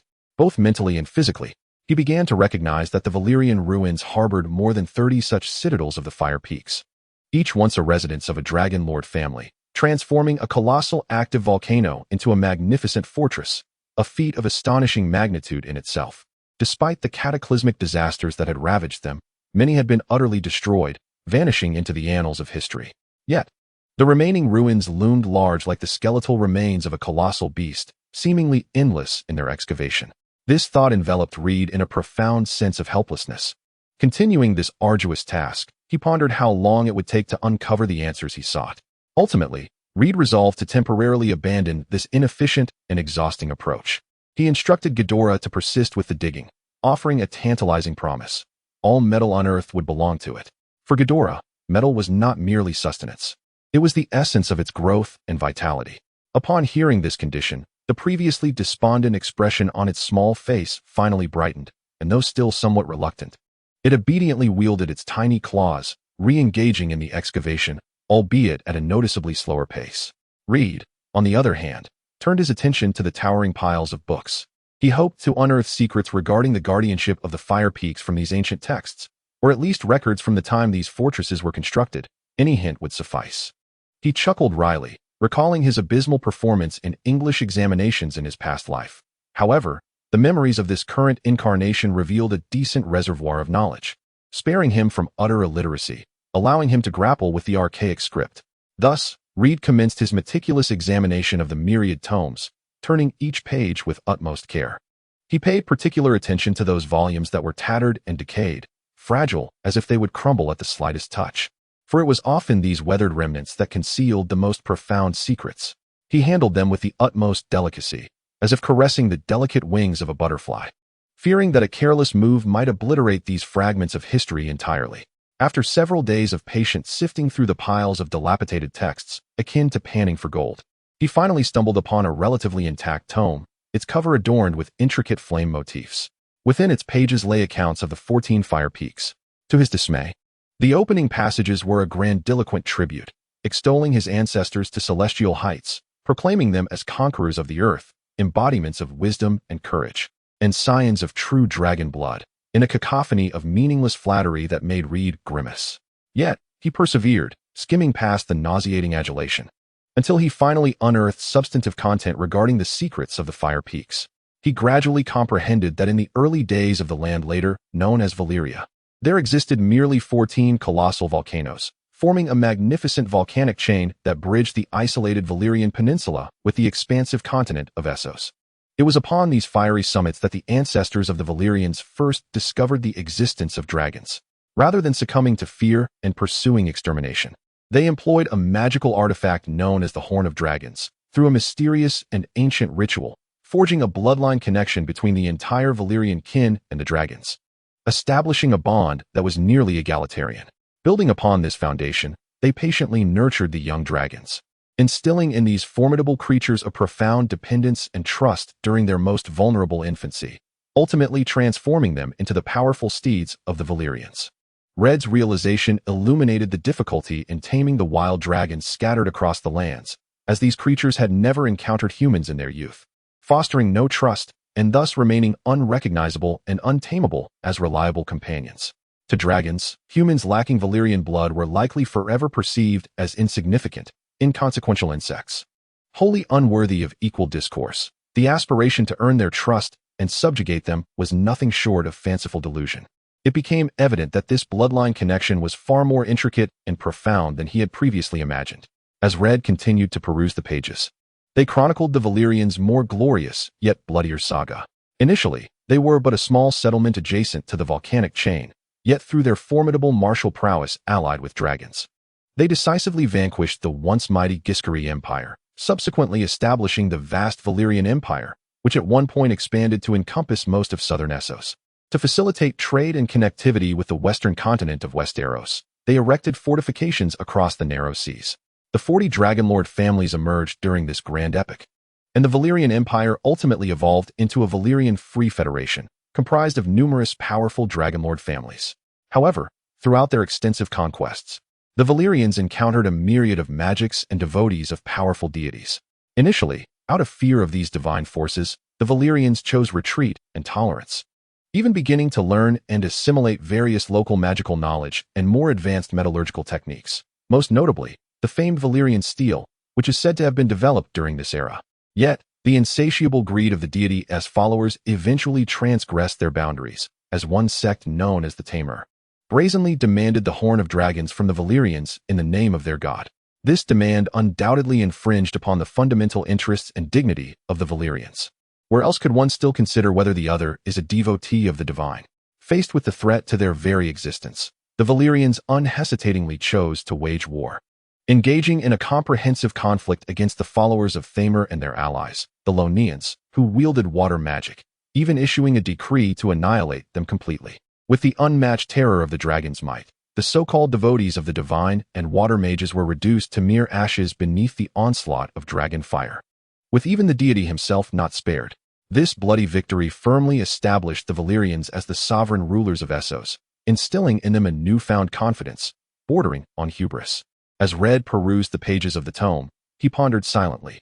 It appeared that great power often accompanies an equally formidable arrogance and ambition. Reflecting on the brutality of war, he continued to turn the pages. The text chronicled that following the brutal battle which resulted in the slaying of the deity Thamer, the 40 Dragonlord families collectively sounded the Horn of Dragons, this time directed towards the entirety of the Essos continent. After the demise of the god Thamer, the Valyrians tore off their hypocritical masks, no longer offering any deference to any deity or power. With a force akin to thunder, they utterly conquered the entire Essos continent, reducing all their former foes to dust beneath their feet. To maintain and expand this hegemony, the Valyrians began to diligently cultivate their dragons, striving to increase their numbers. Each Dragonlord family undertook large-scale modifications of the original 14 fire peaks to breed more and stronger dragons. They employed powerful fire magic, attempting to draw forth greater reserves of fire magic from the depths of the earth to enhance the dragon's strength and significantly accelerate their growth. Concurrently, they sought out new volcanoes, establishing additional fire peak fortresses and dragon lairs to accommodate the ever-growing dragon population.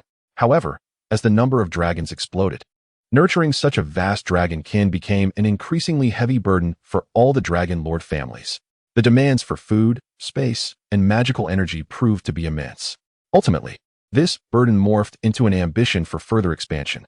They set their sights on the farthest reaches of the known world, the legendary land of Ashar, resolving to extend their conquest into those uncharted seas and territories. Red, observing the fervent accounts on the pages, could not help but shake his head.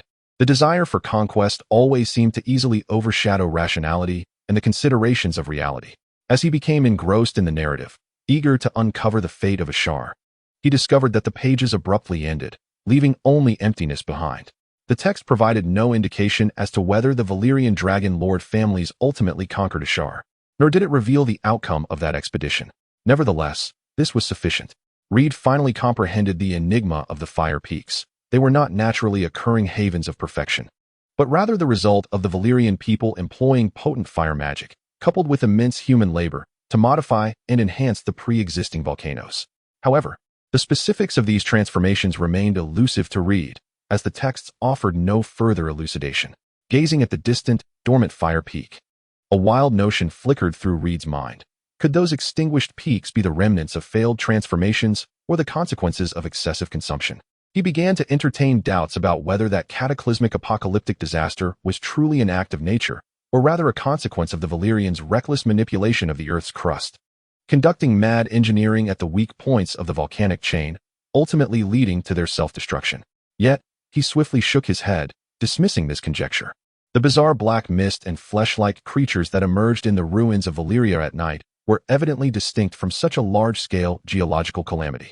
With the absence of detailed accounts in the texts, Reed resolved to investigate personally. He could find no further documentation concerning the internal structure of the fire peaks, and thus firmly decided to locate an extinguished peak and delve into its caldera in search of clues. He also perused numerous tomes related to magic.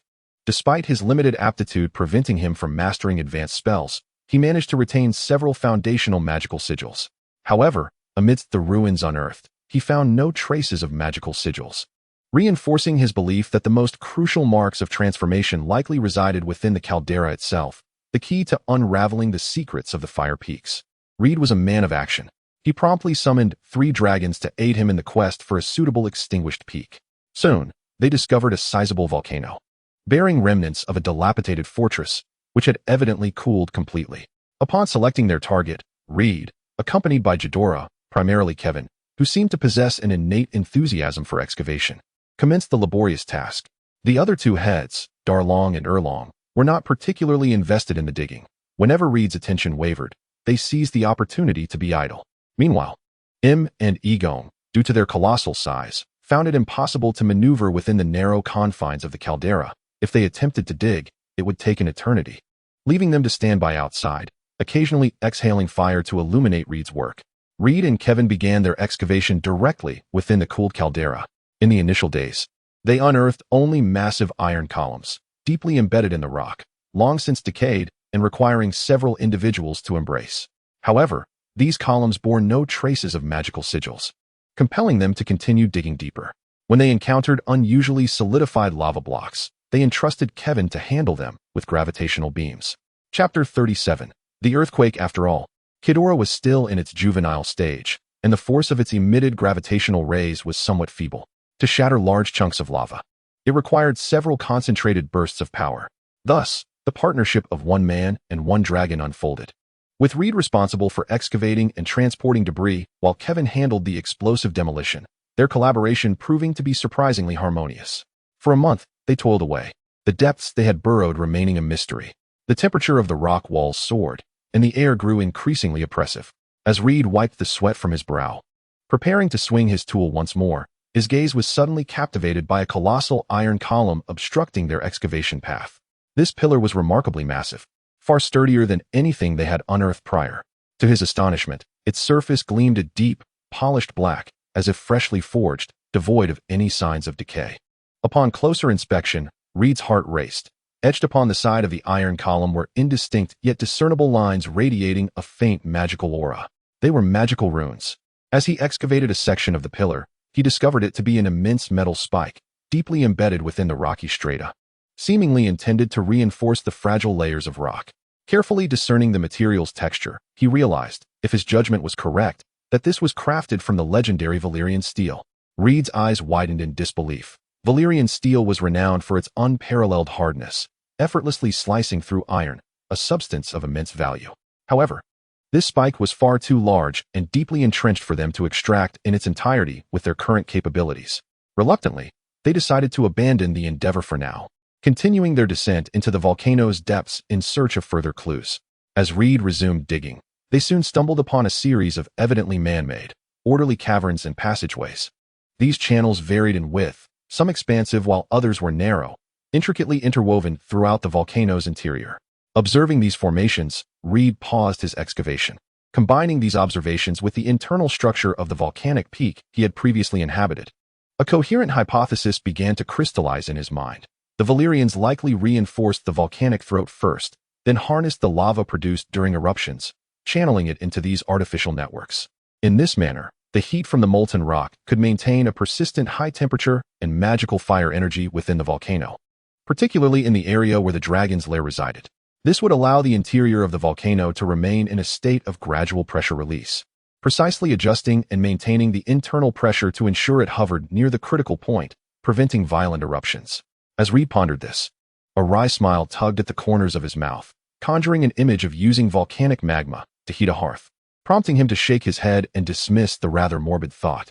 While he found this theory somewhat absurd, he couldn't help but concede that these intricate man-made tunnels might very well be the only plausible explanation.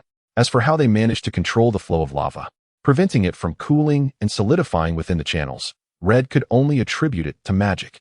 Indeed, only magic could render such an ostensibly impossible feat plausible. The unreasonable was the norm in the ruins of Valyria. Red was too weary to delve further into the grand principles behind this monumental endeavor. He had no intentions of undertaking such a vast project at present. Should the need to harness the power of the volcano arise in the future, he could explore it more deeply then. For now, his greater concern lay in how to survive in this perilous realm, to thrive, and to enhance both his own strength and that of the dragon. Resolving to cease further excavation, Red felt a wave of fatigue wash over him. He reached out to tug at Ghidorah's sturdy dragon horn, signaling clearly for them to halt operations and return.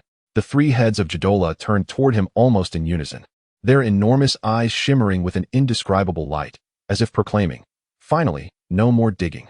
This dragon, begrudgingly brought along by Red to serve as a miner, had long grown weary of such monotonous and hazardous toil. Red issued a simple command, and Ghidorah's massive form immediately ceased its digging, letting out a low, submissive whine from all three heads. Thereafter, the human and the dragon began their ascent. The tunnel was narrow and steep, making the climb arduous, especially from behind Ghidorah.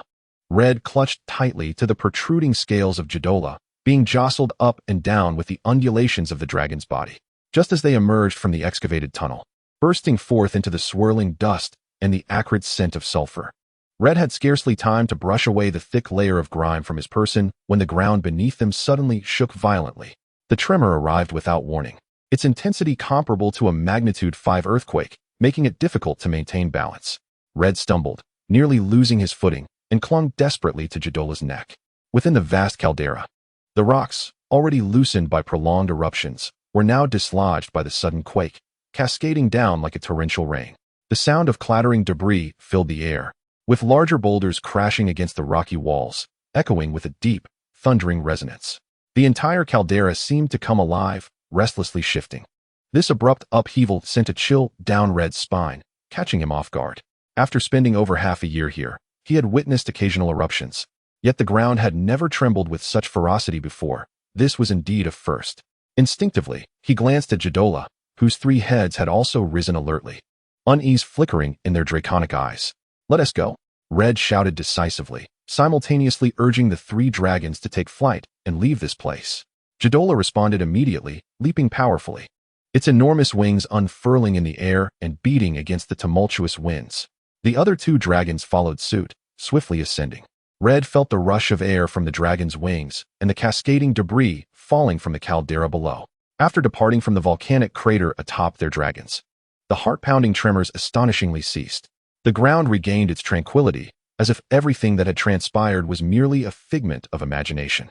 Red furrowed his brow, feeling a twinge of confusion. However, considering that their recent excavation might have disturbed some unstable structures, he ultimately attributed it to mere coincidence and dismissed it from his mind. He returned to the Fire Peak Dragon Lair with his three dragons. While the cave offered a semblance of safety, it felt rather cramped and oppressive. Leaning against the cold rock wall, Red gazed out at the darkening sky, his mind beginning to churn with thoughts. The day's excavation yielded no results, and they had narrowly escaped an earthquake. The night posed even greater dangers, with the cave's dimness limiting their movements, and the outside world fraught with peril, making him reluctant to venture out. No gains by day, and too fearful to move by night, Red muttered, his brow furrowing deeper. This predicament was untenable. Perhaps it was time to consider relocating. Chapter 38. Speculation. This notion took root in his mind like a seed, growing ever stronger. Though this location was near the volcanic range, abundant in energy, it seemed to conceal too many unknown dangers. Before he could fully contemplate the idea of changing locations, An abrupt sensation disrupted his thoughts. Glancing down at his feet, he found himself momentarily stunned. The solid ground beneath him seemed to emanate a subtle warmth, accompanied by a persistent, fine tremor, akin to countless tiny ants scuttling beneath his skin. Red's heart sank, a foreboding sense of dread seizing him in an instant. Without hesitation, he instinctively bolted from the relative safety of the lair. Outside, the twilight swiftly devoured the lingering rays of the setting sun, but his full attention was captivated by the fissure atop Fire Peak, which had already been marred by a third of its original form, resembling a colossal scar. From the depths of the crack, the once tranquil trickle had transformed into a tumultuous surge. Dark crimson, viscous magma bubbled and churned like boiling tar, releasing a scorching, acrid scent of sulfur. The roiling waves were more tumultuous than ever before, as if some colossal entity deep within the earth was awakening, attempting to break free from the constraints of the crust. Damn it! Is this volcano about to erupt? Red's heart raced, pounding nearly out of his chest. He had never imagined that the very volcano upon which his survival depended would respond to them in such a perilous manner. Sensing the unsettling vibrations of the ground and their master's panic, the three dragons, Ghidorah, the black dragon Im, and the red dragon Yang, who had previously settled down, suddenly became alert. They growled uneasily, their massive forms bursting forth from the lair, their enormous wings unfurling in the air with a deep, resonant roar. They all turned their heads toward Red, their eyes filled with a mix of fear and confusion regarding the unknown. Reed dared not linger any longer. Any hesitation at this moment could prove fatal. With a swift leap, he ascended with utmost speed, firmly settling upon the broad and steadfast back of the black dragon, Im. Drawing in a deep breath, his voice, tinged with tension, emerged somewhat hoarse. Take off. Leave this place. Quickly. The three dragons required no further instruction. Under Im's leadership, their massive forms surged, great wings beating against the tempestuous winds as they soared skyward. Reed clutched tightly to the dragon scales upon Im's back, casting his gaze downward. The tremors of the earth grew increasingly pronounced as fragments of stone cascaded like exploding seeds from the volcanic peak, crashing against the rocky walls with a cacophony. The molten lava within that crevice now surged forth like an uncontrollable beast, erupting in a robust, flowing river of magma that began to spread along the slope of the volcano. Reed's heart raced, lodged in his throat. The previous tremor he could somewhat dismiss as mere coincidence, but this time, an escalation in geothermal activity, persistent quaking, and the abnormal eruption of lava, all pointed to a singular, dread possibility. The recurrence of such ominous and similar circumstances amplified his unease, instilling within him a peculiar sensation of being watched, of being conspired against. But who?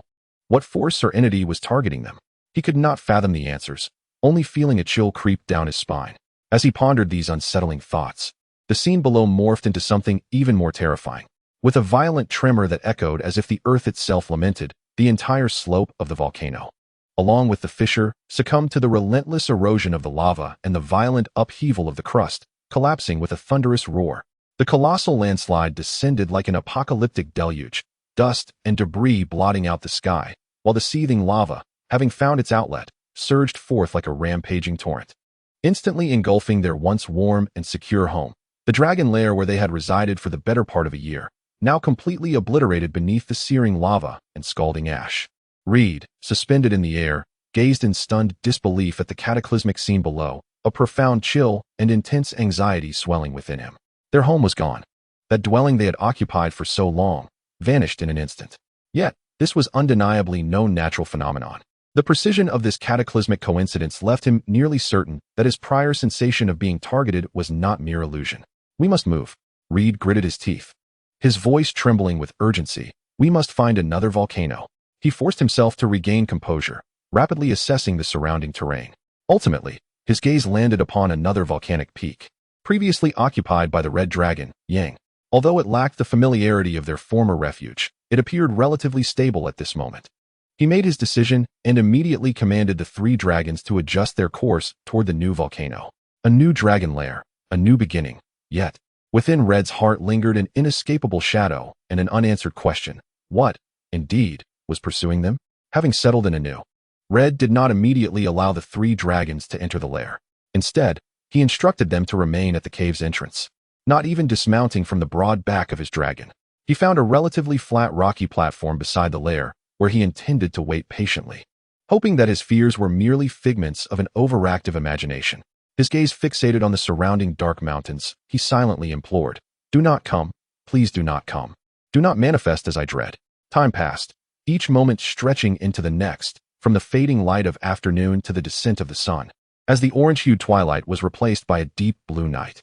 From the tranquility of a star-studded sky to the deepening chill of midnight, the chirping of insects gradually waned. There was an eerie stillness. Red's taut nerves began to relax, and the unease in his heart gradually dissipated. He even started to chuckle at himself, realizing that perhaps the past few days of heightened tension, compounded by the volcanic disturbances, had rendered him somewhat paranoid. Controlling a volcanic eruption without a sound? Such a notion, even in the technologically advanced era of his past life, seemed utterly fantastical, confined to the realms of fictional sci-fi tales. It appeared he had indeed succumbed to paranoid delusions.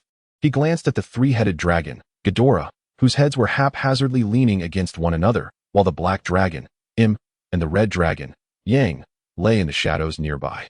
They, too, seemed to have relaxed, their massive forms gently rising and falling with each breath, their eyelids growing heavier until they eventually succumbed to a profound slumber upon the ground. Observing their serene slumber, Red felt his own eyelids beginning to droop, fatigue washing over him like a tidal wave. Chapter 39. Early dawn, what does it matter? A brief slumber first. Red yawned, and, feeling no inclination to search for bedding, simply reclined on the comparatively gentle back of the black dragon, using its hard and steady scales as a pillow. Before long, he, too, drifted into a deep sleep. Time meandered through the tranquil night, the clock's hands silently sliding toward the early hours of dawn, a period when the human body is most prone to deep slumber. However, amidst the seemingly serene peaks, disaster was quietly brewing. Within the volcano's summit crater, what had initially been a gentle wisp of black smoke suddenly thickened. Then, an unbelievable scene unfolded. The seemingly robust throat of the volcano began to emit faint, grating creaks, followed by expansion and tearing. Scorching fissures spread like living entities through the darkness. Molten lava, at high temperatures, began to seep through these expanding cracks, flowing forth like a crimson stream, gathering into larger rivulets. The volcano began to emit a deep, rumbling roar, akin to the awakening of a colossal beast, accompanied by a slow yet persistent tremor that reverberated through the entire mountain. The earth groaned, and the layers of rock on the volcanic peak seemed unable to withstand this force, manifesting fine cracks, followed by more pronounced tearing sounds. Massive boulders began to loosen and roll, producing a dull and terrifying cacophony. This thunderous noise jolted Reed from his slumber. He abruptly opened his eyes, the remnants of sleep instantly replaced by a chilling fear. Almost instinctively, he raised his head and gazed in the direction of the sound, only to behold the once relatively intact summit of the volcano, now a torrent of dark red lava cascading down the slope, perilously close to their lair. Having been on alert due to prior suspicions, Reed had not slept deeply. As the flood of molten rocks surged into view, an icy dread coursed through him, racing from his feet to the crown of his head, leaving him utterly terrified. All remnants of drowsiness were dispelled by the imminent threat of death. He watched in horror as the searing flow devoured the ground beneath them at an astonishing pace, drawing ever nearer to their sanctuary. Run! Quickly! Reed's mind went blank, overwhelmed by a primal instinct for survival that screamed within him. He could scarcely fathom the consequences of remaining still, as the searing lava would crash down upon them like a monstrous wave. The intense heat could vaporize everything in an instant. If that occurred, there would be no trace left, neither bones nor ashes. His life would be irrevocably extinguished. Ghidorah, wake them up! Reed nearly shrieked, his voice sharp with fear. He clutched tightly to the scales on the back of the black dragon, striving to steady his trembling frame. Fortunately, Ghidorah was the quickest to react. Its three massive heads awakened almost simultaneously, their bloodshot dragon eyes glimmering with astonishment and vigilance in the darkness. Ghidorah clearly perceived the looming threat, its colossal body tensed instantly.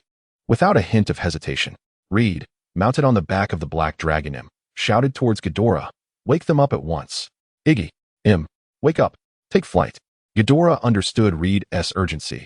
Two of its heads swiftly aligned with the still drowsy black dragon and the red dragon Iggy. Without delay, the two heads simultaneously unleashed faint, ghostly arcs of golden electricity. The arcs crackled softly, striking the sensitive spots on the sides of and Iggy's necks. Almost in unison, the black dragon and the red dragon Iggy emitted startled cries as they were jolted awake, their massive forms quivering as the sudden shock dispelled all traces of sleep. leaving them fully alert.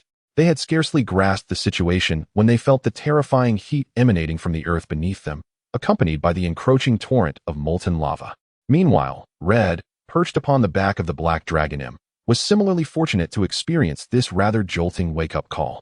When Im was struck by an electric shock, it shuddered violently, causing Red to grip tightly and consequently jolt in unison.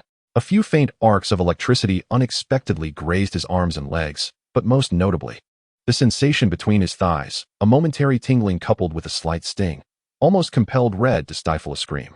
In an instant, he felt as though he were a spring charged with electricity, nearly catapulting him off Im's back. Ghidorah had completed its wake-up service, as the three colossal heads turned slightly, their dragon eyes exchanging glances, each clearly imbued with a hint of schadenfreude and veiled amusement. It was apparent that it found Red's unforeseen reaction to the shock quite entertaining.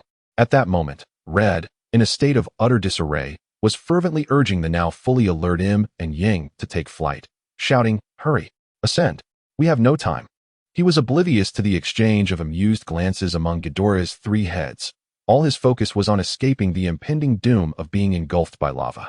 Under Red's nearly desperate urging, the black dragon Im and the red dragon Yang finally shook off their initial astonishment.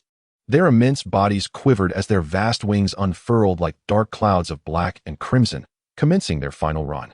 Even without Red's prodding, they understood that life and death hung by a thread. Any hesitation would spell their demise. They had to exert every ounce of strength to flap their wings, utilizing the brief distance of their run to generate lift, for their heavy bodies could not escape the pull of gravity otherwise. The torrent of molten lava cascaded down like a bloodthirsty beast, having completely submerged their recently established lair, and was rapidly encroaching upon the platform where they stood. The scorching heat wave assaulting their faces and blistering their skin.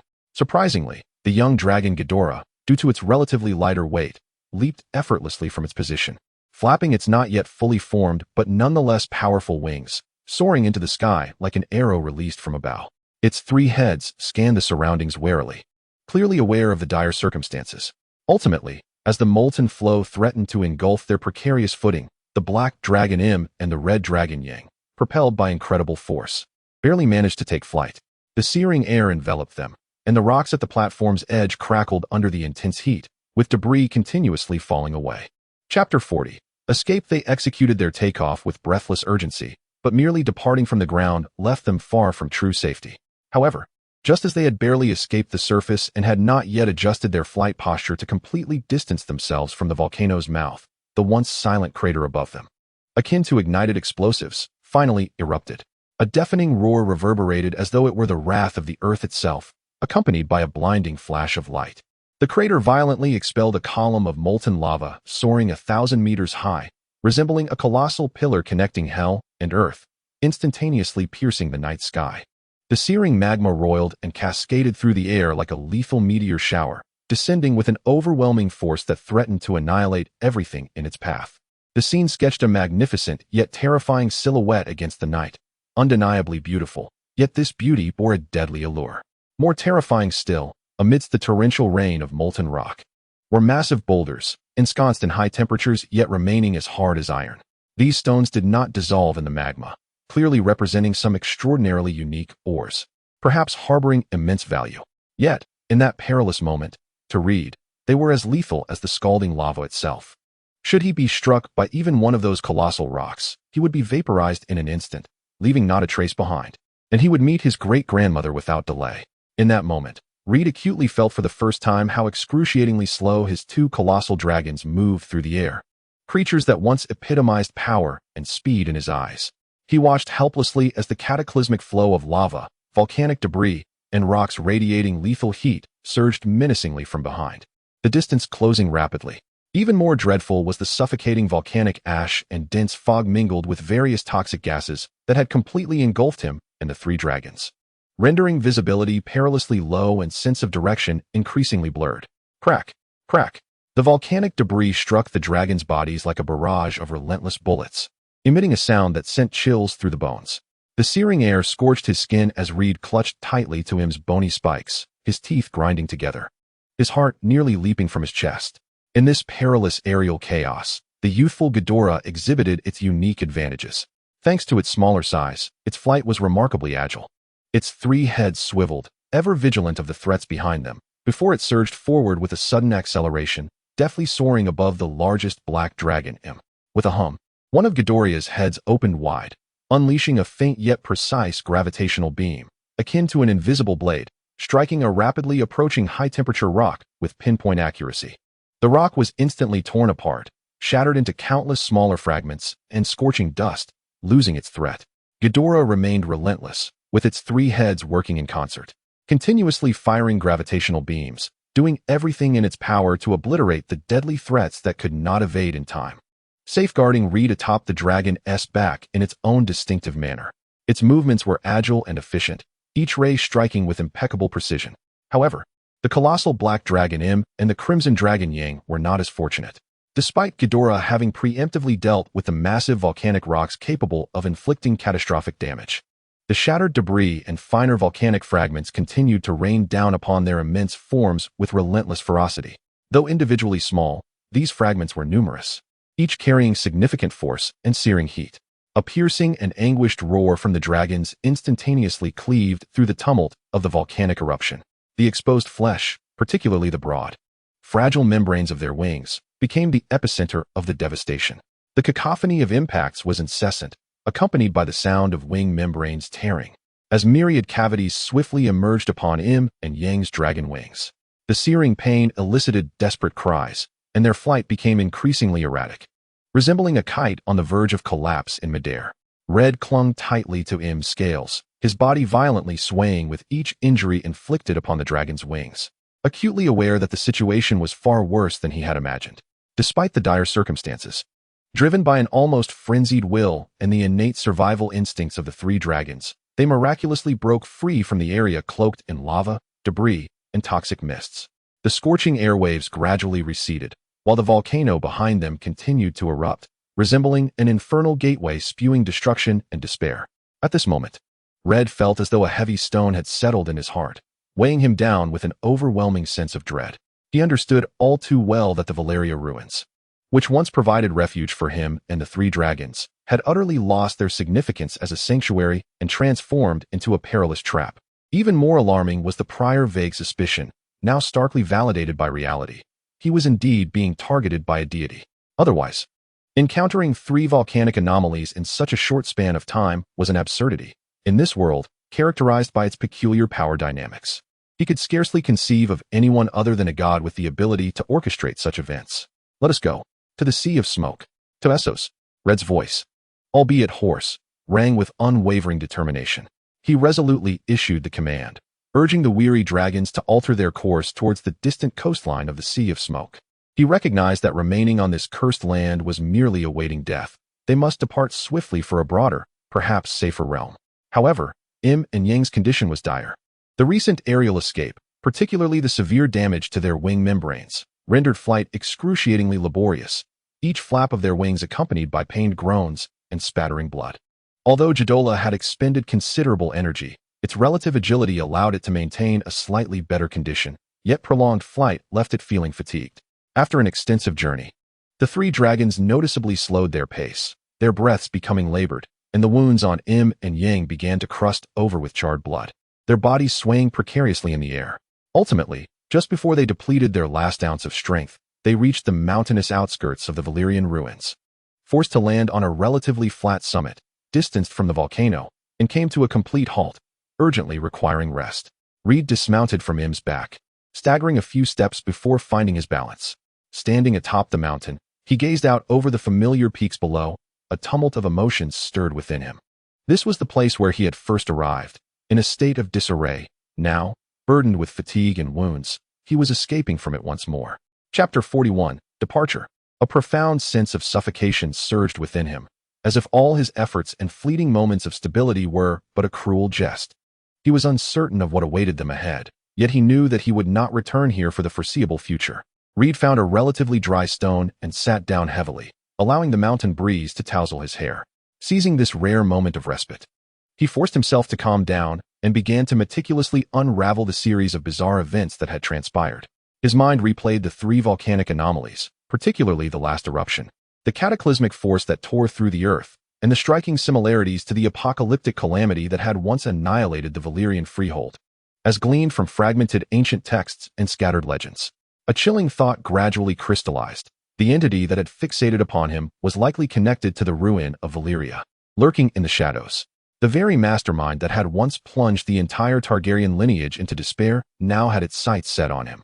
Reed reflected on his actions over the past 6 months within the Valyrian ruins, cautiously exploring, unearthing forgotten dragon eggs, collecting scattered tomes, and even hunting numerous cursed creatures that had made this place their domain for survival. Could it be that these deeds, like faint flickers of light, had drawn the attention of that long-slumbering or hidden deity, compelling it to notice his insignificant existence and consequently harbor intentions of malice? Yet, this notion felt illogical. In theory, deities resided high above, gazing down upon the mortal realm, indifferent to the trivialities of human life, often imbued with an almost haughty detachment. Why would such a formidable being expend cataclysmic power to intervene repeatedly for the sake of a mere mortal? What had he done to provoke such a powerful entity? Reed's heart raced uncontrollably, a torrent of conjectures galloping through his mind like untamed steeds. Could it be that the faint yet undeniably present blood of the Dragon King lineage coursing through his veins was the cause? This lineage might, in the eyes of some deity, be perceived as a source of contamination that must be eradicated. Or perhaps the issue lay with the dragon eggs and tomes he had unearthed. Might those artifacts be remnants of a forbidden nature, or hold secrets that a deity would prefer remain concealed? Was it possible that his excessive slaughters within this desolate expanse had transgressed an ancient and obscure taboo, provoking the wrath of the guardian deity of this land? Though the cursed beings were malevolent, they were nevertheless part of this territory. Could excessive bloodshed invite retribution? Countless possibilities intertwined and collided within his mind, yet none crystallized into a definitive answer. One truth, however, was irrefutable. The seemingly barren ruins of Valyria were far from simple. They must be under the scrutiny or protection of a deity, though what this entity valued, be it dormant power, lost knowledge, or something else entirely, remained a mystery to Reed. What was certain was that he had irrevocably stepped into this deity's forbidden domain and had successfully garnered its attention, which undoubtedly rendered his situation all the more perilous and uncertain. Reed sat atop the mountain for an extended period, until the sun's dying rays stained the clouds at the horizon a crimson hue, finally extricating himself from the tumult of thoughts. Yet, he remained clueless as to which deity viewed him as a thorn in its side, nor did he understand the profound enmity directed towards him. It felt as though a cold dagger were pressed against his throat from behind, poised to plunge into him at any moment, extinguishing his life. This ambiguous and lethal threat was what instilled the greatest fear and confusion in Reed, despite his inability to fathom the reasons behind it. He recognized that now was not the time for delving into such matters. He inhaled deeply, compelling himself to temporarily suppress these vexing thoughts. If I cannot comprehend it now, so be it, he reassured himself. When I am strong enough to confront the deity, I shall inevitably discern its identity. At that time, I will ensure it pays 1,000-fold for its transgressions. A flicker of indomitable flame ignited in his eyes, only to be swiftly extinguished by the cold reality surrounding him. He raised his gaze towards the horizon. The sun had dipped low, casting the last golden rays upon the mountain peaks, yet that light was rapidly waning, heralding the impending arrival of night. Reed's heart tightened. He could linger no longer. He had witnessed the dangers of the Valyrian ruins, and nightfall often heralded even greater unknown perils. On this land, under the gaze of a deity, the night would undoubtedly be more treacherous. Imogen, rise. We must depart. Red, no longer hesitating, immediately called out to the 2 colossal dragons nearby who were dozing. Although their injuries had yet to heal and flying would be somewhat arduous, it was imperative that they leave this place, even if it meant exhausting every ounce of their strength. The 2 dragons struggled to rise, stretching their wounded wings and emitting a painful groan. They gradually ascended, bearing Red upon their backs, soaring toward the other side of the mountains. Beyond this range, which had witnessed their comings and goings, their moments of peace and peril, lay a vast expanse of misty waters. Reflecting on the arduous journey they had endured to reach the ruins of Valyria and contrasting it with the ease of traversing the expansive skies atop a dragon, Red could not help but feel a pang of nostalgia. Yet, this joy was swiftly eclipsed by anxiety. He silently prayed that no unforeseen calamities awaited them beyond the Misty Sea. The Misty Sea was fraught with peril, teeming with active volcanoes and treacherous black reefs exuding steam. Even while airborne, one was constantly at risk of having their vision obscured by volcanic ash, being caught unawares by an unexpected eruption, or facing hidden dangers lurking within the fog. More ominously, there lingered a deep-seated apprehension toward the divine. He was utterly unaware of who they were up against, let alone their capabilities. Deities were entities beyond mortal comprehension. The very notion of what other bizarre and terrifying methods they might employ against him was unfathomable. This uncertainty instilled a deeper dread than any known peril. Gripping the dragon's back tightly, Red's vigilant gaze swept across the churning sea below and the distant mists, fervently hoping that this flight across the misty sea would be uneventful. Indeed, Red approached this endeavor with the utmost caution. As the three dragons carried him into the airspace of the misty sea, his nerves immediately tensed. Throughout the flight, his eyes rarely strayed from the eerie waters below. He remained acutely aware of the volcanoes, their flickering red lights resembling demonic eyes, and the grotesque black reefs that jutted above the surface, emitting wisps of white smoke. Whenever he spotted a volcano in the distance, he would not hesitate to take a wide detour to avoid it. The harrowing experiences from previous volcanic eruptions had instilled an almost instinctual fear of this fiery wrath. He dared not tempt fate again. Were a volcano to erupt unexpectedly as he flew overhead, his current strength would provide no means of withstanding such a force, and he would be reduced to mere ashes in an instant. Simultaneously, to conserve the already limited stamina of the three dragons, particularly Im and Ijen, whose wing wounds still throbbed, Red commanded them to ascend as high as possible, then utilize the rising currents to glide forward. Undoubtedly, this is the most effortless way, allowing the three dragons to recuperate more effectively. However, the night sky above the sea of smoke has turned exceedingly harsh. In addition to the dense steam that pervades the air, there are billowing clouds of black smoke incessantly spewing from the volcano below, resembling ominous storm clouds. Even more alarming is the thick layer of volcanic ash suspended in the air. These fine, hard particles, accompanied by various acrid and toxic gases, envelop the atmosphere, rendering each breath a formidable challenge. Inhaling feels akin to drawing in blades and poison. To mitigate the inhalation of these harmful substances, Reed has already tightly covered his mouth and nose with a relatively clean cloth. Yet, even so, every breath feels scorching and uncomfortable, as if his lungs are being seared by some unseen force. In stark contrast, his three dragons appear remarkably at ease. Their massive bodies glide steadily through the air, seemingly oblivious to the harsh environment surrounding them, let alone any discomfort. Occasionally, they nudge each other with their heads, producing a low, resonant hum. As if engaged in silent communication, their relaxed demeanor sharply contrasting with Reed's taut nerves. This profound physiological disparity serves to heighten Reed's awareness of the considerable gulf that exists between himself and these formidable creatures. Perched upon the broad back of him, the cold night wind howls past, carrying the acrid scent of volcanic ash. His body sways slightly in tandem with the dragon-esque gliding, yet his eyes remain fixed like those of a hawk, intensely scrutinizing the abyssal sea below, utterly consumed by darkness. Despite the inky night obscuring all traces of light, even the faintest twinkle of stars shrouded by the heavy layer of ash, he maintains a heightened state of vigilance. In this perilous expanse of smoky skies, any lapse in attention could prove fatal. The eerie experiences at the Valyria ruins are still fresh in his memory. He dares not let his guard down. Until he has thoroughly distanced himself from this cursed domain, his nerves must remain taut. Far below, at the coastline where the Valyria ruins converge with the sea of smoke, amidst an impenetrable darkness, a malevolent eye, coalesced from swirling black mist and emanating an ominous glow, quietly manifests. It hovers silently, its vacant gaze directed toward the path from which Reed and the others have just departed, slowly articulating two words in a dry, emotionless tone. They fled. This utterance seems imbued with a certain intent, reverberating through the vast void of darkness, as if reporting to some unseen presence. Indeed, after a brief silence, a deep, indistinct voice emerges from the suffocating blackness, echoing like countless insects gnawing at decaying flesh. One must not excessively interfere with the workings of this world. The forces at our disposal are limited. The light emanating from the magical eye flickered momentarily, imbued with a subtle sense of dissatisfaction. It spoke again, for the first time infused with a hint of menace. I urge you, spare no expense to ensure their retention. The scion of the Dragon King lineage, and that three-headed demon dragon, are exceedingly unique. Once they mature, do you not comprehend that they will seek vengeance upon you first? Are you not fearful? The entity cloaked in darkness fell silent for a brief moment, yet this time, the response arrived with remarkable swiftness. Laden with an icy resolve, I do not wish to end up like you. As the words echoed, the magical eye was subdued by an invisible force, erupting in a blinding burst of black light for a moment before swiftly retracting and vanishing, as if it had never existed. The surroundings returned to a deathly silence, broken only by the sound of waves crashing against the rocks, which amidst the eerie ambience, felt increasingly desolate and unsettling.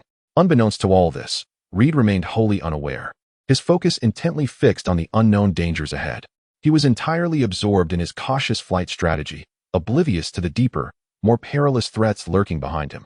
Although the waters of the smoke sea continued to churn, suffused with the scent of sulfur, they seemed no more perilous than before. Deep beneath the ocean's surface, a terrifying energy, far surpassing the earlier volcanic eruptions, was gathering with reckless fervor, akin to a slumbering behemoth slowly awakening, brewing a cataclysmic assault. Enormous waves of energy rippled through the water, causing the depths to boil with increasing intensity. Yet all of this was concealed beneath the thick shroud of darkness and hundreds of meters of height. On the back of the dragon, Reed and the three dragons appeared as insignificant specks, entirely unaware of the impending calamity lurking beneath the surface.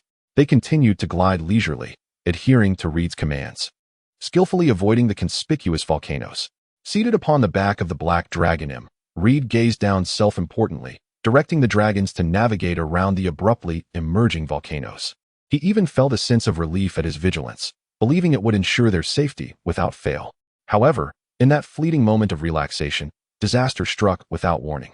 A deafening roar erupted, akin to a thunderclap from the ends of the earth.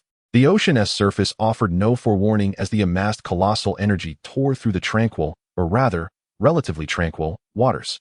It was not one, but three massive, tower-like pillars of molten lava, blazing with intense white light, erupting from the depths like the claws of hell, soaring into the sky. Their eruption points encircled Reed and the three dragons, ensnaring them in the very center of the inferno. A tremendous volume of molten lava was propelled to heights of 1,000 meters by the horror of the force, and then, as if the sky itself had been rent asunder, transformed into countless burning meteors, cascading down in a rain of molten fury, covering an expanse of several dozen kilometers. Chapter 43. Entering the sea at this moment, leading the charge were Reed and three dragons, who found themselves at the very epicenter of a cataclysmic storm. There was no room for luck this time. It was evidently a meticulously calculated trap, as three fiery columns of molten magma erupted skyward. Encasing them within the heart of the destructive tempest, Reed perceived the grim inevitability of their situation. The shadow of death loomed ominously over him, yet curiously, his mind grew astonishingly serene, racing with extraordinary speed and clarity. Escape, not a sliver of hope, could be overlooked. Time was of the essence. With a resolute heart, he summoned every ounce of his strength to bellow the command, dive. At the swiftest pace, plunge downwards. Once submerged, they clung tightly to one another. He was acutely aware that the boiling sea below could scald their dragon scales, potentially inflicting harm upon their innards. But it was a far preferable fate than being struck directly by the fiery rain descending from 1,000 meters above. This was their sole avenue for survival. Upon hearing Reed's desperate yet resolute order, the three dragons unleashed their full might. They beat their massive wings with fervor, emitting deafening roars, their bodies slicing through the air like bolts of black lightning, hurtling straight towards the turbulent ocean below. Reed inhaled deeply, bracing himself for the worst, gripping tightly onto the hardest, most protruding spines on the back of the black dragon, his knuckles whitening from the strain. In that moment, Ghidorah performed a profoundly moving gesture. All three of its heads emitted urgent sounds simultaneously, and its colossal form executed a deft roll, landing squarely on Im's back. Folding its expansive wings, it lowered its body to cocoon Reed beneath its protective embrace. The three heads vigilantly scanned their surroundings from various angles, clearly intent on using their formidable strength to shield Reed from any impending impact. At this instant, the usual languor and playful demeanor of Ghidorah vanished, replaced by pure loyalty and a fierce instinct to protect. A warmth surged through Reed's heart. In this life-and-death moment, a wave of gratitude enveloped him. The man and the three dragons plummeted with breathtaking velocity, crashing into the roiling sea with tremendous force. With a thunderous splash, akin to a meteor striking the ocean, the 200-foot-long dragons plunged into the water, creating a tumultuous uproar that sent waves soaring like mountains into the air, reaching heights of dozens, if not hundreds, of meters. Fortunately, they landed in a deep part of the sea, avoiding any lethal reefs. However, the immense impact against the water was met with terrifying pressure.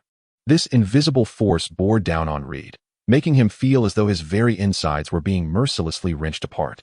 The pain so acute that he teetered on the brink of unconsciousness.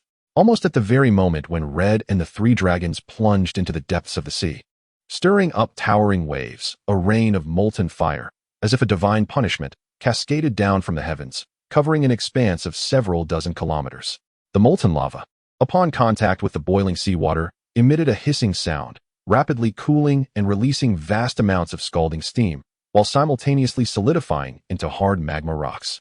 However, the sheer magnitude of this catastrophic downpour was so immense that the sea could not cool it completely in such a short time. The entire surface of the ocean transformed into a churning, boiling, crimson world, with temperatures soaring to a despairing height. Viewed from above, the sea and the lava became nearly indistinguishable, a chaotic sea of red. Red and the three dragons, now submerged, found themselves in a dire predicament. The terrifying energy unleashed by the simultaneous eruption of three underwater volcanoes stirred violent undercurrents in the deep sea. They were like a fragile boat amidst tumultuous waves, caught in this invisible yet colossal force, continually tumbling and sinking in the scalding, murky waters, heading towards an utterly unknown and death-laden abyss. The immense water pressure gripped Red like an unseen hand, squeezing him painfully, eliciting a groan from his lips. As he opened his mouth in agony, a surge of searing seawater rushed in, scorching his throat and triggering a violent cough, leaving his lungs aflame with discomfort, tossed about in the depths by the raging currents. It wasn't long before his consciousness began to blur, darkness enveloped him, and he lost all awareness. His body uncontrollably began to slip from the relatively solid back of the black dragon. At that moment, Ghidorah, who had been closely monitoring Red's condition, sprang into action. One of its three heads, responsible for perception, quickly detected the signs of Red's fall. Without hesitation, Ghidorah extended one of its massive claws, skillfully and powerfully grasping Red, then enveloped him securely within its expansive wings, cradling him protectively. Meanwhile, the other two heads worked diligently to stabilize their form, preventing them from being scattered by the currents. Thus, in the tumultuous depths of the ocean, one human and three dragons were ensnared by the boiling seawater and destructive undercurrents, drifting like withered leaves on the brink of death. Yet, it was Ghidorah's timely intervention that spared them from a worse fate, being buried alive beneath the cold seabed by the continuously falling cooled magma rocks. As the cataclysmic underwater volcanoes finally exhausted their terrifying energy, the turbulent smoke and ash seemed to gradually subside. However, on the surface, the once relatively calm sea was now punctuated by the abrupt emergence of three new volcanoes, formed from the accumulation of solidified lava rocks. Towering to an unknown height, they pierced the ocean's surface, and although the eruptions had ceased, each volcano still churned with dark red embers, continuously belching thick black smoke. Even more chilling is the fact that these three volcanoes are not randomly distributed, but rather arranged in a precise equilateral triangle, as if left behind by this catastrophe, a meticulously calculated and eerie mark.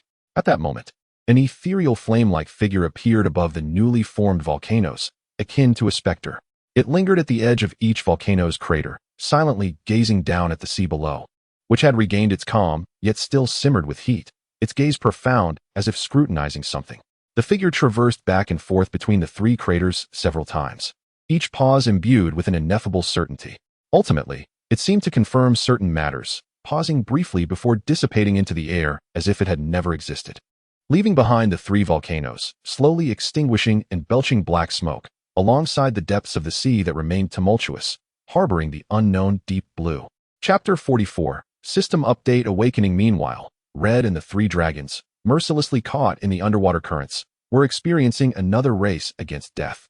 They were like leaves caught in a tempest, tumbling through the cold, obscured waters, colliding violently. Each time they were thrust upwards by the currents only to crash down again brought excruciating pain. Red had long lost consciousness, at the mercy of the currents.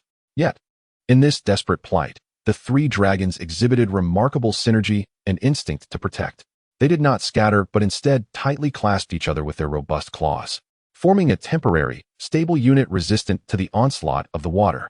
Ghidorah, in particular, focused its protective efforts on Red, gripping his shoulder with one claw while intertwining the other with the claws of the other two dragons.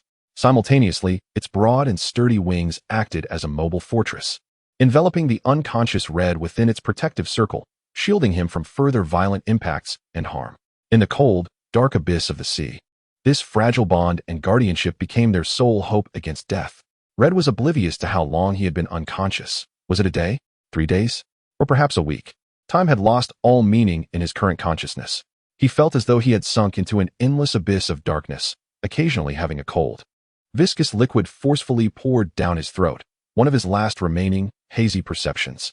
Beyond that, his awareness seemed confined within a small, sealed black room. The surrounding darkness was so dense it felt insurmountable, completely enveloping him. He could not even sense the existence of his own body, his limbs, organs. Everything felt as if it were isolated in a distant realm. It was an utter sense of powerlessness, akin to being disconnected from the world, unable to see, hear, or feel. Time appeared to have frozen, devoid of past or future, leaving only an infinite expanse of chaos and stagnation. Just as Reed was on the verge of believing that his consciousness would remain forever engulfed in darkness, a sudden, blinding light pierced through the eternal gloom, akin to a lightning bolt cleaving the night sky, instantly illuminating his chaotic awareness. Immediately thereafter, a sound emerged, imbued with a mechanical quality yet curiously resonating with the chill of a young girl's voice, reverberating deep within his consciousness. Host, 1 year of survival. Would you like to proceed with a system update based on current conditions? This unexpected voice struck Reed's nearly dormant consciousness like a hammer, jolting his mind back to reality. The once hazy and chaotic mental state was forcibly drawn back by this clear prompt. Almost instinctively, Reed unhesitatingly selected the system interface that appeared in his mind, opting for the update. He understood all too well the fear of once again succumbing to the overwhelming void he had just experienced. In such a state, he might even lose the capacity to make choices. In that case, even if his body managed to survive, his consciousness would likely slip into a deep slumber, tantamount to death. Thus, he had to seize this opportunity of the system's awakening, even if the nature of the update remained a mystery. For it was far better than being eternally lost in that darkness. The moment Reed made his selection, his consciousness seemed to undergo a fleeting moment of clarity, allowing him to vaguely sense the frigid seawater enveloping him and the waves of excruciating pain emanating from his body. Yet, this clarity was ephemeral, as the familiar chaos and haze once again consumed him, plunging his awareness back into the boundless black void. However, as he lost perception once more, the system deep within his mind began to activate. The cool, youthful voice continued, this time meticulously announcing the update progress. Update progress, 15102-5507-5100. System update complete. Optimization concluded. Adjustments made based on current conditions. Altered energy collection methods, revised energy storage approaches, enhanced medical repair functionalities. Subsequently, the system conducted a status check. Host detected in a state of severe injury and slumber, with a high probability of death. Energy adjustments were initiated, medical repair functions activated, and energy consumption commenced for the restoration of the host's injuries. With the final prompt from the system, Reed's consciousness, long silent in the darkness, began to ripple like a tranquil lake disturbed by a stone, gradually expanding and awakening. In the moment of his consciousness revival, he was first overwhelmed by an intense pain that coursed through his entire being, as if subjected to relentless blows from countless hammers. Yet, the pain was transient. Soon, an indescribable warmth surged forth like a tide from his core, swiftly enveloping every corner of his body. He could distinctly sense the internal injuries that had nearly shattered him during the tumultuous rolling beneath the sea, the torn muscle tissue and the visceral damage, rapidly mending and repairing at an astonishingly visible pace, until they vanished entirely. In what felt like an instant, he transitioned from a state of grievous injury and near death to complete and unblemished health. This metamorphosis was so extraordinary that it left Reed in a state of disbelief. He abruptly opened his eyes, gasping for breath, his lungs greedily inhaling the frigid air, while his heart raced wildly within his chest, as if yearning to break free from its confines. As he surveyed his surroundings, he realized he was lying in relatively tranquil waters, encircled by a murky sea that still rolled with residual warmth. The 3 dragons remained nearby, their claws still intertwined, with Ghidorah shielding him with its wings. He had survived, in such an unfathomable manner. As Reed regained consciousness, he hastily organized his chaotic thoughts while remaining vigilant of his surroundings. It dawned on him that he had been swept onto a shallow sandy beach. The water only reached his ankles, pleasantly warm, akin to a hot spring, almost comforting to be immersed in. Clearly, he was still within the boundaries of the smoky sea, albeit at the periphery, as evidenced by the temperate waters. After all, The central region of the Smoky Sea boasted temperatures akin to boiling water. He vividly recalled the excruciating sensation of seawater choking his throat and filling his lungs prior to losing consciousness. That searing agony was etched into his memory, compelling him to vow never to endure such an experience again. Once was more than sufficient to last a lifetime. Reed attempted to rise, to stretch his long immobile limbs, only to discover that his arms and legs felt stiff and numb, sluggish and seemingly unresponsive. It appeared that his unconsciousness had lasted more than just a day or two.